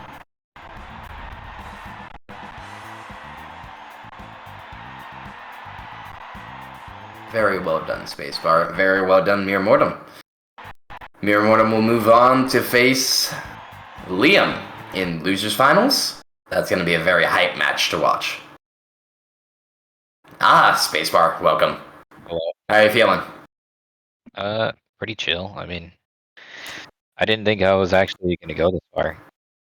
Well, congratulations. You made it this far. Yeah, I was just practicing a lot today in between the games. I think that's what did. That first loss on Liam, I was like, not again. Not again. And then I practiced some stages. Luckily, opponents let me play a couple of the stages I practiced, and then, had a couple dubs there. But yeah, it was good. The game's pretty cool. It's kind of addicting. Yeah, it can be very addicting. Yeah. Make sure you don't, overstress yourself by playing it too much, because it will burn you out if you are not careful. Yeah, I guess so. I could see that. Like, I feel like I am not good enough yet, where I don't, I'm not like super hard on myself yet. But right. Yeah. If I was like going for times on this, I could see this because the skill ceiling is just so high. Oh yeah, easily. It's pretty difficult at the top level. I will admire, how far you made it playing default. That is insane. You made it all the way to loser semis playing default. That alone lands you Default. like what, 4th place? Wait, what does default mean? So default. So when you select the character, it's that board that shows up. Yeah. And each character has a different board. Well, yeah, I was playing with one of the weird ones. Yeah, that's well, I wasn't there for the first. Like I said, I just played every Sonic, match after. Amy, and Tails the whole time, basically. Yeah, so you were playing Sonic, Blue Star, whatever Amy's board is called, and then Tails, whatever his board is called. Those are all the default boards, right? And they basically all work the same, minus you having a different type. Yeah, but I will commend because default's pretty decent. I will say it's very, very good for the new player. But it does take some skill to be very good at it, and that's coming from the Shadow default player right here. So I commend you for making it this far, and this is your first Sonic Riders tourney, is it not? I mean, other than for 20 minutes, today's the first time I played that game. So, fair enough. Man. So, I mean, I played a lot today. I must have played for, I don't even know how many hours just now, but like, I would just like pick a stage. I just go on the stage. I'd feel out which route felt stronger. I mean, there's still things I don't even know. Like, that Sand Hill one, that Amy like hole thing, I didn't even know that was there last match. Now, now I know it's here this match because I saw it. So I was like, oh, that's another, because I was already using Amy at that stage. I was like, oh, that's something I'm saving time on. And then other stages, I just feel like Tails is easier to hit. Like, some of the rails are jank, and like I don't feel like they save that much time. So that's why I'll go for Tails in other stages. But that's actually it's funny you mentioned that. There is a lot of stages where sometimes it's faster not taking your shortcut. Like in Ice Factory, taking all 3 of those rails, you can just take the first one and it works just fine. Yeah, I noticed some spots were just better to not even go for it. It felt like it's weird, and I almost feel like there's bigger skips that are possible that I don't know about. I'm tempted to lab some of it with like some flyers and see if you can get over that waterfall section and stuff like that. I mean you can, but it is slower. Oh. Yeah. So SRC, Speedrun City, we have a page on there, and there's a lot of like speedruns with all these different types of gears. I'm to blame for all of the Shadow defaults in 2.0. That's my fault. But there is a lot of different gears and a lot of different play styles and a lot of different routes that you can take. So if you are, you're serious about learning some of the different routes, I'd head over there and see what type you want to learn. Because through every patch, the routing doesn't really change. Yeah, I mean, I don't know. I'm really curious to see where this goes because it's brand new to me. And this game is pretty sick. It has like a lot of my favorite characters. I think they're already starting the race. Oh yeah, no. They're absolutely starting the race. They're on Sega Illusion. But I had never done this map until just now because it must have been during the previous match before this where I realized there's actually 2 maps on each one. I did not realize there was actually 2 maps. That was you! Okay! Yeah, so I was practicing like only 5 or 6 of the stages, but only the first one, so I didn't even know about like, what was it, Ice Factory or something, and like Red Forest. Red Canyon. Red Canyon, whatever it is. Yeah, I know Green Canyon and I know Egg Factory. So Green Cave. Green Cave. It's all good. It's all good. Same as green. I say green, we know what we're talking about. Yeah, I know exactly what you're talking about. But hey, man, it was a pleasure seeing you race and seeing you get this far. That was absolutely a stellar performance. Oh, cool. Well, yeah, glad it went pretty well. Better than I was hoping. So. Yeah, absolutely, man. Do you have any other final words for Twitch chat? I guess representing Statics. Let's go. We did a good job, I think. Me and Alpha did a pretty good job of Statics. Yeah, but no, just good luck to the runners. I know a lot of these guys put a lot of hours in, and they know how to game in riders here. So I'm really curious to see how finals and grands go. It's gonna be good. I'm specifically stoked for grands myself. That's gonna be interesting to watch. I'm rooting for Mir Mortem because they took me out, but also Liam. Liam also took me out. So hey, whichever one of these guys won. Yeah, whoever wins. I follow who's the strongest. Absolutely. Alright, man. All right, I'll jump out. Let you guys get back to doing this race. Yeah. All right. Thank you for have a good Take care. Appreciate it. Have a good one. And he's gone. Yeah. All right, we're on lap 3 now of Sega Illusion, and Mir Mortem is putting in the work. They have got a decent lead. That's got to be 5 seconds tops. Oh no, I was about to say it's possible to come back, but not with that ring count. Yeah, no. That cruising is good, but man, no, not anymore.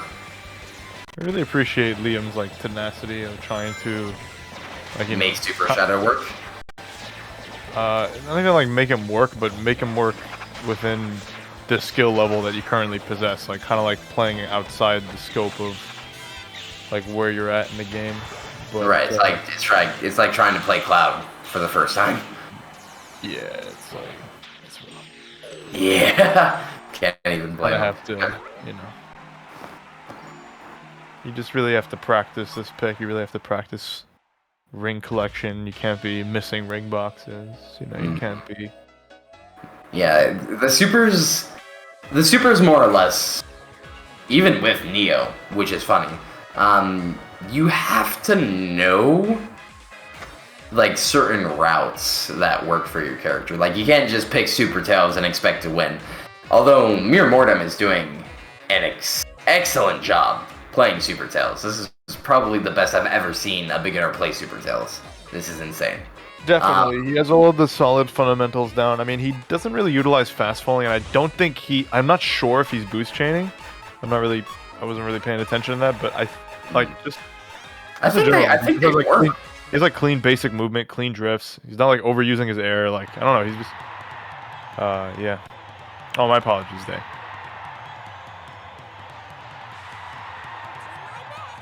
But yeah, they just have like really good like fundamentals, and that's something that we've seen all bracket long. And they've definitely been showing that you know it's not just a one-time thing that they know the fundamentals. You know, they have been keeping up. They're in losers. This is losers finals, I believe. And they are not fucking around. Absolutely not.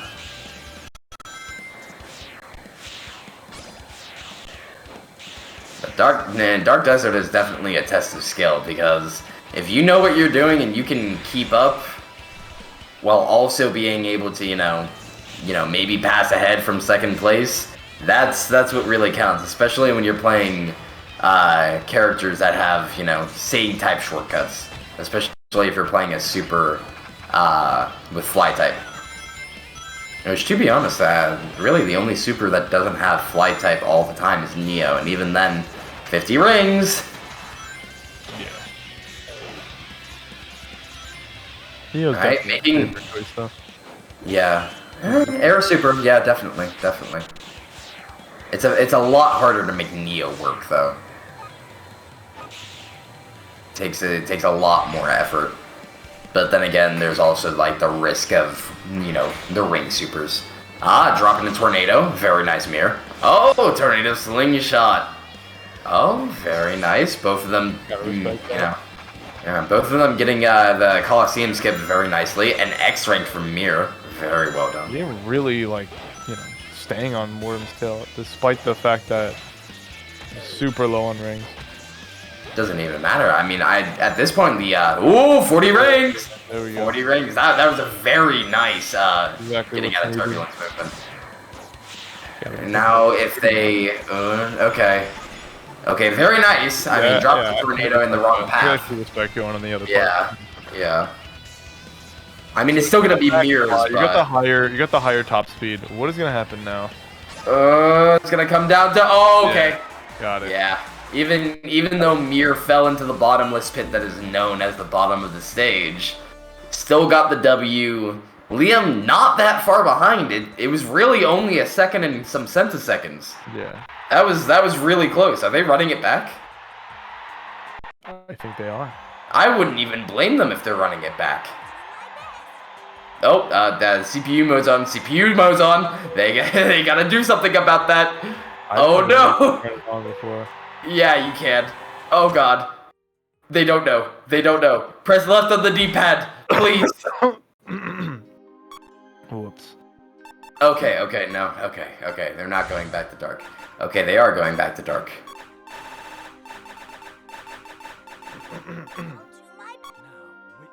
Yeah, so fun fact, we've added CPU mode. And what it does is it turns on CPU mode, like you no longer control the character. The controller, the CPU will control it for you. And the only way to turn it off is if you hit left on the D-pad. Wait, I think it's down. They're a solid color again. That is fine.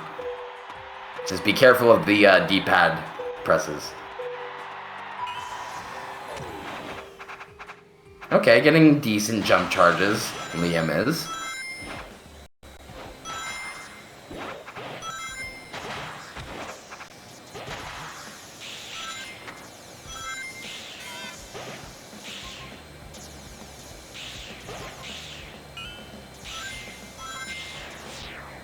Alright, so far Mir's got the better,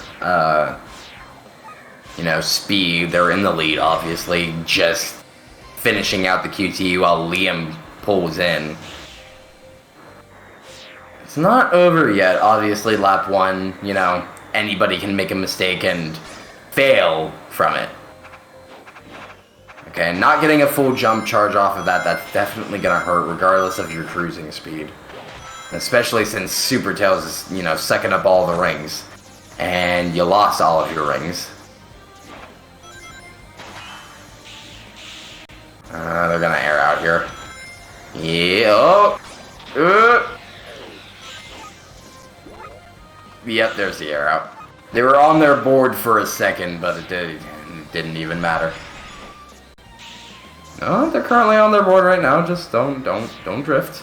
You'll live. Jam with the rate of 25? That's insane. Hello, Jam and Thank Jam. you all. We're currently in... Alright, King, look alive. We're in Losers Finals. Thank you. Yes, this is Losers Finals. We've got Mir Mortem, the Super Tails player. And then we've got Liam Dunn 23. Yeah. Currently playing Super Shadow, and they have been playing Super Shadow for the majority of the tournament. And last match they played Dark Desert, and it was really close. Yeah. So they decided to run it back. So, how's it going? It's going very well. We're currently 4.5 hours in, and yeah, it's been a blast of a tourney to commentate and watch over. Absolutely. Yeah. And Mir Mortem finishing it out as I say that is insane. Yeah, so Mir Mortem has only been playing Super Tails, and they're cracked. They are cracked.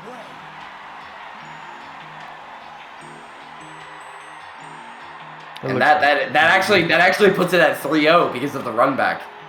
They move on to Grands, and we've got Hereda. I've been seeing a lot of default. Some people picked Hang On, Speed Balancer, Super Shadow, Super Tails, Super Sonic. Lots of supers. No Super Knuckles, though. My boy got left out. Nobody likes the pink echidna. That's crazy. We haven't really seen... there's a lot of stages we haven't seen. I think we've only seen White Cave once. We haven't seen Night Chase, have we? We haven't seen Ice Factory at all. That is fair. Yeah. Liam, welcome. How are you feeling? Hey. Well, I wish I could have done a little better in my best of 5 matches. It sucks being wiped both times. But you know what? I'm happy I made it. Bro, you made it to Losers Finals. Be proud of that. That's third place. Did great. Yeah, Podium. That's podium, bro. I gotta give myself some credit sometimes. It's easy to get down with myself, even when I come in with the mindset of just trying to have fun. Right. But I didn't just learn Coliseum skip on the fly earlier today, so I guess that was cool. And cool nailing it. You've successfully pulled it off like every time that you did it. So that was really good. But yeah. Well, okay. In the last two, whatchamacallit, Dark Deserts, you did it really well. Yeah. Like I just kept wanting to redeem myself on all those Dark Deserts. I wanted to win one of them. And it just sucked being behind all the time, seeing those. Yeah, Super Tails is oppressive with rings. Super Tails is impressive. Don't get me wrong. It wasn't so much the rings. Heartbreakingly close. That was killing me. I just don't know the game mechanics. I really don't understand them. I know I'm just kind of trying to go fast, So yeah, that's fair. As far as like the actual like battling side of things goes, like actually like bullying and attacking and shit like that, I know none of it. I know literally none of it. I don't know what the other buttons do. I know boost and jump and trick and.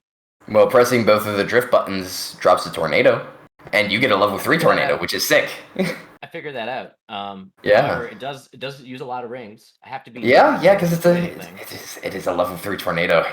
That is a very good mechanic, and it takes a lot of air and rings. Actually no, not for Super Shadow and Super Knuckles. I think they only cost 5 rings. Really? Yeah, it's pretty cheap. Huh. I've only recently picked up Super Knuckles, and I actually don't play Super Shadow, being the Shadow main that I am. Yeah, well, yeah, their NATO is really good and cost effective. The more you know. But you did absolutely stellar towards the end. I was impressed that you picked Super Shadow a lot, and even with disregarding that final race, there were some close ones. That was really nice to see, and you haven't really played Sonic Riders or the mod, have you? No, I played like a couple test laps when I was first set up by Tethys. Right. And then I guess it was like 6 o'clock or 5 o'clock today, and I was like, oh shit, I should do something. Mm-hmm. And so yeah. I mean, considering how little practice I've put in, I am happy with my outcome. But absolutely be proud of what you did. Yeah, the lack of practice though shines in finals. So hopefully next time around, maybe I'll enter a beginners tournament. Who knows? And maybe I can come out top and take it to winners finals or grands. Yeah, we've got a beginners tournament later this month. I believe it's next week. You should definitely hop in if you're trying to throw hands with Super Shadow. That's going to be a fresh pick that a lot of people are not expecting. All right. Coolio. Well, is there anything else you want to say for Twitch? Big booty bitches. Very wise words to leave it off on. Very wise words. Thank you very much for having me. Absolutely. No, thank you so much for playing the mod, and congratulations. You did stellar. Hey, I'll take a bronze medal. Fuck it. Yeah, hey, bronze is better than nothing. Yeah, it's probably some of my best tournament placements so far, aside from like a one-day mid-tourney 24 invitational, but that was among 4 runners, so right. This is among a larger pool, so to win this many matches, I'm just happy. Absolutely. Well, it was really close with Spacebar. That final match. Yeah, I saw that one. That was insane. Bonk City, dude. Bonk City. There's some really good highlights tonight, and that's definitely one of the ones I want to walk away with. And learning to skip, the same night, so that's cool. Yeah, absolutely. Yeah, no, definitely. If you do plan on going competitive, I would definitely watch back this VOD and see where you messed up and try working on it. Sure. All right. Well, we'll leave you to it. Enjoy the rest of your night, and thanks again, man. Of course. Absolutely. Thank you for having me. Yeah. Take care, guys. You as well. Moving into Sega Illusion, we've got grand finals. Everybody get some fucking hype up. We got Mere Mortem. They are a Super Tails main, only been playing Super Tails for the majority of the tournament. And we've got Hedera, the person who has been playing 3 days straight, grinding this game, playing Wave Default. This is gonna be I've been waiting for this match specifically. Yes, sir. Yeah, this is gonna be absolutely insane, and I am excited to see what. Oh, blood! What a shocking, electrifying start to the set. Oh, shocking revelation. Oh man, very nice. All right. So Mere Mortem is bringing in a new aspect that Hedera probably hasn't messed with, and it's called net play. You got another person. Watch out for those hits. Oh, this is gonna be insane. Mortem's in the chat. I'm rooting for Mortem, but I think Hedera might just pull out, pull off. Ha! That. You know what I'm talking about, chat. You know. anything missing in this exciting match. Unfortunately, Hedera missed their fly path. That's going to be unfortunate. They do have maximum impulse. Yeah, but only at level 1 compared to Super Tails, who is sucking up those. Oh no, level 2. Whoops, my bad. But still, that's gonna hurt because Mortem's just now entering the QTE, and if Hedera doesn't do something quickly about the gap, it's not gonna matter. And Mortem's been keeping up with a consistent, like, 50-plus rings. You know, they're able to go super at any time once they hit this area. Yeah, and just like that, they transformed, use 20 of their rings, and off they go. Not even deciding to go for the fly path, but instead going for the amount of rings down there. The 10 rings, 10 ring box. Man, they are stacked! Oh, no, going bottom path. Is that worth it? We're gonna find out because Hedera took top path with level 3. They're gonna close in really soon. Ooh. Yeah, and it's actually funny because I don't know if Mortem has actually practiced the stage or not. All right, going in the fly path, using a little bit of that hoop dash mechanic. Very nice. 80 rings to spare. Yeah, but they're really closing the gap right here.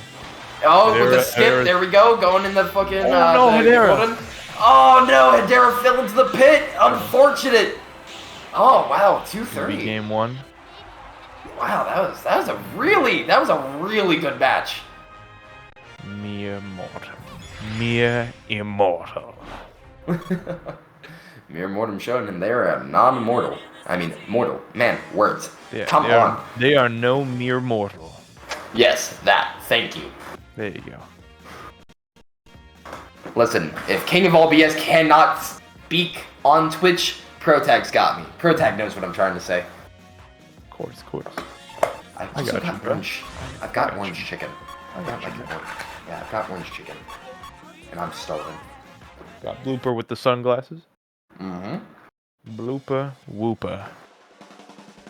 Green cake! Alright guys, let's get a Poggers championship in the chat. So it looks like we got the same picks as last time, except on a different stage. Very nice. Same matchup.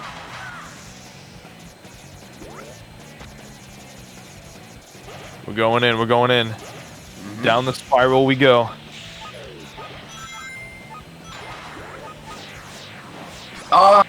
The fly path. Yeah. That is unfortunate. That's gonna hurt them. A lot of the new players here is they don't they think that they'll have more control that they do, because Turbulence, when it ends, it like auto-corrects your position to make sure that you go to a no-type route.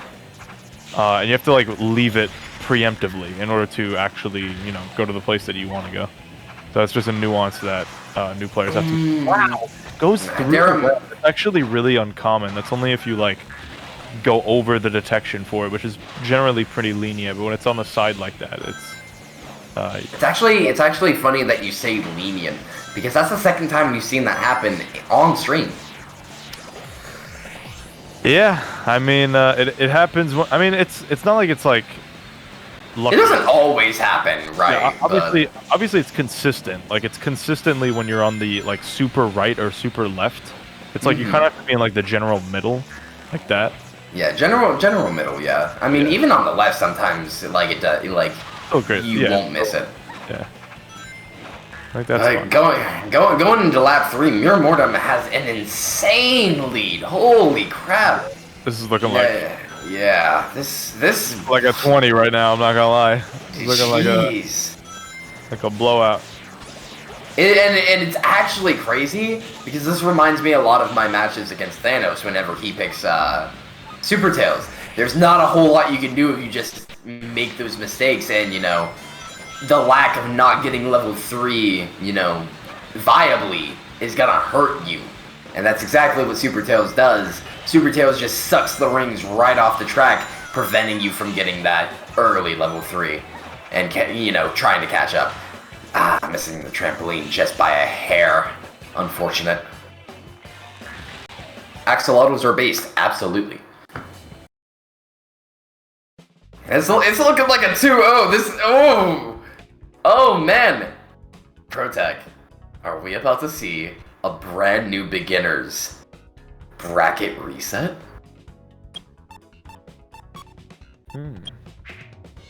This would be a first for SAESR.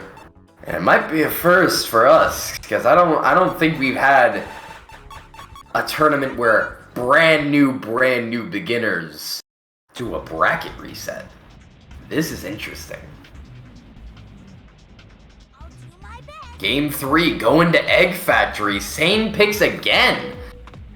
You know, I can't blame them. I can't blame Mir Mortem for picking Super Tails. Super fun gear, super easy, although it does take some serious skill to get used to and use effectively. Hedera, picking Wave default. You really can't go wrong with Wave. It's a good gear, it's a good character. Fly, you know, it's a good picks. Are we gonna see a hit? Nope, that turbulence is gonna deny you. Oh, nice. Very nice placement of the tornadoes. Right behind, forcing Hedera to just get hit.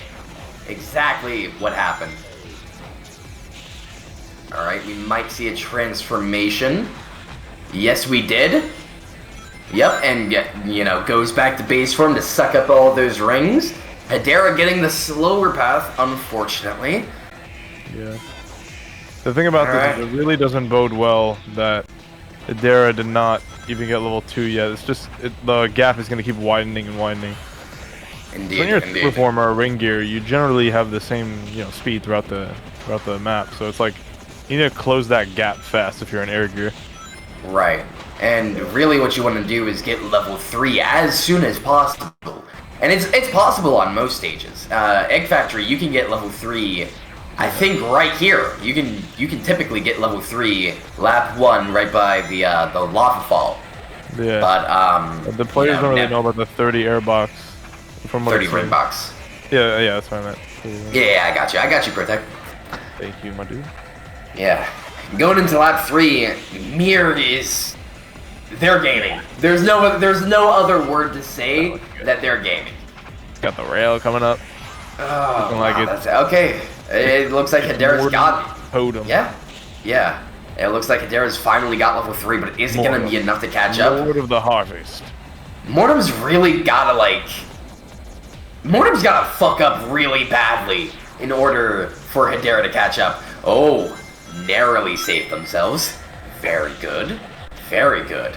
Oh, that was dangerous, especially around those spinning egg capsules. Ladies and gentlemen, we enter the bracket. No. Mir Mortem was in losers. Oh. We're in bracket reset, brother. Right. We're in bracket reset. Let's go. They gotta play another set. That's insane. All right, scores reset. If Mir Mortem wins this next match, well, the next set, he wins it all. But Hedera, my bad, not he, they. Apologies. Sorry, getting used to it. But if Hedera wins, it's over. All that hard work Mortem put in, gone. Thanos snapped. My snap didn't pick up. It's alright though. I want you to play the Thanos clip. If I'm going, I guess I'll have to do it myself. I am inevitable. Well, at least this gives Hedera a chance to possibly create a counter game plan. Counter strategy. They're going to Red Canyon. Maybe they're thinking of something. That being said, Mir Mortem is playing Super Tails. They can easily just take Hedera's fly path and, hurt them in the long run. Or do what they've been doing. Just absolutely stealing all of the rings from Hedera. Oh! How can you even top that? That's bad. Especially on a stage like this where Hedera can easily get level 3 like they're about to. So you can see Hedera has completely, they're taking more action, right? They're playing a little bit more proactively, and it's paying off because now they have the lead, which they never did have in the previous set or the set in in winners. Oh wait, there was another set before this, right? That they played. Grand. Yeah, winners finals, and then winners semis. Yeah. I have to give props to Hedera. They have been sticking through all the way out through winners, and they made it to grands. Yeah. So that is very good on them.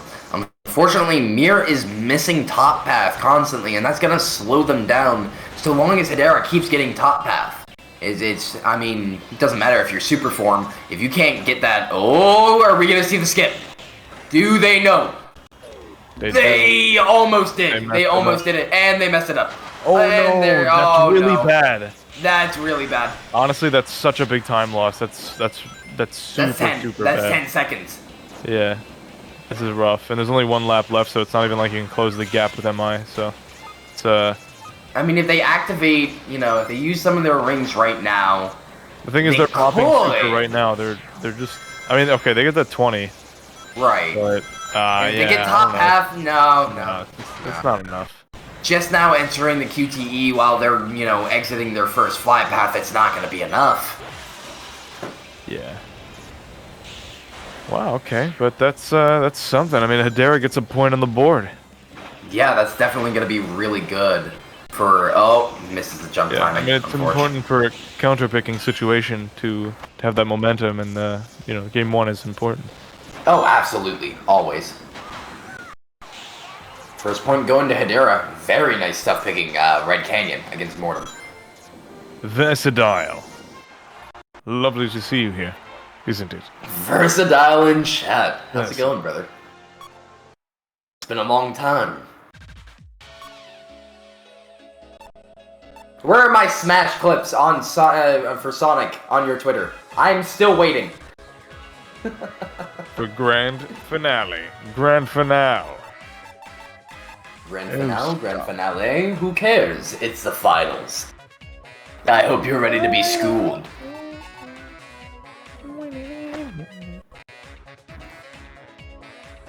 Could you imagine having so much confidence that you say in the finals, I hope you're ready to get schooled?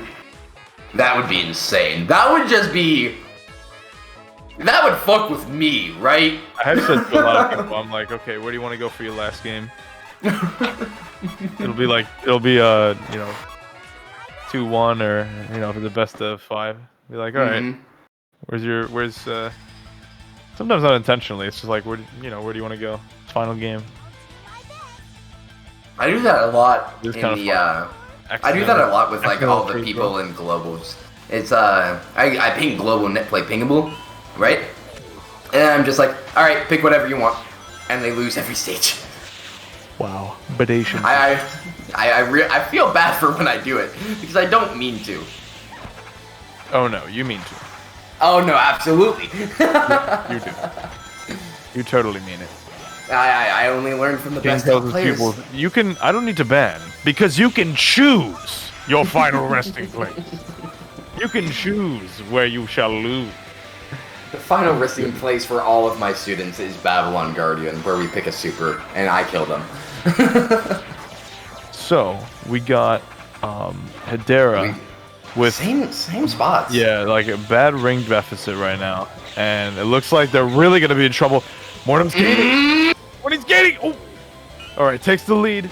Alright, lead, that's fine. Yeah, Hedera's going to accept that. That's fine. About to level up. Oh, steals the rings! Whoa, the rings! The rings! No rings for you. No level 2. Absolutely not. Rings? No rings? No ring. Oh my god. Oh no, oh no. Is it gonna happen again? Oh! No! Holy crap! You can't do this. What a hit! What a hit! Electrifying! At level 2, when Tails is transformed, that's gotta leave a mark. Oh my gosh! You could say that really stung. Oh look, Magnet! Now we're on equal ground, aren't we? Not if you're not in first place. Yeah. So again, it's just this is another problem, right? The reason why, like, Super Tails can't deny you of this many rings because they keep going on the red panel during the Choo Choo Rocket section, but there's a free 20 ring box there. So it's not like you can really stop you can't really stop the player from leveling up because there's ring boxes. There's also guaranteed ring boxes on the bottom path after the first ramp, but they keep going to the left side where the guaranteed air boxes are. Right. So again, a lot of it, like being able to sort of play around Super Tails is kind of just like map knowledge, and being able to know, oh, okay, he's going this way, Super Tails is going this way, and you know, I'm just gonna go the other way because they can't possibly mop up all the rings. Yeah. No, and that's exactly what happens on a majority of the stages. Speed shoes protect that turf. But that hit is going to seal the deal. Absolutely, and that makes it 1-1, which didn't happen at all last game. So Hedera's not out, but Mir Mortem is also coming back with a vengeance. It is funny because it looks like Mir's best stage so far seems to be Illusion. That hit was kind of poetic in the way that what's it called? Hedera was on the dream path. They got hit exactly when they got off the dream path, like it was a rude awakening or something like that. That's exactly what it is, Chris. That's exactly what it is. That was quite the symbolic hit. Ooh, Splash Canyon. Okay, so this is funny because this should technically play out in Wave's favor. Although, I mean, if Super Tails does what I think they might do, Super Tails hit. Yep. There's no words to be said there. Super Tails doesn't really benefit off the rails here. Like it doesn't need the rails here. No, but it is better than the current situation with Fly Path because you can't take the fly skip. So taking the the speed path here, infinitely skip. We didn't stop it last time, and besides, they're. Oh, are they doing the fly skip? Yeah. Yeah. Okay, I mean, as long as the players agree to it. Yeah, I mean, I can't. They are playing mono fly, so I don't know. Yeah, I feel like it's fine. It's not supersonic, so. Yeah. Whatever. If they're fine, if the players are gonna agree with it, then it's whatever. Right. And it's funny, just as I say that too. Yeah.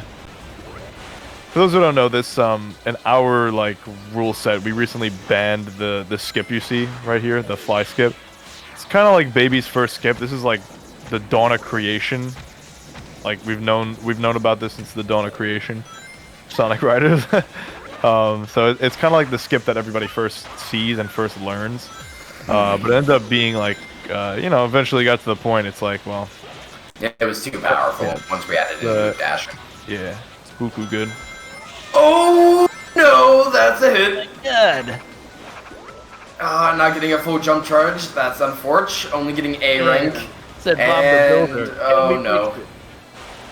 No, you can't. And it looks like Mortem is gonna have to go through. Are they gonna do it? No, they're not. They're gonna stick to the tournament rules. Bless. Mortem. Team Sonic Racing. Okay, that's gonna be a 2-1 victory. Yeah, it's not over just yet. Hedera still needs one more point. Might want to ask if they agreed to that skip. Well, we didn't stop it the last time they did it, so. Yeah. Well, we are the commentators, so it is up to the admin or whoever is actually running the tournament. Which is not us. We are here as guests. We don't really have the authority to make judgment calls like that in this bracket, but I will inform them. And there's nothing you can do because Hedera did the skip at least 3 times here on the stage. And that's game by game by game, not lap.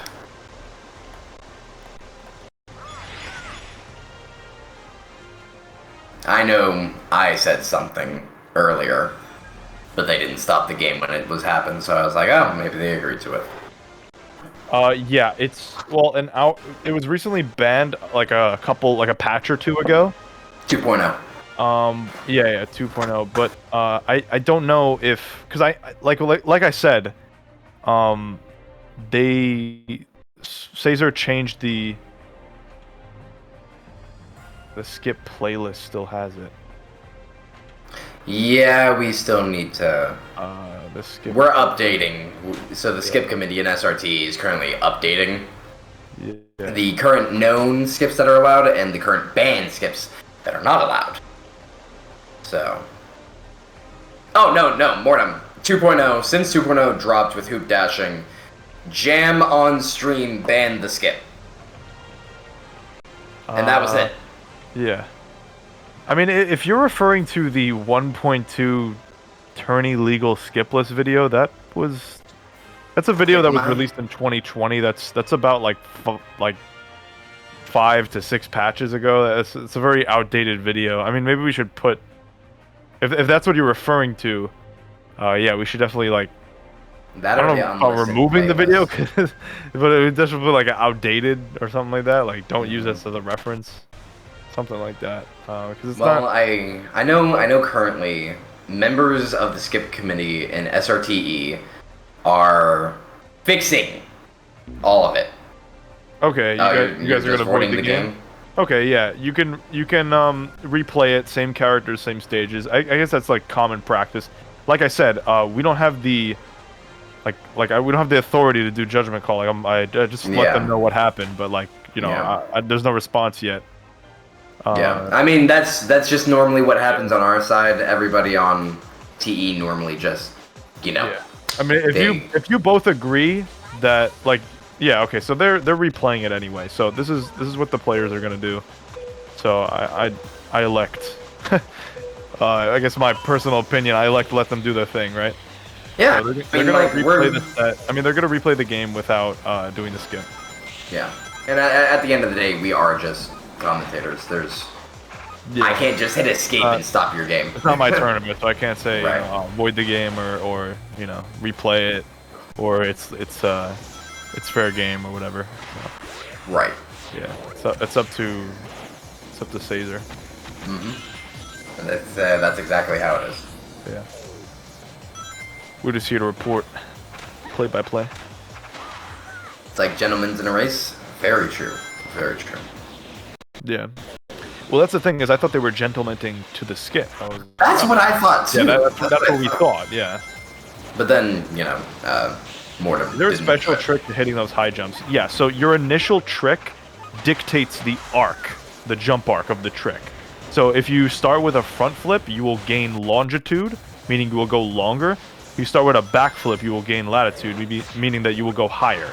Right? So if you want to go higher, you want to do a back flip.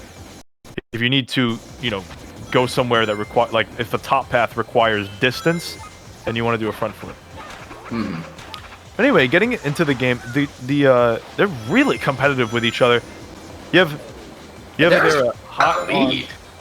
Yeah, I mean it's crazy. They're really, you could tell over the course of this tournament they're playing their execution. They got used to the game and they are showing that they are not fucking around anymore. Yeah, Mortem and Hedera have improved as they're playing significantly. They're keeping it rather close, heading into the final lap. Oh, but you see Mortem getting a little bit dry right there. Not going to be able to keep up in the final stretch. Oh, maybe getting an extra. Okay, they got an S+. That's going to keep them hold. I didn't even realize it was lap 3. Holy shit. Yeah, that's it. Wow, that must be something that Hedera kept the point, basically, without doing the skip. That's really... That's impressive. Yeah, that is. Gotta give you props. Like, just like respect, right? Like, they played it back, they ran it back, missed. Still got the point, so... Hedera could, like I said, can easily take this. Needs one game. Well, Mortem needs it's one game. It's one game from denying Mortem the W, and it's actually insane because Hedera, they've been going through the entire tourney and they've stayed on the winner's side. And Mortem. Let me actually check when Mortem got knocked down to losers. Mortem got knocked down to losers. Where is it? I believe it's winners quarters, maybe? Yeah, so they actually raced before, and Mortem got knocked out in winners quarters into losers round 2. And ever since then, Mortem has been taking games constantly. It's actually kind of poetic. You lose once and it's like never again. Yeah. Big head mode. Big head. Talk to him. Ooh, Mortem experiencing reciprocal extend off that turbulence. Very nice.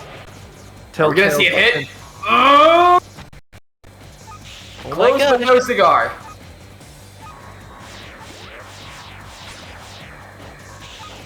Bring it home, bring it home. Oh no. Mortem in a precarious position. Oh no! What is going on? What happened? Outsped. Huh. Oh, be damned. That's how it is. I guess so. I thought he was surely gonna be a hit regardless. Tail's kind of bussing. But like, slipstream and literally on the rear end, like. Well, when you're that close, slipstream doesn't work. Fair enough. This is right up Tails' ass. Like the slipstream is not good.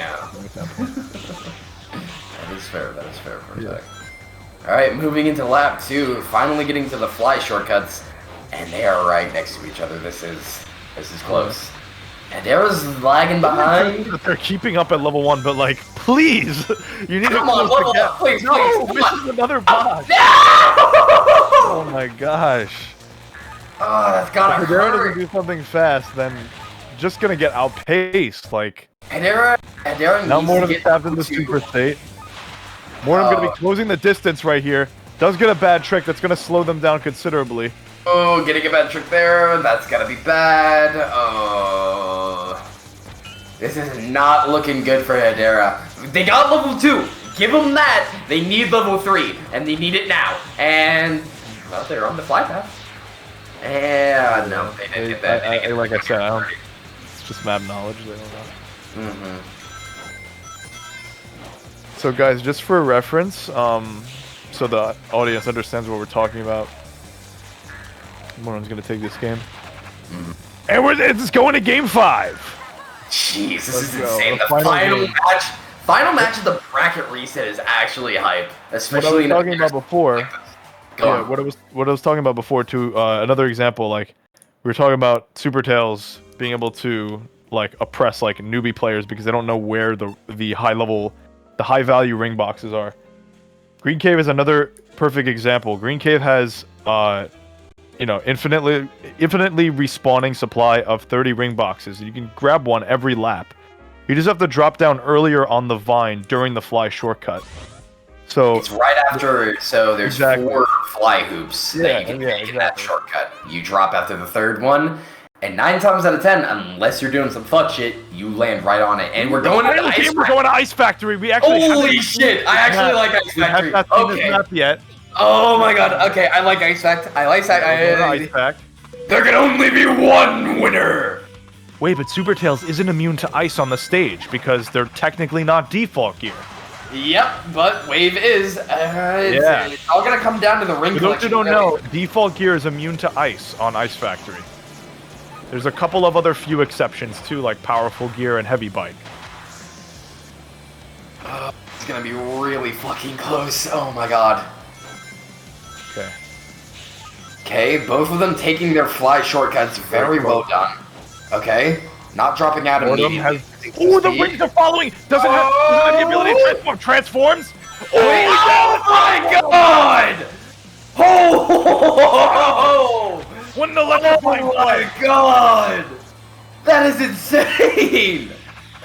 Oh, dude, those these rings were hits out following of Mortem nowhere. by the magnetism didn't completely it didn't complete, so wow. By the time he stopped boosting, the rings caught up, gave him that just delay enough ended up working out actually though. Yeah, that is insane. Mortem not getting the speed type rail, not gonna hurt him too much. But they need to keep this pace. They need to keep this pace. No! Oh no, that's horrible for Hedera. That might be game. That might just be game over. Oh no. That's horrible. And unless Mortem dies here, via inescapable Got death. a whole nother lap to do, but that is really, really rough. Yeah, well, I mean, you're looking at there it is. Yeah, it's starting to fall apart a little bit. Verse. You can tell I would love after that first big mistake, it was like They're falling apart. It's this momentum has broke. Got the 10 rings at least. This might. Damn. I don't got words for this because this is insane. Watching this. Oh! Hold on! Wait! Hold on! Wait! Okay! Okay! Cap it on! Over! It's not over! Maximum impulse! Go, Hedera! I cannot afford to make a single mistake! Hedera! Not you too! Oh no! Oh, Mustaga! Even after making he's going backwards! Oh my God! Hedera! Capitalize! Hedera, you can do this! No! Whoa! Oh my God! What an upset! Stealing the game! Robbing the game from the jaws of defeat! Hedera is our SAESR Showdown Sonic Riders Tournament Edition champion! On God! What an amazing twist of fate! Versatile, shut the fuck up. I knew you were right. I was just playing along for the meme. I knew your game plan from the start. What the hell? I thought Hedera was down for the count. And then by the sheer fact of luck. Oh my God. Making a twist of fate. Oh my God.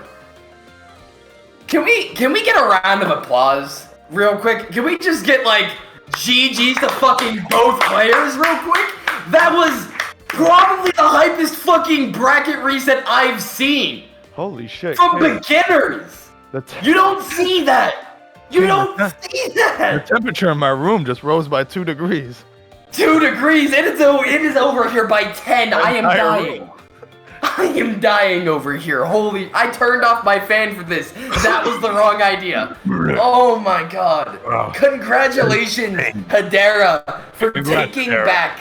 Oh my God. You won. You saved yourself from the bracket reset with the 3-2. Scary times. You took it back. Mere Mortem. Absolutely scary. Give it up for Mere Mortem. That was insane. Putting up a fantastic show. Absolutely stellar. It happens all the time in Smash. Nah. Don't count yourself down from that, Mortem. You did absolutely fucking stellar. I wish I was that good from just playing for the first day. Oh man. Absolutely insane event. I know I came in an hour late, but this was amazing. That was amazing. Holy crap. Now that was some good riders. We played some good riders today, wouldn't you say? That was some good. That was very good riders. I am very impressed. That was some hype. That was some hype competition. Yeah, hype. Poggers, mate. Poggers. Did anybody clip that? Is the question. Did somebody clip that? Somebody please clip that. Clip all of it. Oh my God. Clip like this entire past 4 minutes. Just this entire thing. Clip the whole tournament. Could we get both Mortem and Hedera in here, actually? I would love to speak to both players. I would love to speak to them both. Let's get them in a dual quad real-time interview.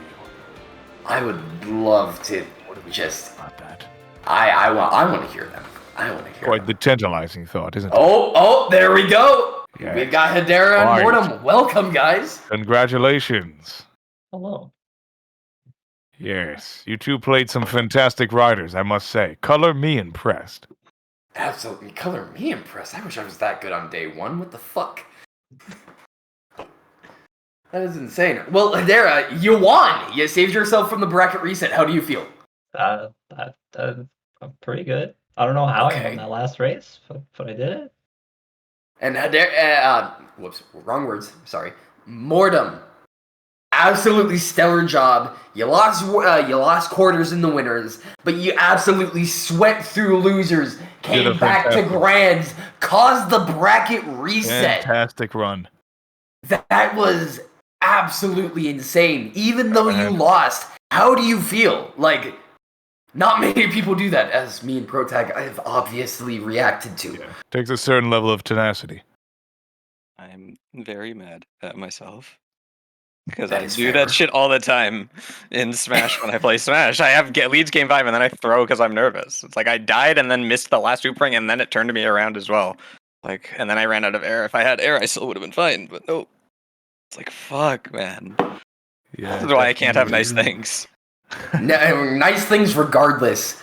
The way you played, at least after I came in, the way both of you played, and the way I saw, you two just go between winners and losers was absolutely phenomenal. Especially how they both improved as the tournament went on. You saw the improvement. I definitely did. I did. Yeah, Mortem, your Super Tails gameplay got a lot better. You guys were playing some good riders by the end of it. The grand final set was fantastic. Mm-hmm. That was on par with at least one of our beginners' tourneys. Yeah, for sure. Yeah, we were yelling. That was definitely also a no seeding moment because my round 1 was Hedera. So well, we can't guess everything. Yeah. That's how it'd be. I mean, I played probably a month ago.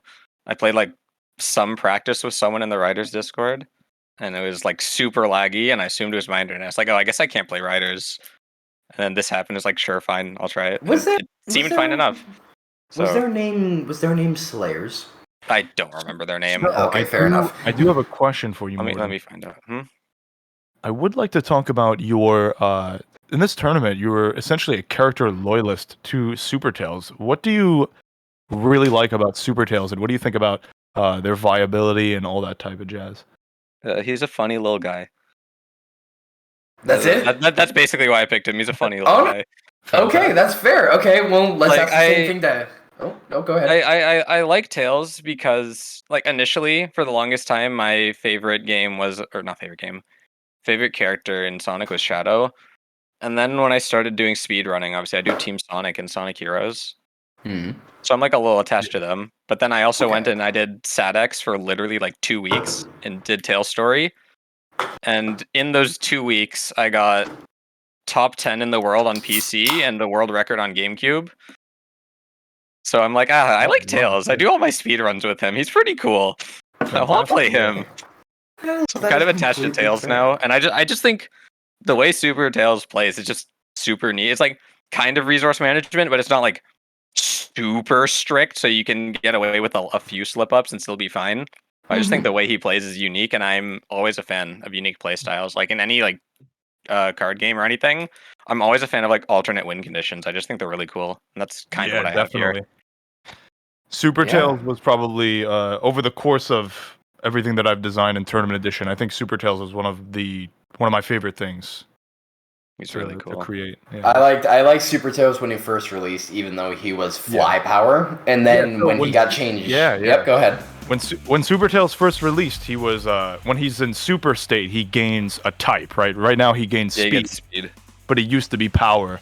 And he was actually much worse off because of it. He does have some minor buffs that he got in the last couple of patches. We've been giving him these little tweaks to get him to a state that we want, but we've also been a little bit concerned, cautiously buffing, because we also realized that Super Tails... I know Thanos is going crazy with Super Exactly, Tails. yeah.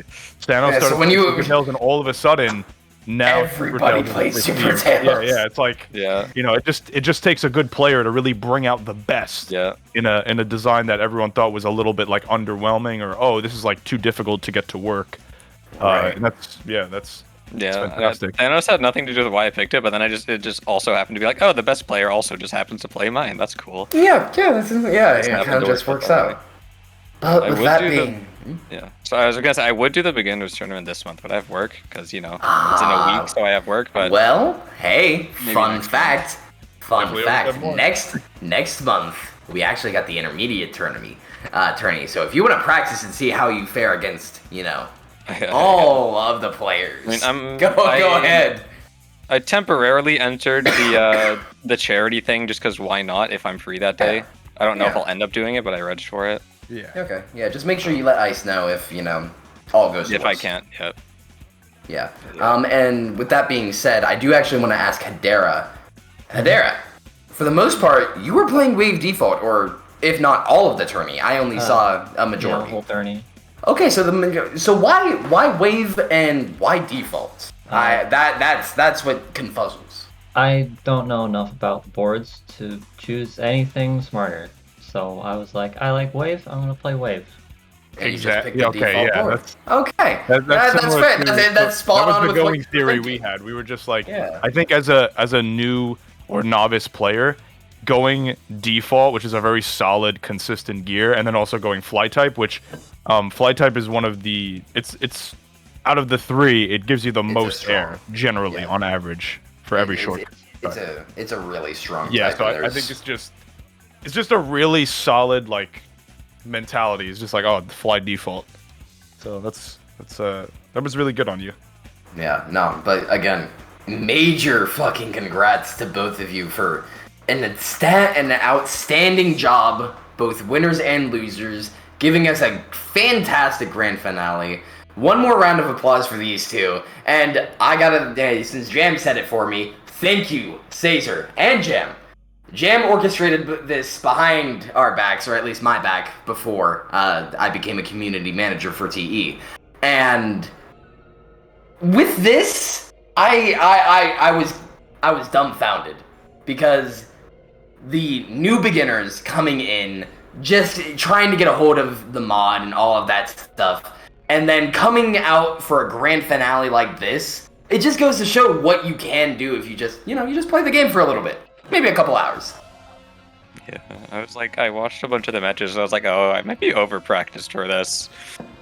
And then there's Hedera. But luckily there's... I mean, it would have been boring if I swept the whole thing, so this is probably a better overall result than if Hedera wasn't here and I just won the whole thing because no one else practiced, so... At least it was a lot more hype for the viewers. Definitely, yeah. You guys played some great riders today. Yeah, I hope there's a funny little results graphic, but I don't know if there will be. Yeah, no, I'm ecstatic to see one of these again because I love this. This was amazing. I am glad that me and ProTech could come out, commentate over this, and see this happen live because it was amazing. Yeah, this was amazing. So I know SAESR, the guys in Twitch chat, they are asking Hedera to choose the raid. So Hedera, it's all you. It's all you. It's you, Tefis. Hi, Tefis.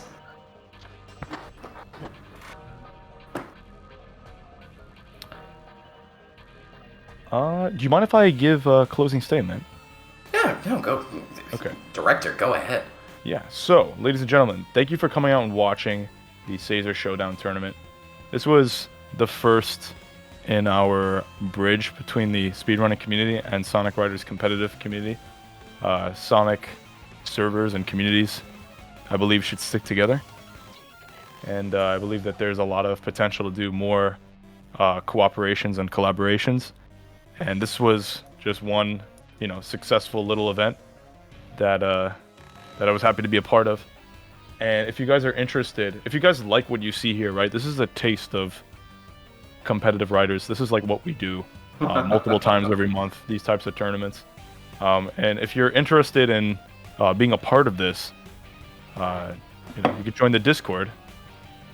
Shoot that link right there. And you could start your journey on competitive Sonic Riders. But yeah, I really appreciate you guys coming through, and couldn't thank you more for giving us this opportunity. So, thank you again. Yeah, this was insane to be a part of, and I do wanna add this in. If any of you after today who have participated are planning on joining us in the competitive scene later on down the road, we have a decent amount of events remaining for the month. We've got Love Chasers tomorrow at 1 p.m. EST. So if you're in the time zone and you don't mind playing a female character, come by for that. It's a lot of fun. We've got Ice Riders Charity. That's on the 17th. Same. I think it's a little later. I don't know the exact conversion because I'm in Hawaii. But that's just a normal tourney. You can play what you want. Same rules apply.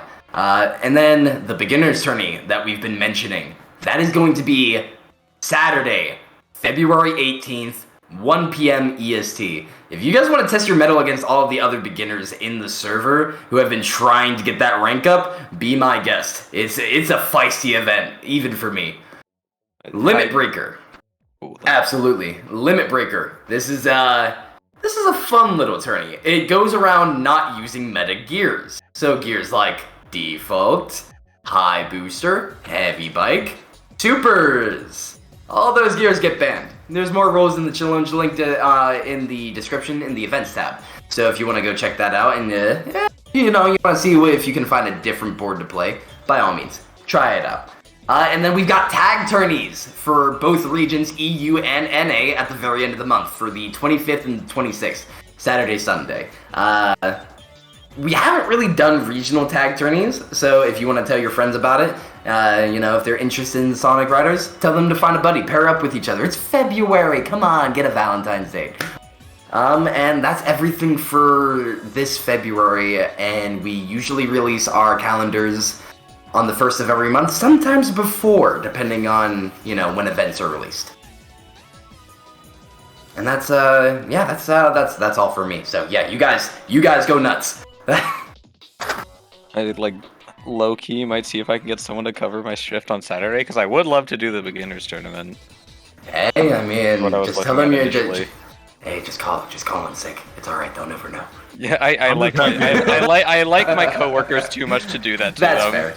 Okay, that's fair. But if not, I'll do something else. I'm just happy that at the thought that you like what you see and you want to compete again. That's more just to show that we had a positive effect and that you guys had fun. I mean, that's really all we can ask for.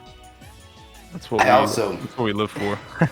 I also forgot to mention, so last month we had a texture contest. Both of the, cash prizes, they both asked the prizes to be donated to another tournament prize pool. And they both chose beginners. So the current winnings for beginners is $50 for first place, $25 for second place, and Discord Nitro for third place. Oh my gosh. God help my wallet. I get that Canadian conversion rate too. So yes, you do. Yes, you do. Exactly. If I won. So, I mean, hey, if money is your thing and you want to see if you can take first place, go nuts. Axolotl, let's go. Yeah, that is I guess another incentivizing component. Most of our tournaments, like I said, we host multiple tournaments every month, and basically all of them has some sort of monetary prize pool. Most of them, yes. Some of them most of them the gimmick tourneys, like Limit Breaker, don't. But we have more than enough professional official tourneys that do have some sort of prize pool. Of course. Okay, well, I think that's definitely all for me. Right? That's me. That's me. Yeah, that's me. That's King. Does anyone? Congrats again to Mere Mortem and Hedera. Fantastic jobs. Do you guys have anything you want to say? I speedrun sometimes on my Twitch at Mere Mortem. I do Sonic Heroes LTS, but also all my socials are Mere Mortem. So if you want to find me, I'm there. Send me that fucking link. Which one? The Twitch? All of them. All of them. I will support you. Twitch and Twitter basically are the two. Okay, good. I use both Twitch and Twitter. We're good. We're set. I stream a little often, but I don't tend to talk too much, but I'll still type and chat with people when I can. It's all good. Because I have a lot of time saved, so there could be PBs soon if people want to see Smile. Cool. Hedera, anything? Uh, Got any links you want us to plug? I stream occasionally. You want to throw us the link? Dark Story. I'm doing the cool rival battle tomorrow. That's gonna be cool. That's gonna be cool. We should definitely check that out. I unfortunately won't be able to check that out because I'm gonna go shoot shit tomorrow at 6 a.m. Fun. You're like fun. No, it's army bullshit. Don't worry. Yeah, I assumed so. I'm crying. Okay. All right. Well, I think that's everything. Hedera, have you figured out who we're gonna be rating? I think so. Ooh. Well, by all means, tell Tethys. And Tethys, thank you again for streaming this. Fantastic job. So yeah, this cool guy. His name's Near Ultimate. He's pretty good at hunting, and I think that's pretty cool because I like hunting. Hunting IRL or hunting game? Good question. I mean, is it like a webcam or is it just? No, like, yeah, I want like the emerald pieces, you know? Oh! Okay. I hunt emerald pieces IRL. Okay. I don't know if you guys heard this. I haven't played either of the adventures, so I don't know that. Oh, true. Good point. Apologies. I'm a fake fan. Yeah. Well, whenever Tethys wants to start the raid, I think we're ready to go. Yeah, near. There they be.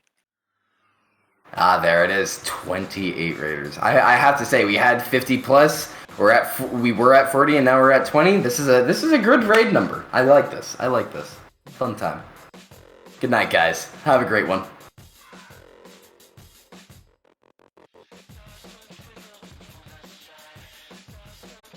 All right. There it is. Streams